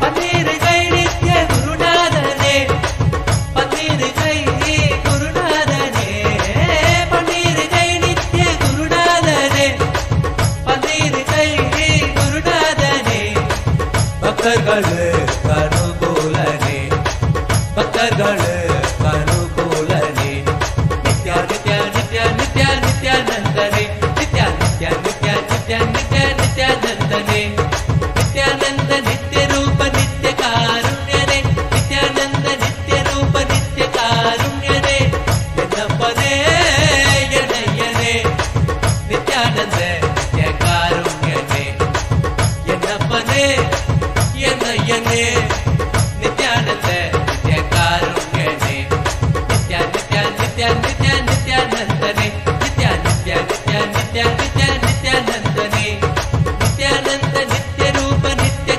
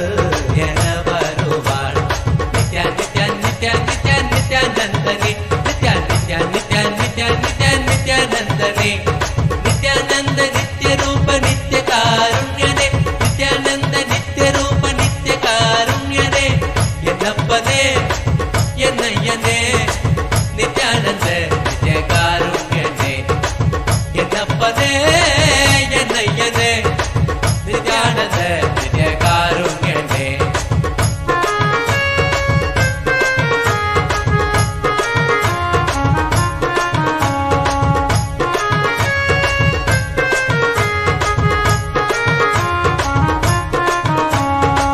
ഗംഗൈ മുടി കൊണ്ട കാശിനാഥനേ ഗംഗൈ മുടി കൊണ്ട കാശിനാഥനേ ഗംഗൈ മുടി കൊണ്ട കാശിനാഥനേ ഗംഗൈ മുടി കൊണ്ട കാശിനാഥനേ பங்கை சரி பாதி தந்தவனே உடம்பில் பங்கை சரி பாதி தந்தவனே Nithya Nithya Nithya. As a living Purnavatara of Paramashiva, living complete manifestation of Paramashiva, I bless you all. Let this conscious sovereignty samyama, let this Swarajya Siddhi samyama, Swarajya Shakti samyama manifest in all of our lives, and all the auspiciousness blossom. The past, present, future, all the three completely be occupied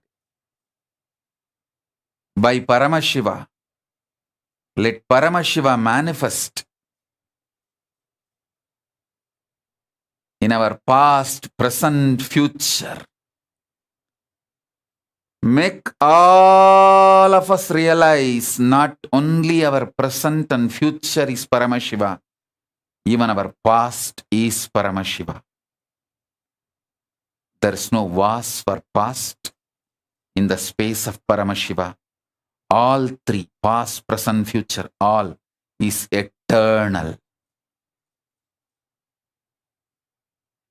When you understand past is Paramashiva, you will understand present is Paramashiva, future is Paramashiva. All the delusions will disappear. Kalatita, Mayatita, Dvandvatita, Paramashivatva manifest in all of us.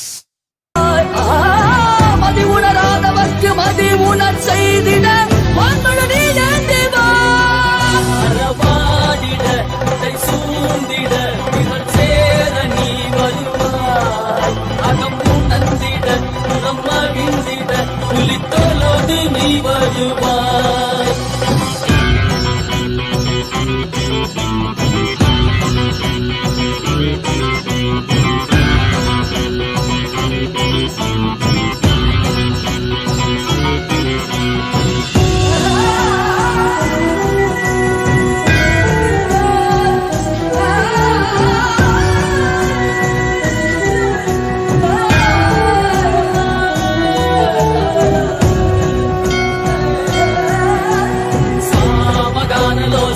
విముక్తి కారణే నాదికేశ దివ్య బ్రహ్మరూపదే మీనాక్షి శక్తి సహిత సుందరేశనే அண்ணாமலை உதித்த நித்யநந்தனே சித்து அச்சித்தெல்லாம் முன்னாலே இயக்கும் முன்னாலே உந்தன் கண்டாலே சிகையில் அணிந்திட்ட மதியாலே மதிலின் Om, listen carefully. The idea, perception, experience you carry about your past, when that starts changing, your future will start changing. This samyama, Swarajya Shakti Samadhi Samyama, will make your idea about your past change. Your life will be detoxed so much. Your perceptions about past will disappear. You will feel so much of joy, ecstasy, fulfillment, I tell you. I tell you, when you guys suffer, I feel so much sympathy seeing you all, because 99% of your suffering is just delusion centric. The remaining 1% is not suffering. It's a sport challenge, joy of life.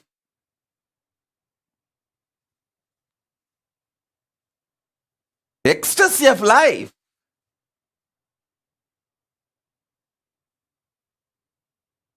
So, when your perception about the past changes, past just drops from you, it will never be a heavy load on you. It will no more be a toxic around you, making your present and future toxic.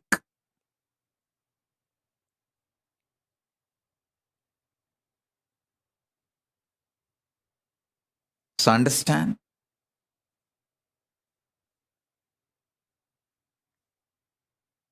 I bless you all. The whole load of your past be detoxed. All the load of the past be cleared. Let you all be detoxed. Let you all radiate Paramashivatva.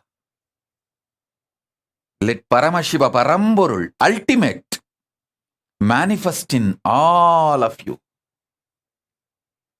Om, Om, Om, Om, Om. Shiva, Shiva, Shiva, Shiva, Shiva, Shiva, Shiva, Shiva, Shiva.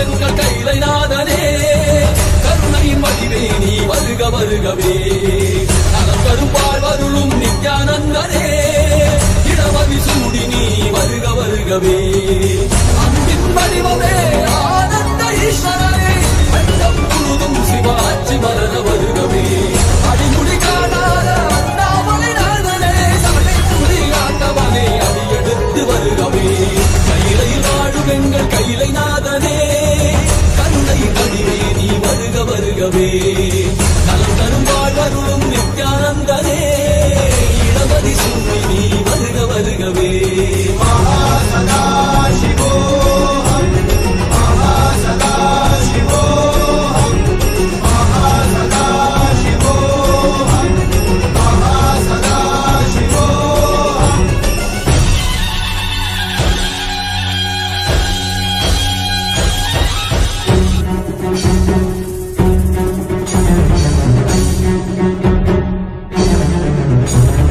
மகாசதா Shivoham மகாசதா Shivoham மகாசதா Shivoham மகாசதா Shivoham மகாசதா Shivoham மகாசதா Shivoham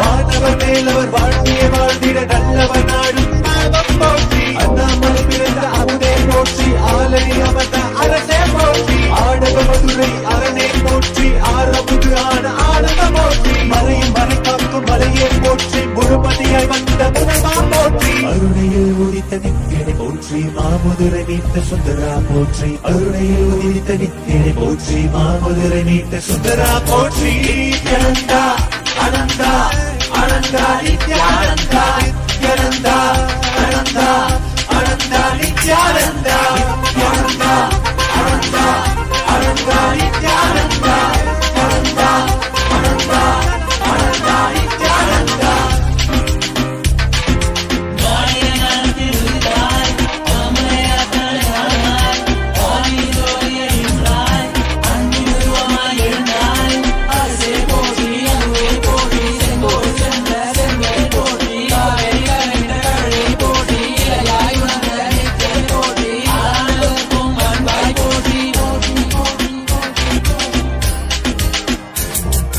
இடதுகளையும் எந்தாய் போற்றி அருவமை உருவமை ஆனாய் போற்றி முழுவதும் இருந்த முதல்வாய் போற்றி முத்தமிழ் மொழி கண்ட முகிழே போற்றி அஞ்சல் என்றிங்கு அருள்வாய் போற்றி அத்தான் போற்றி ஐயா போற்றி நாதமனாவிலே நின்றாய் போற்றி கீதமவானிலே ஆனாய் போற்றி நித்யானந்தா அனந்தா நினைத்தால் நெஞ்சில் நிறைவாய் நித்யானந்தா நினைத்தால் நெஞ்சில் நிறைவாய் நஞ்சிய முதாய் நயந்தாய் போற்றி கனவிலும் அன்பற்கு ஆனாய் போற்றி கலியுகம் காத்த காலமே போற்றி உணர்வில் ஒன்றான உயிரே போற்றி உயிர் தாண்டி வந்த துணையே போற்றி அருமையில் எளிய அழகே போற்றி கோடியில் என கொண்ட நித்தியனை போற்றி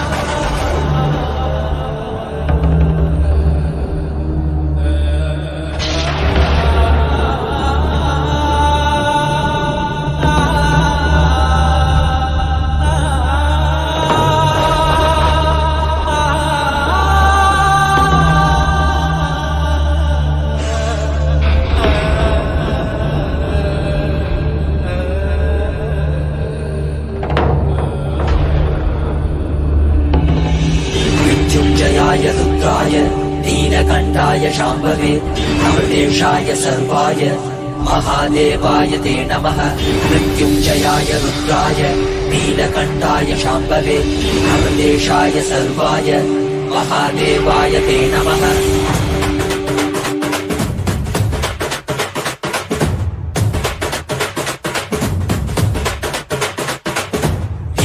భాగ్యమురా మనది ఎంతటి మోదమురా, ఏమీ సౌఖ్యమురా మనది ఎంతటి మోక్షమురా, ఏమీ భాగ్యమురా మనది ఎంతటి మోదమురా, ఏమీ సౌఖ్యమురా మనది ఎంతటి మోక్షమురా.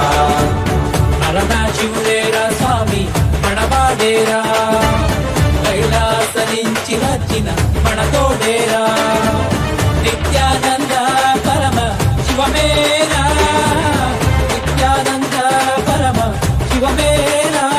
మనవాడే మనతోడు మన స్వామి వచ్చాడురా, మనవాడే మనతోడు మన స్వామి పాద కమల శరణం. ఏమీ భాగ్యమురా మనది ఎంతటి మోదమురా, ఏమీ సౌఖ్యమురా మనది ఎంతటి మోక్షమురా, ఏమీ భాగ్యమురా మనది ఎంతటి మోదమురా, ఏమీ సౌఖ్యమురా మనది ఎంతటి మోక్షమురా.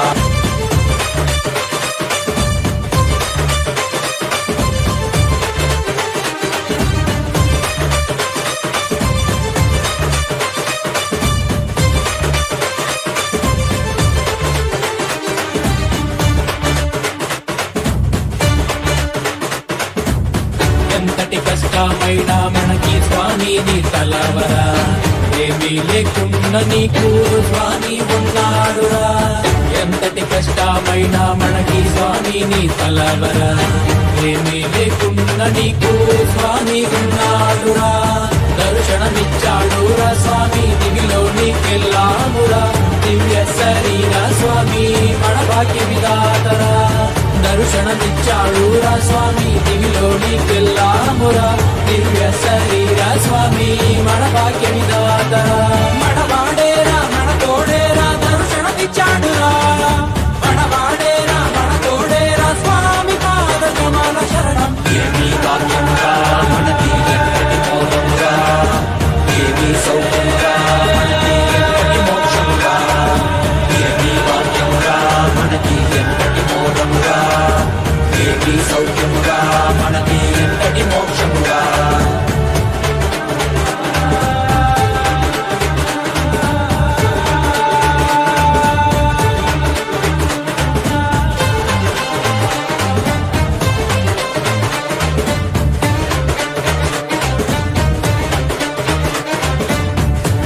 తలుపుతోటి స్వామి శక్తికిచ్చాడురా, భూమిలోని అంతరికి శక్తికిచ్చాడురా.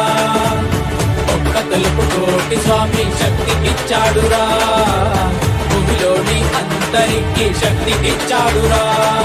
మనకి శక్తినిచ్చి మనతో అందరికి ఇచ్చాడురా. స్వామి దీక్షతో పుట్టివాడు చూసేనురా, మనకి శక్తినిచ్చి మనతో అందరికి ఇచ్చాడురా. మన స్వామి దీక్షతో పుట్టివాడు చూసేనురా. ప్రపంచమంతా సంతోషమే పరాశక్తి ఆవిష్కరణమే. ఏమీ భాగ్యమురా మనకి ఎంతటి మోదమురా, ఏమీ సౌఖ్యమురా మనకి ఎంతటి మోక్షమురా, ఏమీ భాగ్యమురా మనకి ఎంతటి మోదమురా, ఏమీ సౌఖ్యమురా మనకి ఎంతటి మోక్షమురా.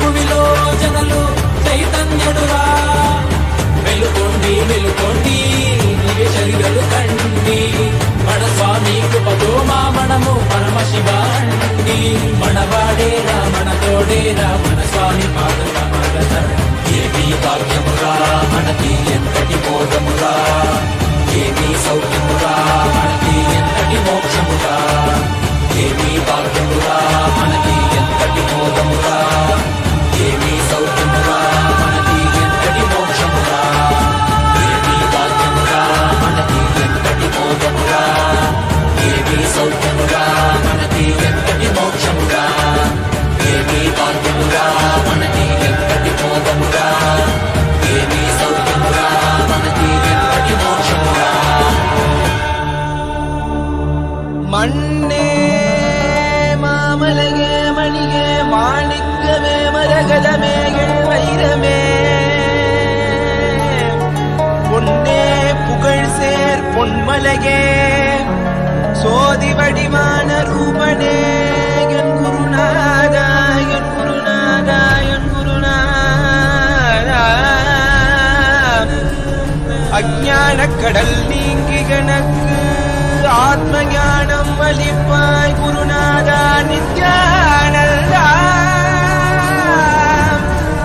ஆத்ம ஞானம் அளிப்பாய் நித்யா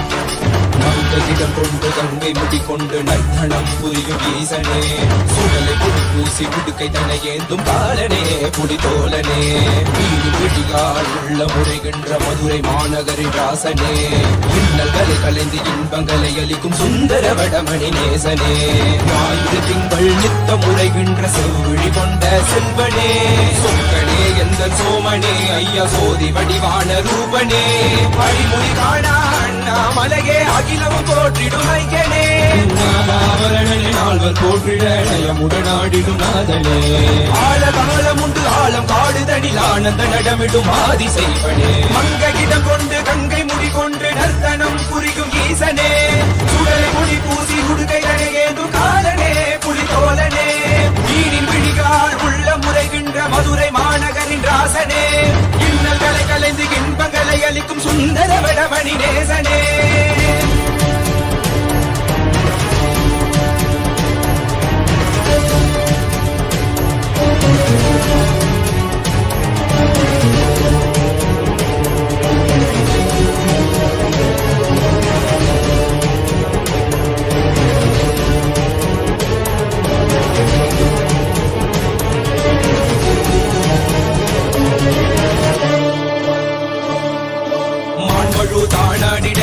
மங்கையவளிடம் கொண்டு நீயாடி பாடியாற்று இருவினைகள் தீர்த்தருளவே நித்யனே இடவத்தின் மேலேறிவா என்றென்றும் ஈசனை தானாடிட புவிதனில் சுந்தரனை நீயாடிவா தினமும் நீ விசும்பு தந்தருளவே நேசனே மலனே நீயாடிவா இமையோர்கள் கிண்ணலை கலந்திடும் தேவா தேவாதி தேவா சதாசிவா பாபா குருவாக வந்து திருவருள் புரிவாய் நித்யானந்தனே முக்தி தரவாவா இடதில் உரைகின்ற பிரமனே நீயாடிவா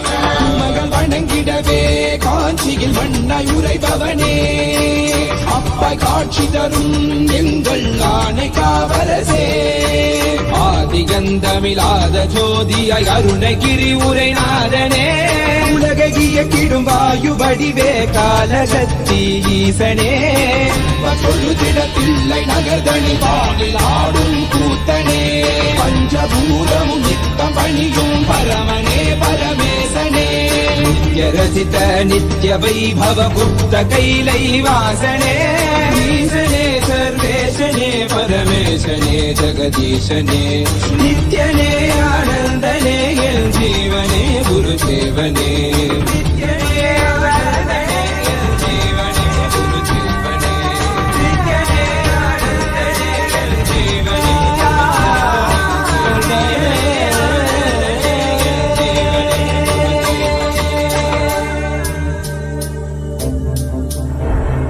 இறைவனே இறங்கி வாரா சக்திகளை கொடுத்த வாரா பக்தர்கள கலங்களாக புத்தம்புது புரட்சியாக முன்னில் வாரா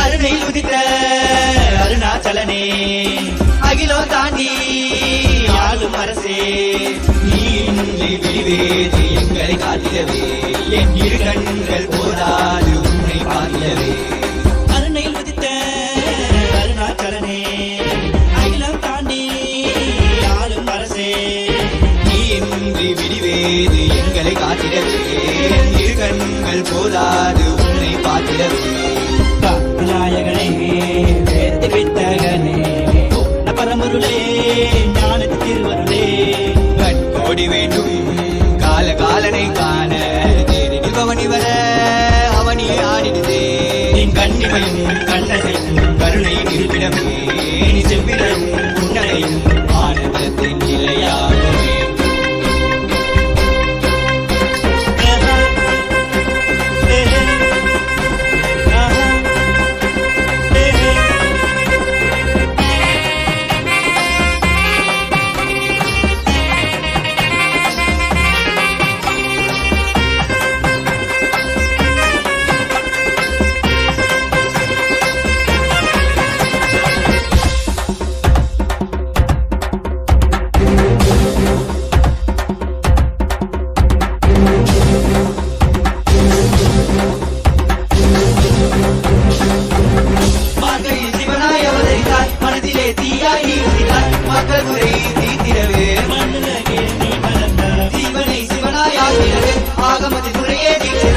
ஆனந்தமாய் வாழ மிக ஆண்டவனே ஏகி வந்தாய் கனியாகும் உங்கள் கருணையிலே அன்புயினாகும் உங்கள் வருகையிலே எங்கள் வேண்டுதற்காய் சிரசினை தந்தாயே எங்கள் வேண்டுதற்காய் நீ பாதம் பணிந்தாயே தந்து உயிர் தந்து உயிருக்கு பொருள் தந்து விலட்சினை தந்து சிவனடி சேர்ந்திட சிந்தை சித்த ஓம் ஓம் ஓம் ஓம் ஓம்.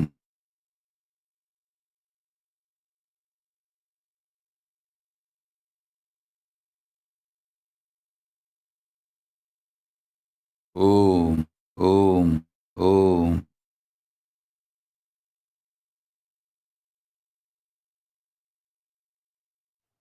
I bless you all. Let Paramashiva manifest with all the bliss, complete manifestation. As a living Purnavatar of Paramashiva, I bless you all. Let Paramashiva manifest as Purnavatara in all of you.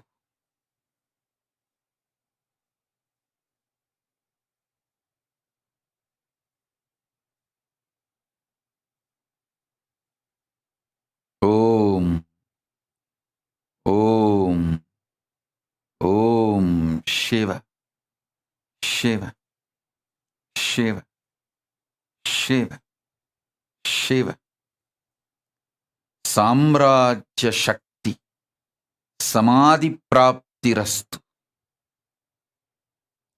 Anandamayi Bhava, Sarvamangala Praptirastu. Om, Om, Om, Om, Om, Om.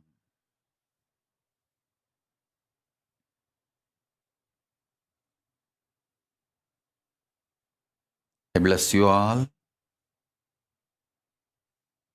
Let all the auspiciousness happen.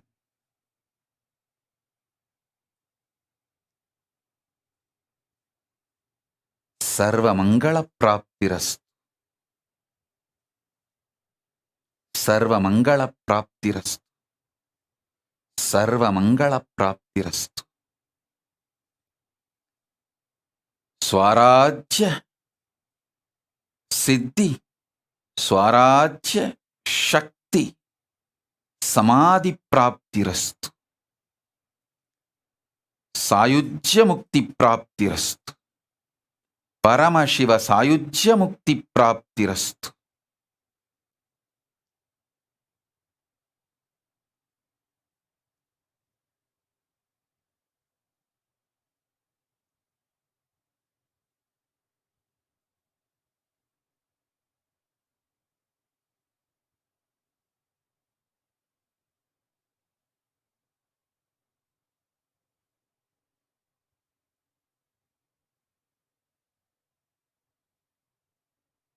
Today I also have some releases. Till now we have few hundred proclamations from all over the world. Today I am releasing first 200 to all of you and to the world. The first proclamation is from Mayor of City of San Jose, the Honorable Sam Liccardo. I thank you for this proclamation. Next is from John Billingsley, President, Hollywood Food Coalition, USA. Ashok Desai ji from California, USA. Reach Maluwal, spokesperson, South Sudan Bar Association, South Sudan. Commander Amela B.T. Gibson, Immigration Support Unit, the Republic of Liberia. Mr. Rabi Fakri, Attorney at Law, Lebanon. Joshua Kitakule, Secretary General, Interreligious Council of Uganda, Kampala, Uganda. Kayanja Vincent D. Paul, Chairman of Lake Victoria Regional Location, East Africa, Uganda. Governor Henaro Polai, Melakak State, Republic of Palau. I thank all of you, and there are hundreds more. Today I am releasing the first set of few hundreds. Blessings to all of you. And Ma Paramartha Bangaru Kutru Niku Pelirosu Subhakangshalu. Ma Paramarthananda, Ma Nitya Paramarthananda Bangaru Kutru Niku Pelirosu Subhakangshalu. Blessings.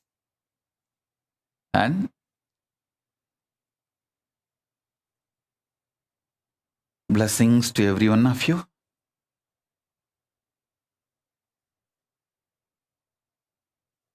To manifest successfully this Samyama, Swarajya Shakti Samyama. So with this, I bless you all. Let's all radiate with integrity, authenticity, responsibility, enriching, causing, living, collective integrity, and Paramadvaitam, Shuddhadvaita Saivam, the state, space, powers, being, superconsciousness, and Kailasa of Paramashiva, Paramashivoham, Om Nithyananda Paramashivoham, the eternal bliss, Nithyananda. Thank you. Be blissful.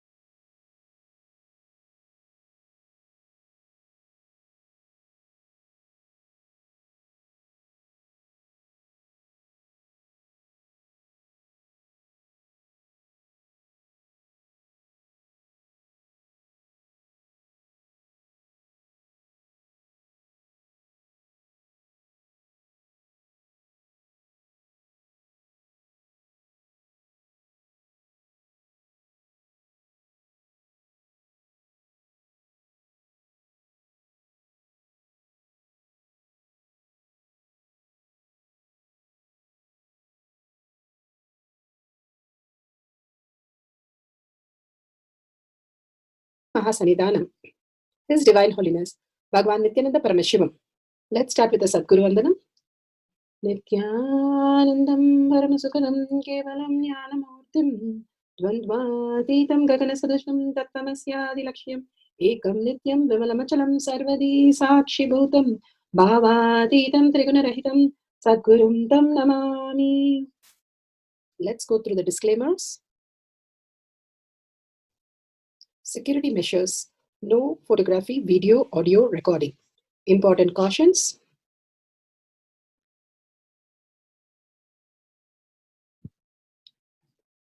Please be aware of the important cautions.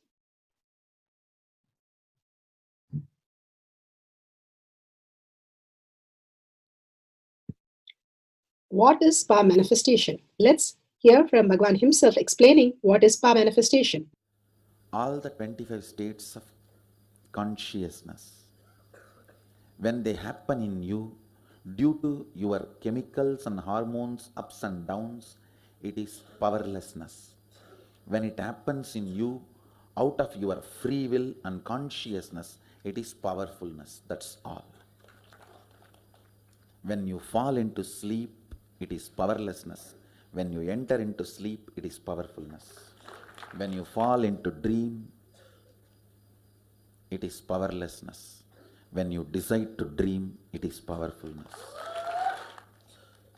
So I have added the ultimate powerfulness, Turiyatita, in your whole being and doing. Manifest all the powers. Understand, power manifestation is nothing but cognitive shift. It is not work. It is cognitive shift. Understand? It is just cognitive shift. It's not work. Work is a 4-letter word. Power manifestation is cognitive shift. Playing with life. Playing with being alive.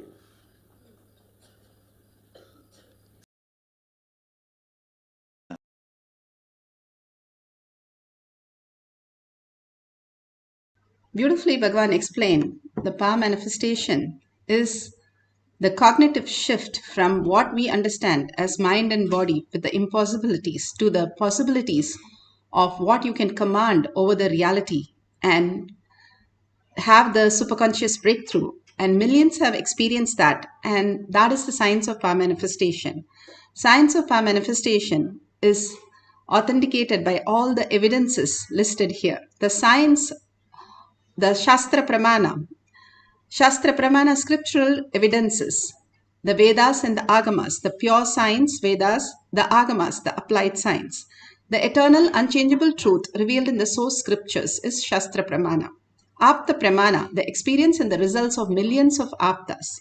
Aptas are the Rishis, Munis, Ganas, Nainamas, Alvars, Siddhas, all of them are authority of Hinduism who manifested all the powers and which is authentic, time-tested, scientific and foolproof. Atma Pramana, account of His Divine Holiness, Bhagavan Nithyananda Paramashivam, this millennium's avatar's personal experience of power manifestation. Bhagavan plays the Leela, how a cognitive shift can happen in a person and have a human to superconscious being. He himself enacts and showcases us how we can experience the superconscious space. Shakshi Pramana, the evidences of experience of millions of devotees, disciples, followers all around the world, manifesting the powers of Paramashiva initiated by Bhagavan himself. Bhagavan beautifully says, whoever is in the Kailash courtyard, I myself will be present and manifest the powers through all of them. The presence of Bhagavan is more in Kailash than even present of us. Pratyaksha Pramana, the scientific study measuring the effect of being in the enlightened state. Clearly, the scientific study shows there is no thoughts, but not just the thoughts. They have also been able to measure the Shaktis, the whatever manifesting through us as reality. Beautifully, let's now go to the Shastra Pramana, scriptural reference for the breath dimension. This is from the Shiva Sutra, Sutra 1.19. And Shakti Sandhane Shariropatihi. Bhagavan Paramashiva says, by aiming and fixing on the Shakti, uniting in oneness with the supreme power, the embodiment of that which is cognized and willed, manifest as once in its length, breadth, depth, time, and space dimension. Bhagavan beautifully described how the length dimension, when the frequency goes high, the information mind, what we understand as matter, when it goes really into the next level, it goes into the breadth dimension. When the breadth dimension, the frequency raises, it goes to depth dimension. And depth dimension opens the time for the space to happen. The time is nothing but the space colliding with the length, breadth, depth. And the dust, Bhagavan says, is the time that we experience so-called time. The time just dissolves when we go into the space dimension. The space is the closest what we can understand as consciousness. We can experience the space when we become the subtle, not the gross body, and understand how we can start manifesting that. Not only the thoughtless space, but also the Shakti start happening in us, because the initiation of our Guru, Bhagavan himself, Paramashiva, who has come down to make each one of us as Paramashiva, to make us understand that we are Paramashiva, there is no question of it. Bhagavan beautifully says, for you to get up and walk and manifest the power of walking is so complicated. If you study the system, biology, you'll understand how your system, muscular system, skeleton system, neurological systems all have to work in coordination for you to get up and walk. But you do that successfully because you do not give up, because it's a survival need. Same way, understanding this is a survival need, if you want to get out of all the birth and death cycle, which constantly is struggling, and only depression and disease and more losses that we are not able to bear. All that difficult time is only because we are engaging ourselves into that suffering. Bhagavan beautifully says, if you unclutch and just stop engaging yourself, understand whatever happens as your responsibility, but you do not have to engage. The lesser we engage, the more the thoughts go down and we are in the space of oneness with Paramashiva. The engagement in the outer world is the only thing that we need to stop and get engaged with Paramashiva as the ultimate. Bhagavan beautifully says, will you become me? The whole space of how we exist is only Paramashiva. It is only him who is making us talk, walk, decide, and manifest, understanding the very core that we do not exist. The deep sleep, there is no body. We don't have this body at all, and there is no mind. However difficult our times are, we have a sound sleep, because in the deep sleep we know nothing can be lost from us, nothing can be added to us. We are the Purnatva. We know every day we experience that, and we don't have the body, we don't have the mind. But still that is an unconscious space where we do not experience the awareness, the witness. So Bhagavan says you can get into that same space when you start engaging yourself into the higher reality who you are. Recognizing that all it needs is the recognition of that space, and stop engaging with this world, you will recognize that ultimate. Bhagavan beautifully gives the Apta Pramana. The Apta Pramana, how Ravana took the first flight and for the test, and he took it from Kubera, his half-brother, and which was gifted by Brahma to Kubera. Vishwakarma made the ultimate vehicle, the Vimana, for it to just function on the willpower. And Ravana knows all the greatest science because he is a great Shiva Bhakta. He's gone beyond the mind in terms of all this, but only caught up in one lust pattern.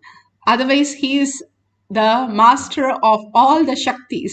This is from the Valmiki Ramayana, Yuddha Kanda, Sarga 127, verse 29-30. Beautifully, the breath dimension, the Apta Pramana for the breath dimension, how he, Vishwakarma, was able to manifest the Vimana just by the visualization power and make it as a reality. All these great saints, all these great powers were beautifully in all of us to experience.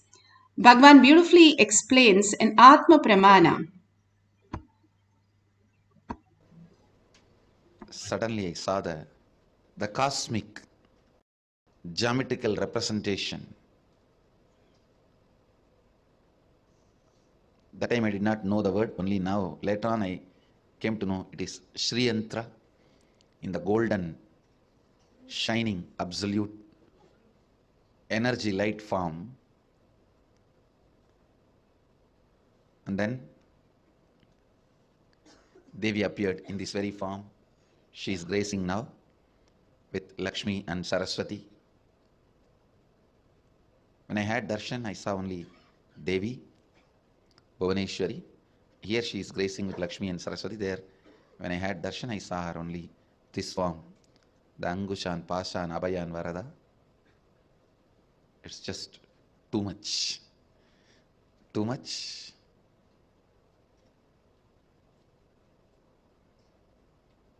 Slowly, that very geometry and that form both disappeared into my inner space. Then I went back to home, carved the deity as I experienced in the stone, carved the Devi the same way I saw in stone, and carved that Sri Chakra the same way I saw in copper plate. This happened. You can see the yantra I carved after the darshan at the age of 10. And this is the deity of the Devi. This is the deity of the Devi I carved at the age of 10. Actually, this happened during Navaratri time only. I do not know whether it happened exactly on the 4th day, 5th day and all that, but during the Navaratri time, let me enter into the... So amazing. Bhagwan's Atma Pramashivam. Bhagwan, how he saw, and just once they are able to carve. Now the balasans, how many layers they are tying and how they are asking to do the power, and they are drawing and writing the whole thing, and she is able to manifest the power beautifully and clearly. All this great science is for all of us to experience. The power manifestation is for each one of us to have a conscious breakthrough. You can have the cameras ready. If you have the Jnananjan in your Kantamala, apply in your third eye and your temples. If you have Krishnashila or banyan leaf or a mirror, or you have the Kavi Vastra, the orange cloth, any of them is also fine. You can use the Jnananjan you have in the Kantamala. You can apply in there and apply in your third eye and your temples. So if you don't have, you can have the Basma and your Kumkum, so that you can have the detox happen. You can have a pen and paper ready. All that you need to do is, if somebody draws something, your partner, you have to be able to draw just through your third eye, the breath dimension. Actually, breath dimension, Bhagavan says, is all the art forms, not just drawing, all the art forms, just by listening to a instrument, new instrument, just once. The balasans were able to play the instruments. And just by seeing something, 3D view, they were able to sculpt anything, just one glimpse, just like how Bhagavan said. He had a darshan and he was able to carve Sri Chakra. If you have drawn Sri Chakra, you will know how many triangles and how many times we use the eraser. Literally, the eraser disappears before the diagram. But Bhagavan carved it directly in the copper and it stayed forever. And the Bhagavan says the blueprint of Shiva is the Meru, the Sri Chakra. All of us, the Sri lines and sounds are so crazy inside, how confused we are. But for Bhagavan, it's so pure, and at the age of 10, he clearly remembers that how he can manifest. Bhagavan can manifest all the powers and much more. All he's expecting all of us in courtyard, he says, I am sitting with you and I am going to manifest. All you need to do is drop your thought and surrender your identity That's all we need. We'll get a passport to Kailasa. So let's get into the deep space of oneness. We can have a partner draw, or we can have a books placed little further away which has deities, or you can have living enlightenment books far away in such a way that you can just see the page number and write down, and whatever is in that you can draw, and after the end of the cycle you can verify. Not only it clears some drawing, but also clears your breath dimension, all the root patterns. We hurt ourselves so much, and all the powerless space is sitting in the length and breadth dimension. The frequency is so low because of the powerless space we engage continuously. When we start doing manifesting all these powers, we start dropping all that and creating a pure space where we can see that we are Paramashiva. All this power manifestation, nothing but it just moves all the confusion so that we can become more clear the purpose of our life, the purpose of how we are all gods and goddesses. Brahmanya Bahuputratam, the favorite inheritance of cosmos, is why we are here. If you are in the session, even you have stepped into the session for the first time, be very clear. Because you stepped into this place, you are the favorite inheritance of cosmos. Bhagavan says, even if you have moved a coconut once, I have gone to your depth dimension. All I need you is to hold that space, be available, and hold that bhava. Simply you will manifest the powers. How the Sutra said, when you fix yourself on Shakti, when you're able to hold yourself on your inner space, that you are Paramashiva, and get into the bhava that you are Paramashiva, sitting with 25 heads and 75 eyes and 50 hands. You are Parashakti, the happening of the world.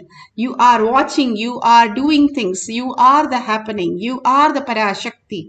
You exist as Parashakti is the realization. You start understanding the identity, what you are just melts away. When you chant the Mahavakya and entangle with Bhagavan. Bhagavan is in the quantum space. We start seeing him as matter because we are in the matter form. We start chanting the Mahavakya. Simply, Bhagavan says, you will see him disappear in the asana. And you will be vibrating in the same frequency that Bhagavan is and manifesting all the powers of Paramashiva. So let's start deep meditation of being in the oneness and being in the bhava, continuously listening to our chanting. That's why we need to chant and listen for the thoughts to just drop and frequency to raise. The more you are able to raise the frequency, the more you are in the oneness with Paramashiva. Everything is in oneness space. You can tap any intelligence, even the building's blueprint you will be able to draw if you go into that oneness space with Paramashiva. So let's experience that oneness and not only manifest the powers, but also we can command the reality, whatever we want to, the auspiciousness and abundance starts flowing in us. That is the true reality, whether we believe it or not. Let's experience it. It is going to anyway happen. We are the experiencer. Like Krishna told Arjuna, I have already killed everybody. You just shoot and make a pose of it and become a hero of it. That's all we need to do. We just sit here and surrender ourselves and experience whatever is happening around us and enjoy the whole Brahmanya Bahuputratam. That's why he said, you're $1 trillion kid. You are just here to enjoy yourself as Paramashiva. Hold only that cognition. I will do everything for you. Such a compassionate mother, such a compassionate space. Bring that Ishtadevata in your third eye. Bring that Parashakti in your third eye. And experience the bhava and continuously chant the Mahavakya. Intensely chant the Mahavakya. Just remembering Parashakti, Devi, and chanting the Mahavakya, melting into the Devi itself, Paramashiva space, and experiencing oneness with Paramashiva. Let's start chanting the Mahavakya. Nithyananda Paramashivoham. Om Nithyananda Paramashivoham. Nithyananda Paramashivoham. Om Nithyananda Paramashivam. Om Nithyananda Paramashivam. Om Nithyananda Paramashivam.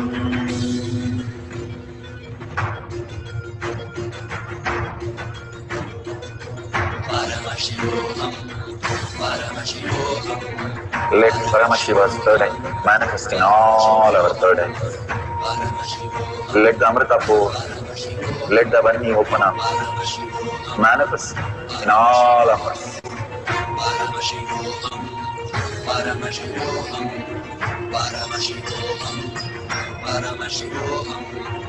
Let Paramashiva overflow, manifest the powers in all our third eyes. Om Nithyananda Paramashivam. Om Nithyananda Paramashivam. Om Nithyananda Paramashivam. Om Nithyananda Paramashivam. Om Nithyananda Paramashivoham. Om Nithyananda Paramashivoham. Om Nithyananda Paramashivoham. Om Nithyananda Paramashivoham. Om Nithyananda Paramashivoham. Om Nithyananda Paramashivoham.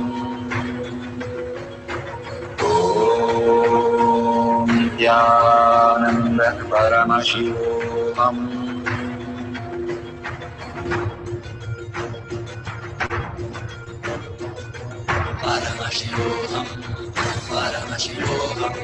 Let Paramashiva's third eye manifest in all our third eyes. Let the Amrita pour, let the Vani open up, manifest in all of us.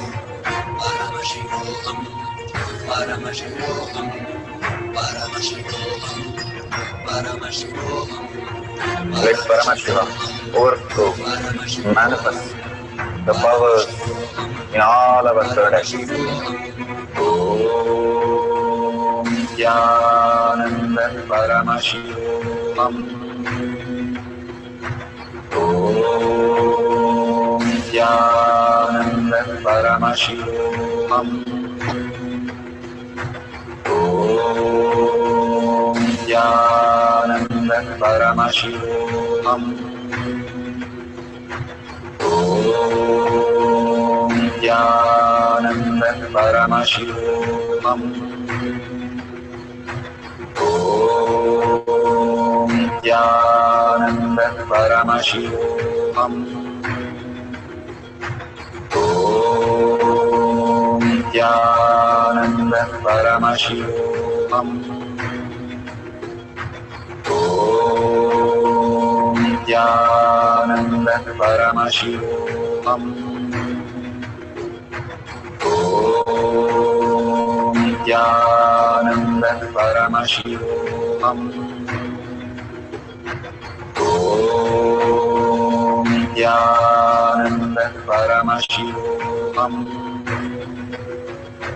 Om Nithyananda Paramashivoham. Om Nithyananda Paramashivoham. Om Nithyananda Paramashivoham. Om Paramashivoham. Om Nithyananda Paramashivam. Om Nithyananda Paramashivam. Om Nithyananda Paramashivam. Om Nithyananda Paramashivoham. Om Nithyananda Paramashivoham. Om Nithyananda Paramashivoham. Om Nithyananda Paramashivoham.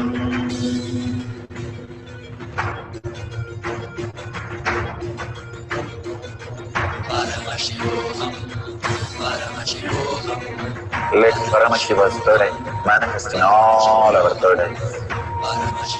Let the Amrita pour, let the Varni open up.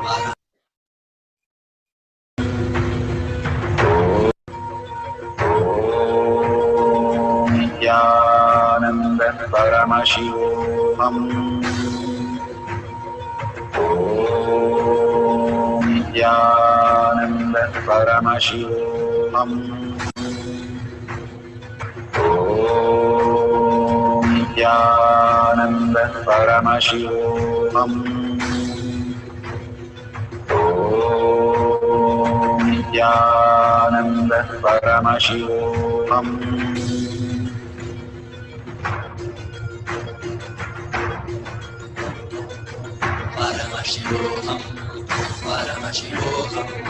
Let Paramashiva's third eye manifest in all our third eyes.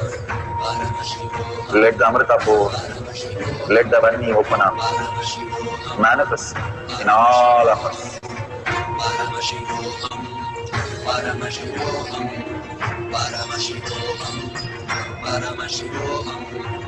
Let Paramashiva overflow, manifest the powers in all our third eyes. Om Nithyananda Paramashivoham. Om Nithyananda Paramashivoham. Om Nithyananda Paramashivoham. Om Nithyananda Paramashivoham. Om Nithyananda Paramashivoham. Om Nithyananda Paramashivoham. Om Nithyananda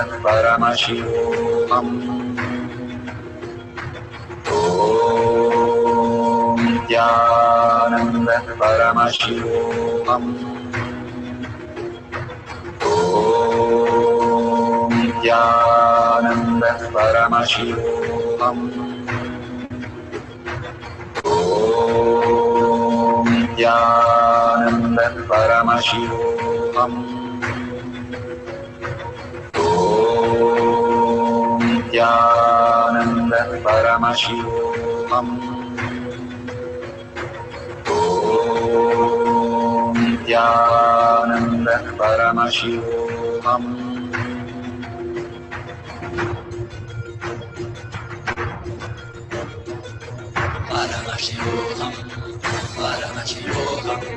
Let Paramashiva's third eye manifest in all our third eyes. Let the Amrita pour, let the Varni open up, manifest in all of us.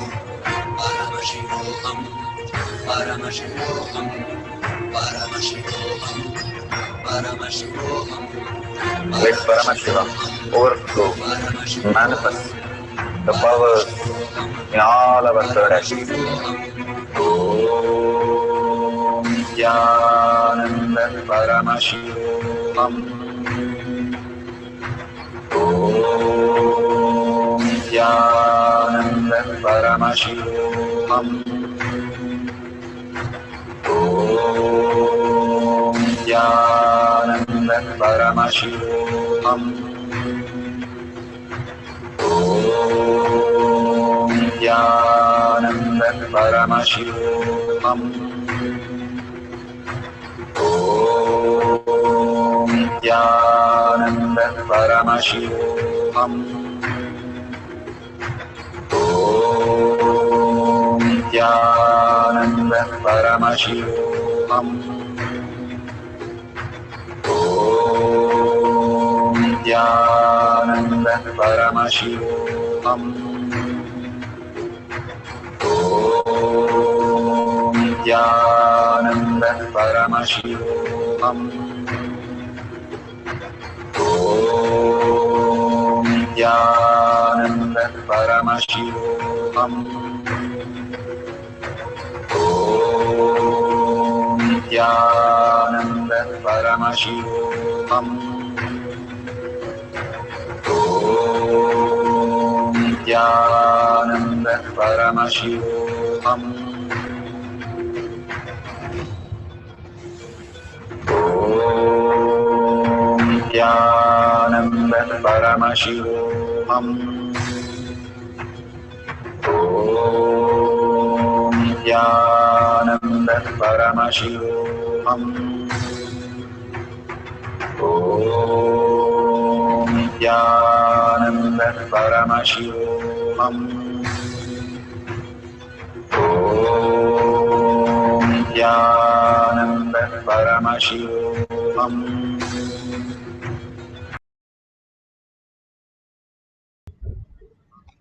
Such a beautiful space. Please open your eyes and whatever you have drawn, verify with your partner or the book that you had for drawing the pictures. You think these are not possible for you or these are not going to helpful, but Bhagavan has come down to give us this ultimate science. How it can be the pills that you take is after all very small. You don't go and do a scientific study. Maximum you go and see the chemistry of that and see how the side effect is, but you don't do a research whether it is going to help you or not. You just trust the science, and it's after all a very small pill that you take and it heals your body. Bhagavan gives these simple, very kiddish exercises, yes, but something phenomenal. The breath dimension is like Vishwakarma, who can just manifest a Vimana, the ultimate science. We are starting with the basics of just drawing whatever is seen in the book, in others' book, as our diagram. Just surrender all these, the thoughts, and you will start understanding, you will start cognizing that you can manifest all the powers. You are divine. You can manifest all the powers. If at all you're thinking that it's not for me, I don't believe all this, I have never done power manifestation, then it's exactly for you, Bhagavan says. Just sit down and experience the space. Simply, you will start manifesting. Yes, sometimes it takes a time, sometimes it's very fast. Like some people just start manifesting the day one. Some people take years to experience, but it is true. Both are manifesting at the end of the cycle.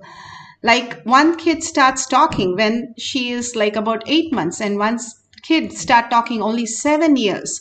But ultimately at 10 years, both of them are talking. So the science is available, and science is the possibility that in us, if we are experiencing the happiness in deep sleep, there's nobody in the planet Earth says, no, I hate deep sleep. All of us love the space. That is one thing which makes everybody, every being happy. That is because of the nothingness. The outside world doesn't exist. The body doesn't exist. The five senses doesn't exist. They call it the thief. Ramakrishna Paramahamsa says, in spite of the thief, you entered inside. How did you do it? And simply we have to let Paramashiva access beyond the senses and thoughts that we are stuck so deeply that we think. But Bhagavan says it's just a layer. It's like the falls on the moon is seen because of the shining moon. If the moon is not shining, we cannot see it. We have all the faults that need not be rectified. All the fears and all the greed need not be fixed. it will just disappear, he's saying, if you wake up. All the fear is because in the dream we are having fears and greed and lust and anger, frustration, cunningness. But when you wake up, even the worst of worst, who was Arunagiri Yogeshwara or Valmiki, they were murderers. And Angulimala, he was a murderer. He killed everybody and he wanted to kill Buddha. That core space, but they all surrendered. The surrender immediately made them manifest Paramashiva in them. Every moment for everybody, there is a greatest opening of understanding we are Paramashiva, the ultimate. Only our decision, our surrender that we are Paramashiva, start living that in every thought, every action, every word that we speak, and view everybody, everything also as Paramashiva. That's a faster way, Bhagavan says, because doing for ourselves is always the most tough. But if you see others, is the most easy. Uddhava is given that great science by Krishna. The last thing that Krishna gave Uddhava was, see everything as pure love and as Krishna. You will experience Krishna inside you and manifest the consciousness as reality. Now, holding that space, the Paramashiva is the reality. Paramashiva in all of us. Paramashiva in everything that exists. Parashakti in everything that is happening. Devi herself, the mother. How compassionate your mother, like million times more compassionate she is. Waiting to manifest through you. All you need to do is unclutch, unclutch, unclutch from every thought. Hold only Paramashiva. Be determined. The determined becomes will persistence. Bhagavan says determination is like a curd and will persistence is like a ghee. Ghee is not seen in the curd, but if you hold it, you will experience it. It has it. All the curd has the ghee in it. So let's chant the Mahavakya for second cycle. Just merge into Paramashiva. Surrender to Paramashiva again and again with a deep devotion, deep sacrifice of the thoughts, nothing else. That is the Tyaga. All we need to do is sacrifice of our thoughts. Nothing else. And we don't sacrifice anything. Everything is existing and much more clear and much more alive. When we sacrifice the thought and look in more awareness, our own life with more reality, that is consciousness. Nothing is lost. Nothing can be lost. We are Paramashiva. Only thing we have to lose is the layer of that stinking thoughts, the past that we are carrying heavily on us, which is not by nature also. By nature, the kids, babies do not stink. They don't carry thoughts. Slowly they are engaging and then they start carrying it. Now we are learning to drop it consciously to Bhagavan's lotus feet and again surrender to Bhagavan's lotus feet and start chanting the Mahavakya intensely. Don't bother about anything. Just intensely from your navel center, your navel. That is where your DNA, your very DNA changes when you connect with your navel center and start chanting from your navel center, Bhagavan says. So listening is God. You start listening, you raise in the frequency and start chanting from your navel center. The thoughts disappear and you experience the highest power of Paramashiva. Let's start chanting the Mahavakya and experience the oneness with Paramashiva, Parashakti. Again and again, hold Paramashiva in your third eye. And whatever appears in your third eye, start drawing that. Don't bother it is right or wrong. You are Paramashiva, you are right. Let's hold that and start manifesting the powers of breath dimension.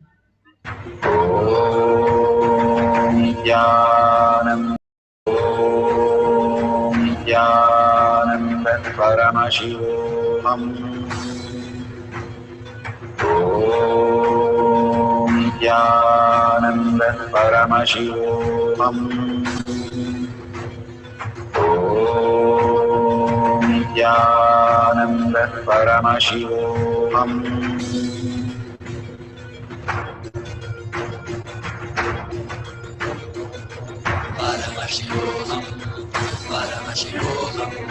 Let Paramashiva's third eye manifest in all our third eyes.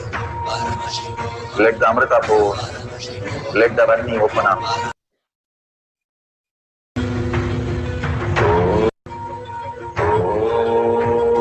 Om Nithyananda Paramashivoham. Om Paramashivoham.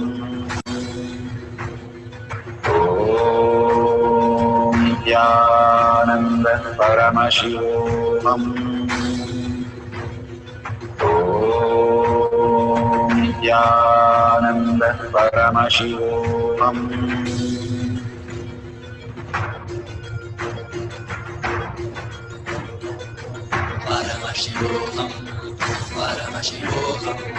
Let Paramashiva's third eye manifest in all our third eyes.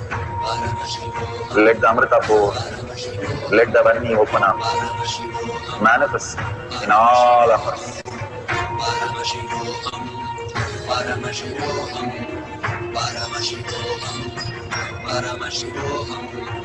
Let Paramashiva overflow, manifest the powers in all our third eyes. Om Nithyananda Paramashivoham. Om Nithyananda Paramashivoham. Om Nithyananda Paramashivoham. Om Nithyananda Paramashivoham. Om Nithyananda Paramashivoham. Om Nithyananda Paramashivoham. Om Nithyananda Paramashivoham. Om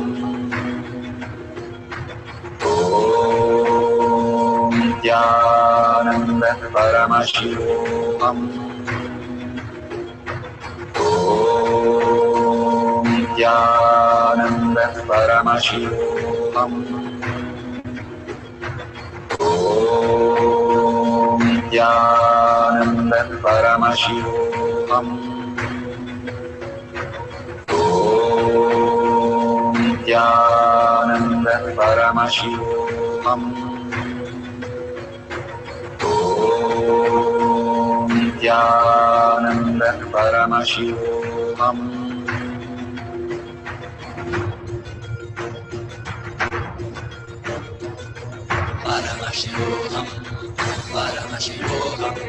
Let Paramashiva's third eye manifest in all our third eyes. Let the Amrita pour, let the Vani open up, manifest in all of us.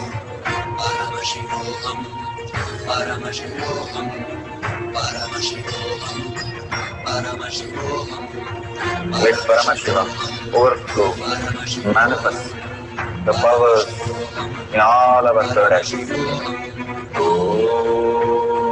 Nithyananda Paramashivoham. Om Nithyananda Paramashivoham. Om Nithyananda Paramashivoham. Om Nithyananda Paramashivoham. Om Nithyananda Paramashivoham. Om Nithyananda Paramashivoham. Om Nithyananda Paramashivoham. Om Nithyananda Paramashivoham. Om Nithyananda Paramashivoham. Om Nithyananda Paramashivoham. Om Nithyananda Paramashivoham. Om Nithyananda Paramashivoham. Om Nithyananda Paramashivoham. Om Om Nithyananda Paramashivoham. Om Nithyananda Paramashivoham. Om Nithyananda Paramashivoham. Om Nithyananda Paramashivoham. Om Nithyananda Paramashivoham. Om Nithyananda Paramashivoham. Om Nithyananda Paramashivoham.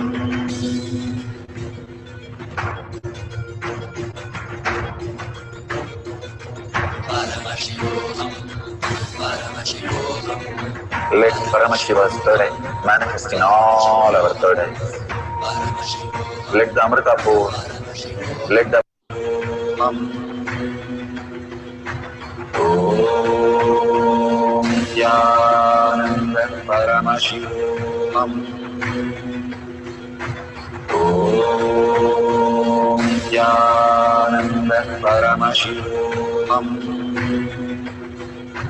Om Nithyananda Paramashivoham. Om Nithyananda Paramashivoham. Om Nithyananda Paramashivoham. Om Nithyananda Paramashivoham. Om Nithyananda Paramashivoham. Om Nithyananda Paramashivoham. Om Nithyananda Paramashivoham. Om Nithyananda.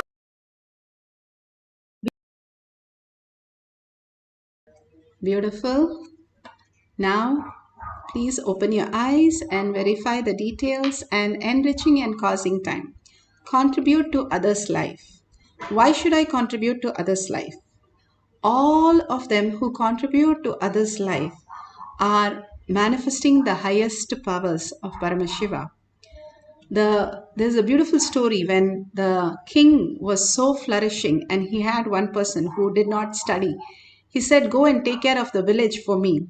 And he said, take whatever they give. And the guy asked, what should I do with what they give? You buy what is not there in this palace. So he gave back all that to the villagers and said, you're all free from all the debt. And he burnt all the forms and everything. And he said back to the king that I have bought the beautiful space for you.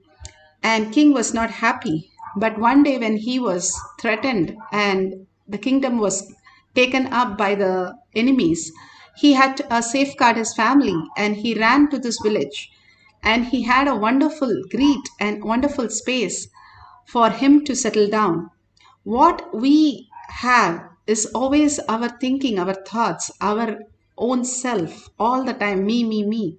When you contribute to others' life, then the others' life start occupying us.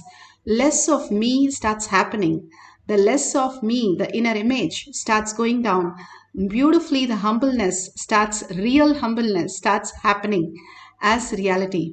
The contribution to others' life again and again is where we are creating the space in us for us to reside, the Paramashiva's pure space, for you to build the Kailasa in your inner space.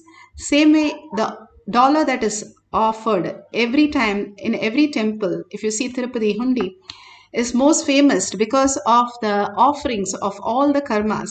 When you offer whatever you have, even a unit of your currency, doesn't matter, it has to be something big.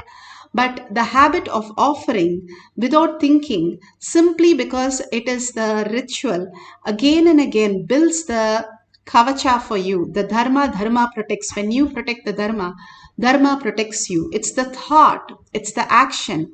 It is not the value of how much, but it is the thought and the action which protects you, because you are protecting it constantly. A person who doesn't believe in God had a son, Narayana, and every time he used to shout, Narayana, come and help me. Only thing he did in good in his whole life was keep the son's name as Narayana. When he died, the Yamaduta came and Vishnuduta came. They said, you cannot take him from us. They said he was an atheist. He didn't believe in anything. But Vishnuduta said, he called out Narayana every time. That's all I cherish. So the Yamaduta had to go and he was taken to heaven. Even one small task, the cosmos values completely differently. Not the way we engage in our life calculatively, but more in the context. When you continuously offer your contribution by sharing your thoughtful currents and your powerful space to others and not feeling shy about it, not feeling that something wrong about it, clearly defining I am Paramashiva, which is the truth. If you start becoming a truth, the others will not resist and they will also see you as Paramashiva. They'll start bowing down to you. And you offer and contribute to Kailasa that protects you to the ultimate. Even Krishna could not destroy Karna because of the punya. Only after removing the punya, he was able to do anything. The dharma protects us always, whatever little we offer, but the thoughts that we have to offer protects us. All these great signs are taught to us every single day by Bhagavan, so that we align to the real dharma and experience the Paramashiva in each of us. Let's surrender all the thoughts and all the powerful cognition to Bhagavan's lotus feet and again surrender with a deep surrender and gratitude. Thank Bhagavan for all that he's showering on us, and thanking all of you, hundreds of you manifesting the powers of Paramashiva. And thank yourself and do Anga Pradakshina to yourself. Go around yourself and thank you are here listening to these great things. And with a deep gratitude and surrender and seeking that I am Paramashiva, let's end this session with the Purna Mantra. Om Purnamada Purnamidam Purna Purnamudishyate Purnasya Purnamataya Purnameva Vashishyate. Om Shanti Shanti Shanti Hari Om Tat Sat Sarvam Bhagavate Sri Nithyananda Paramashivam Paduka Arpanamastu. Om Nithyanandam.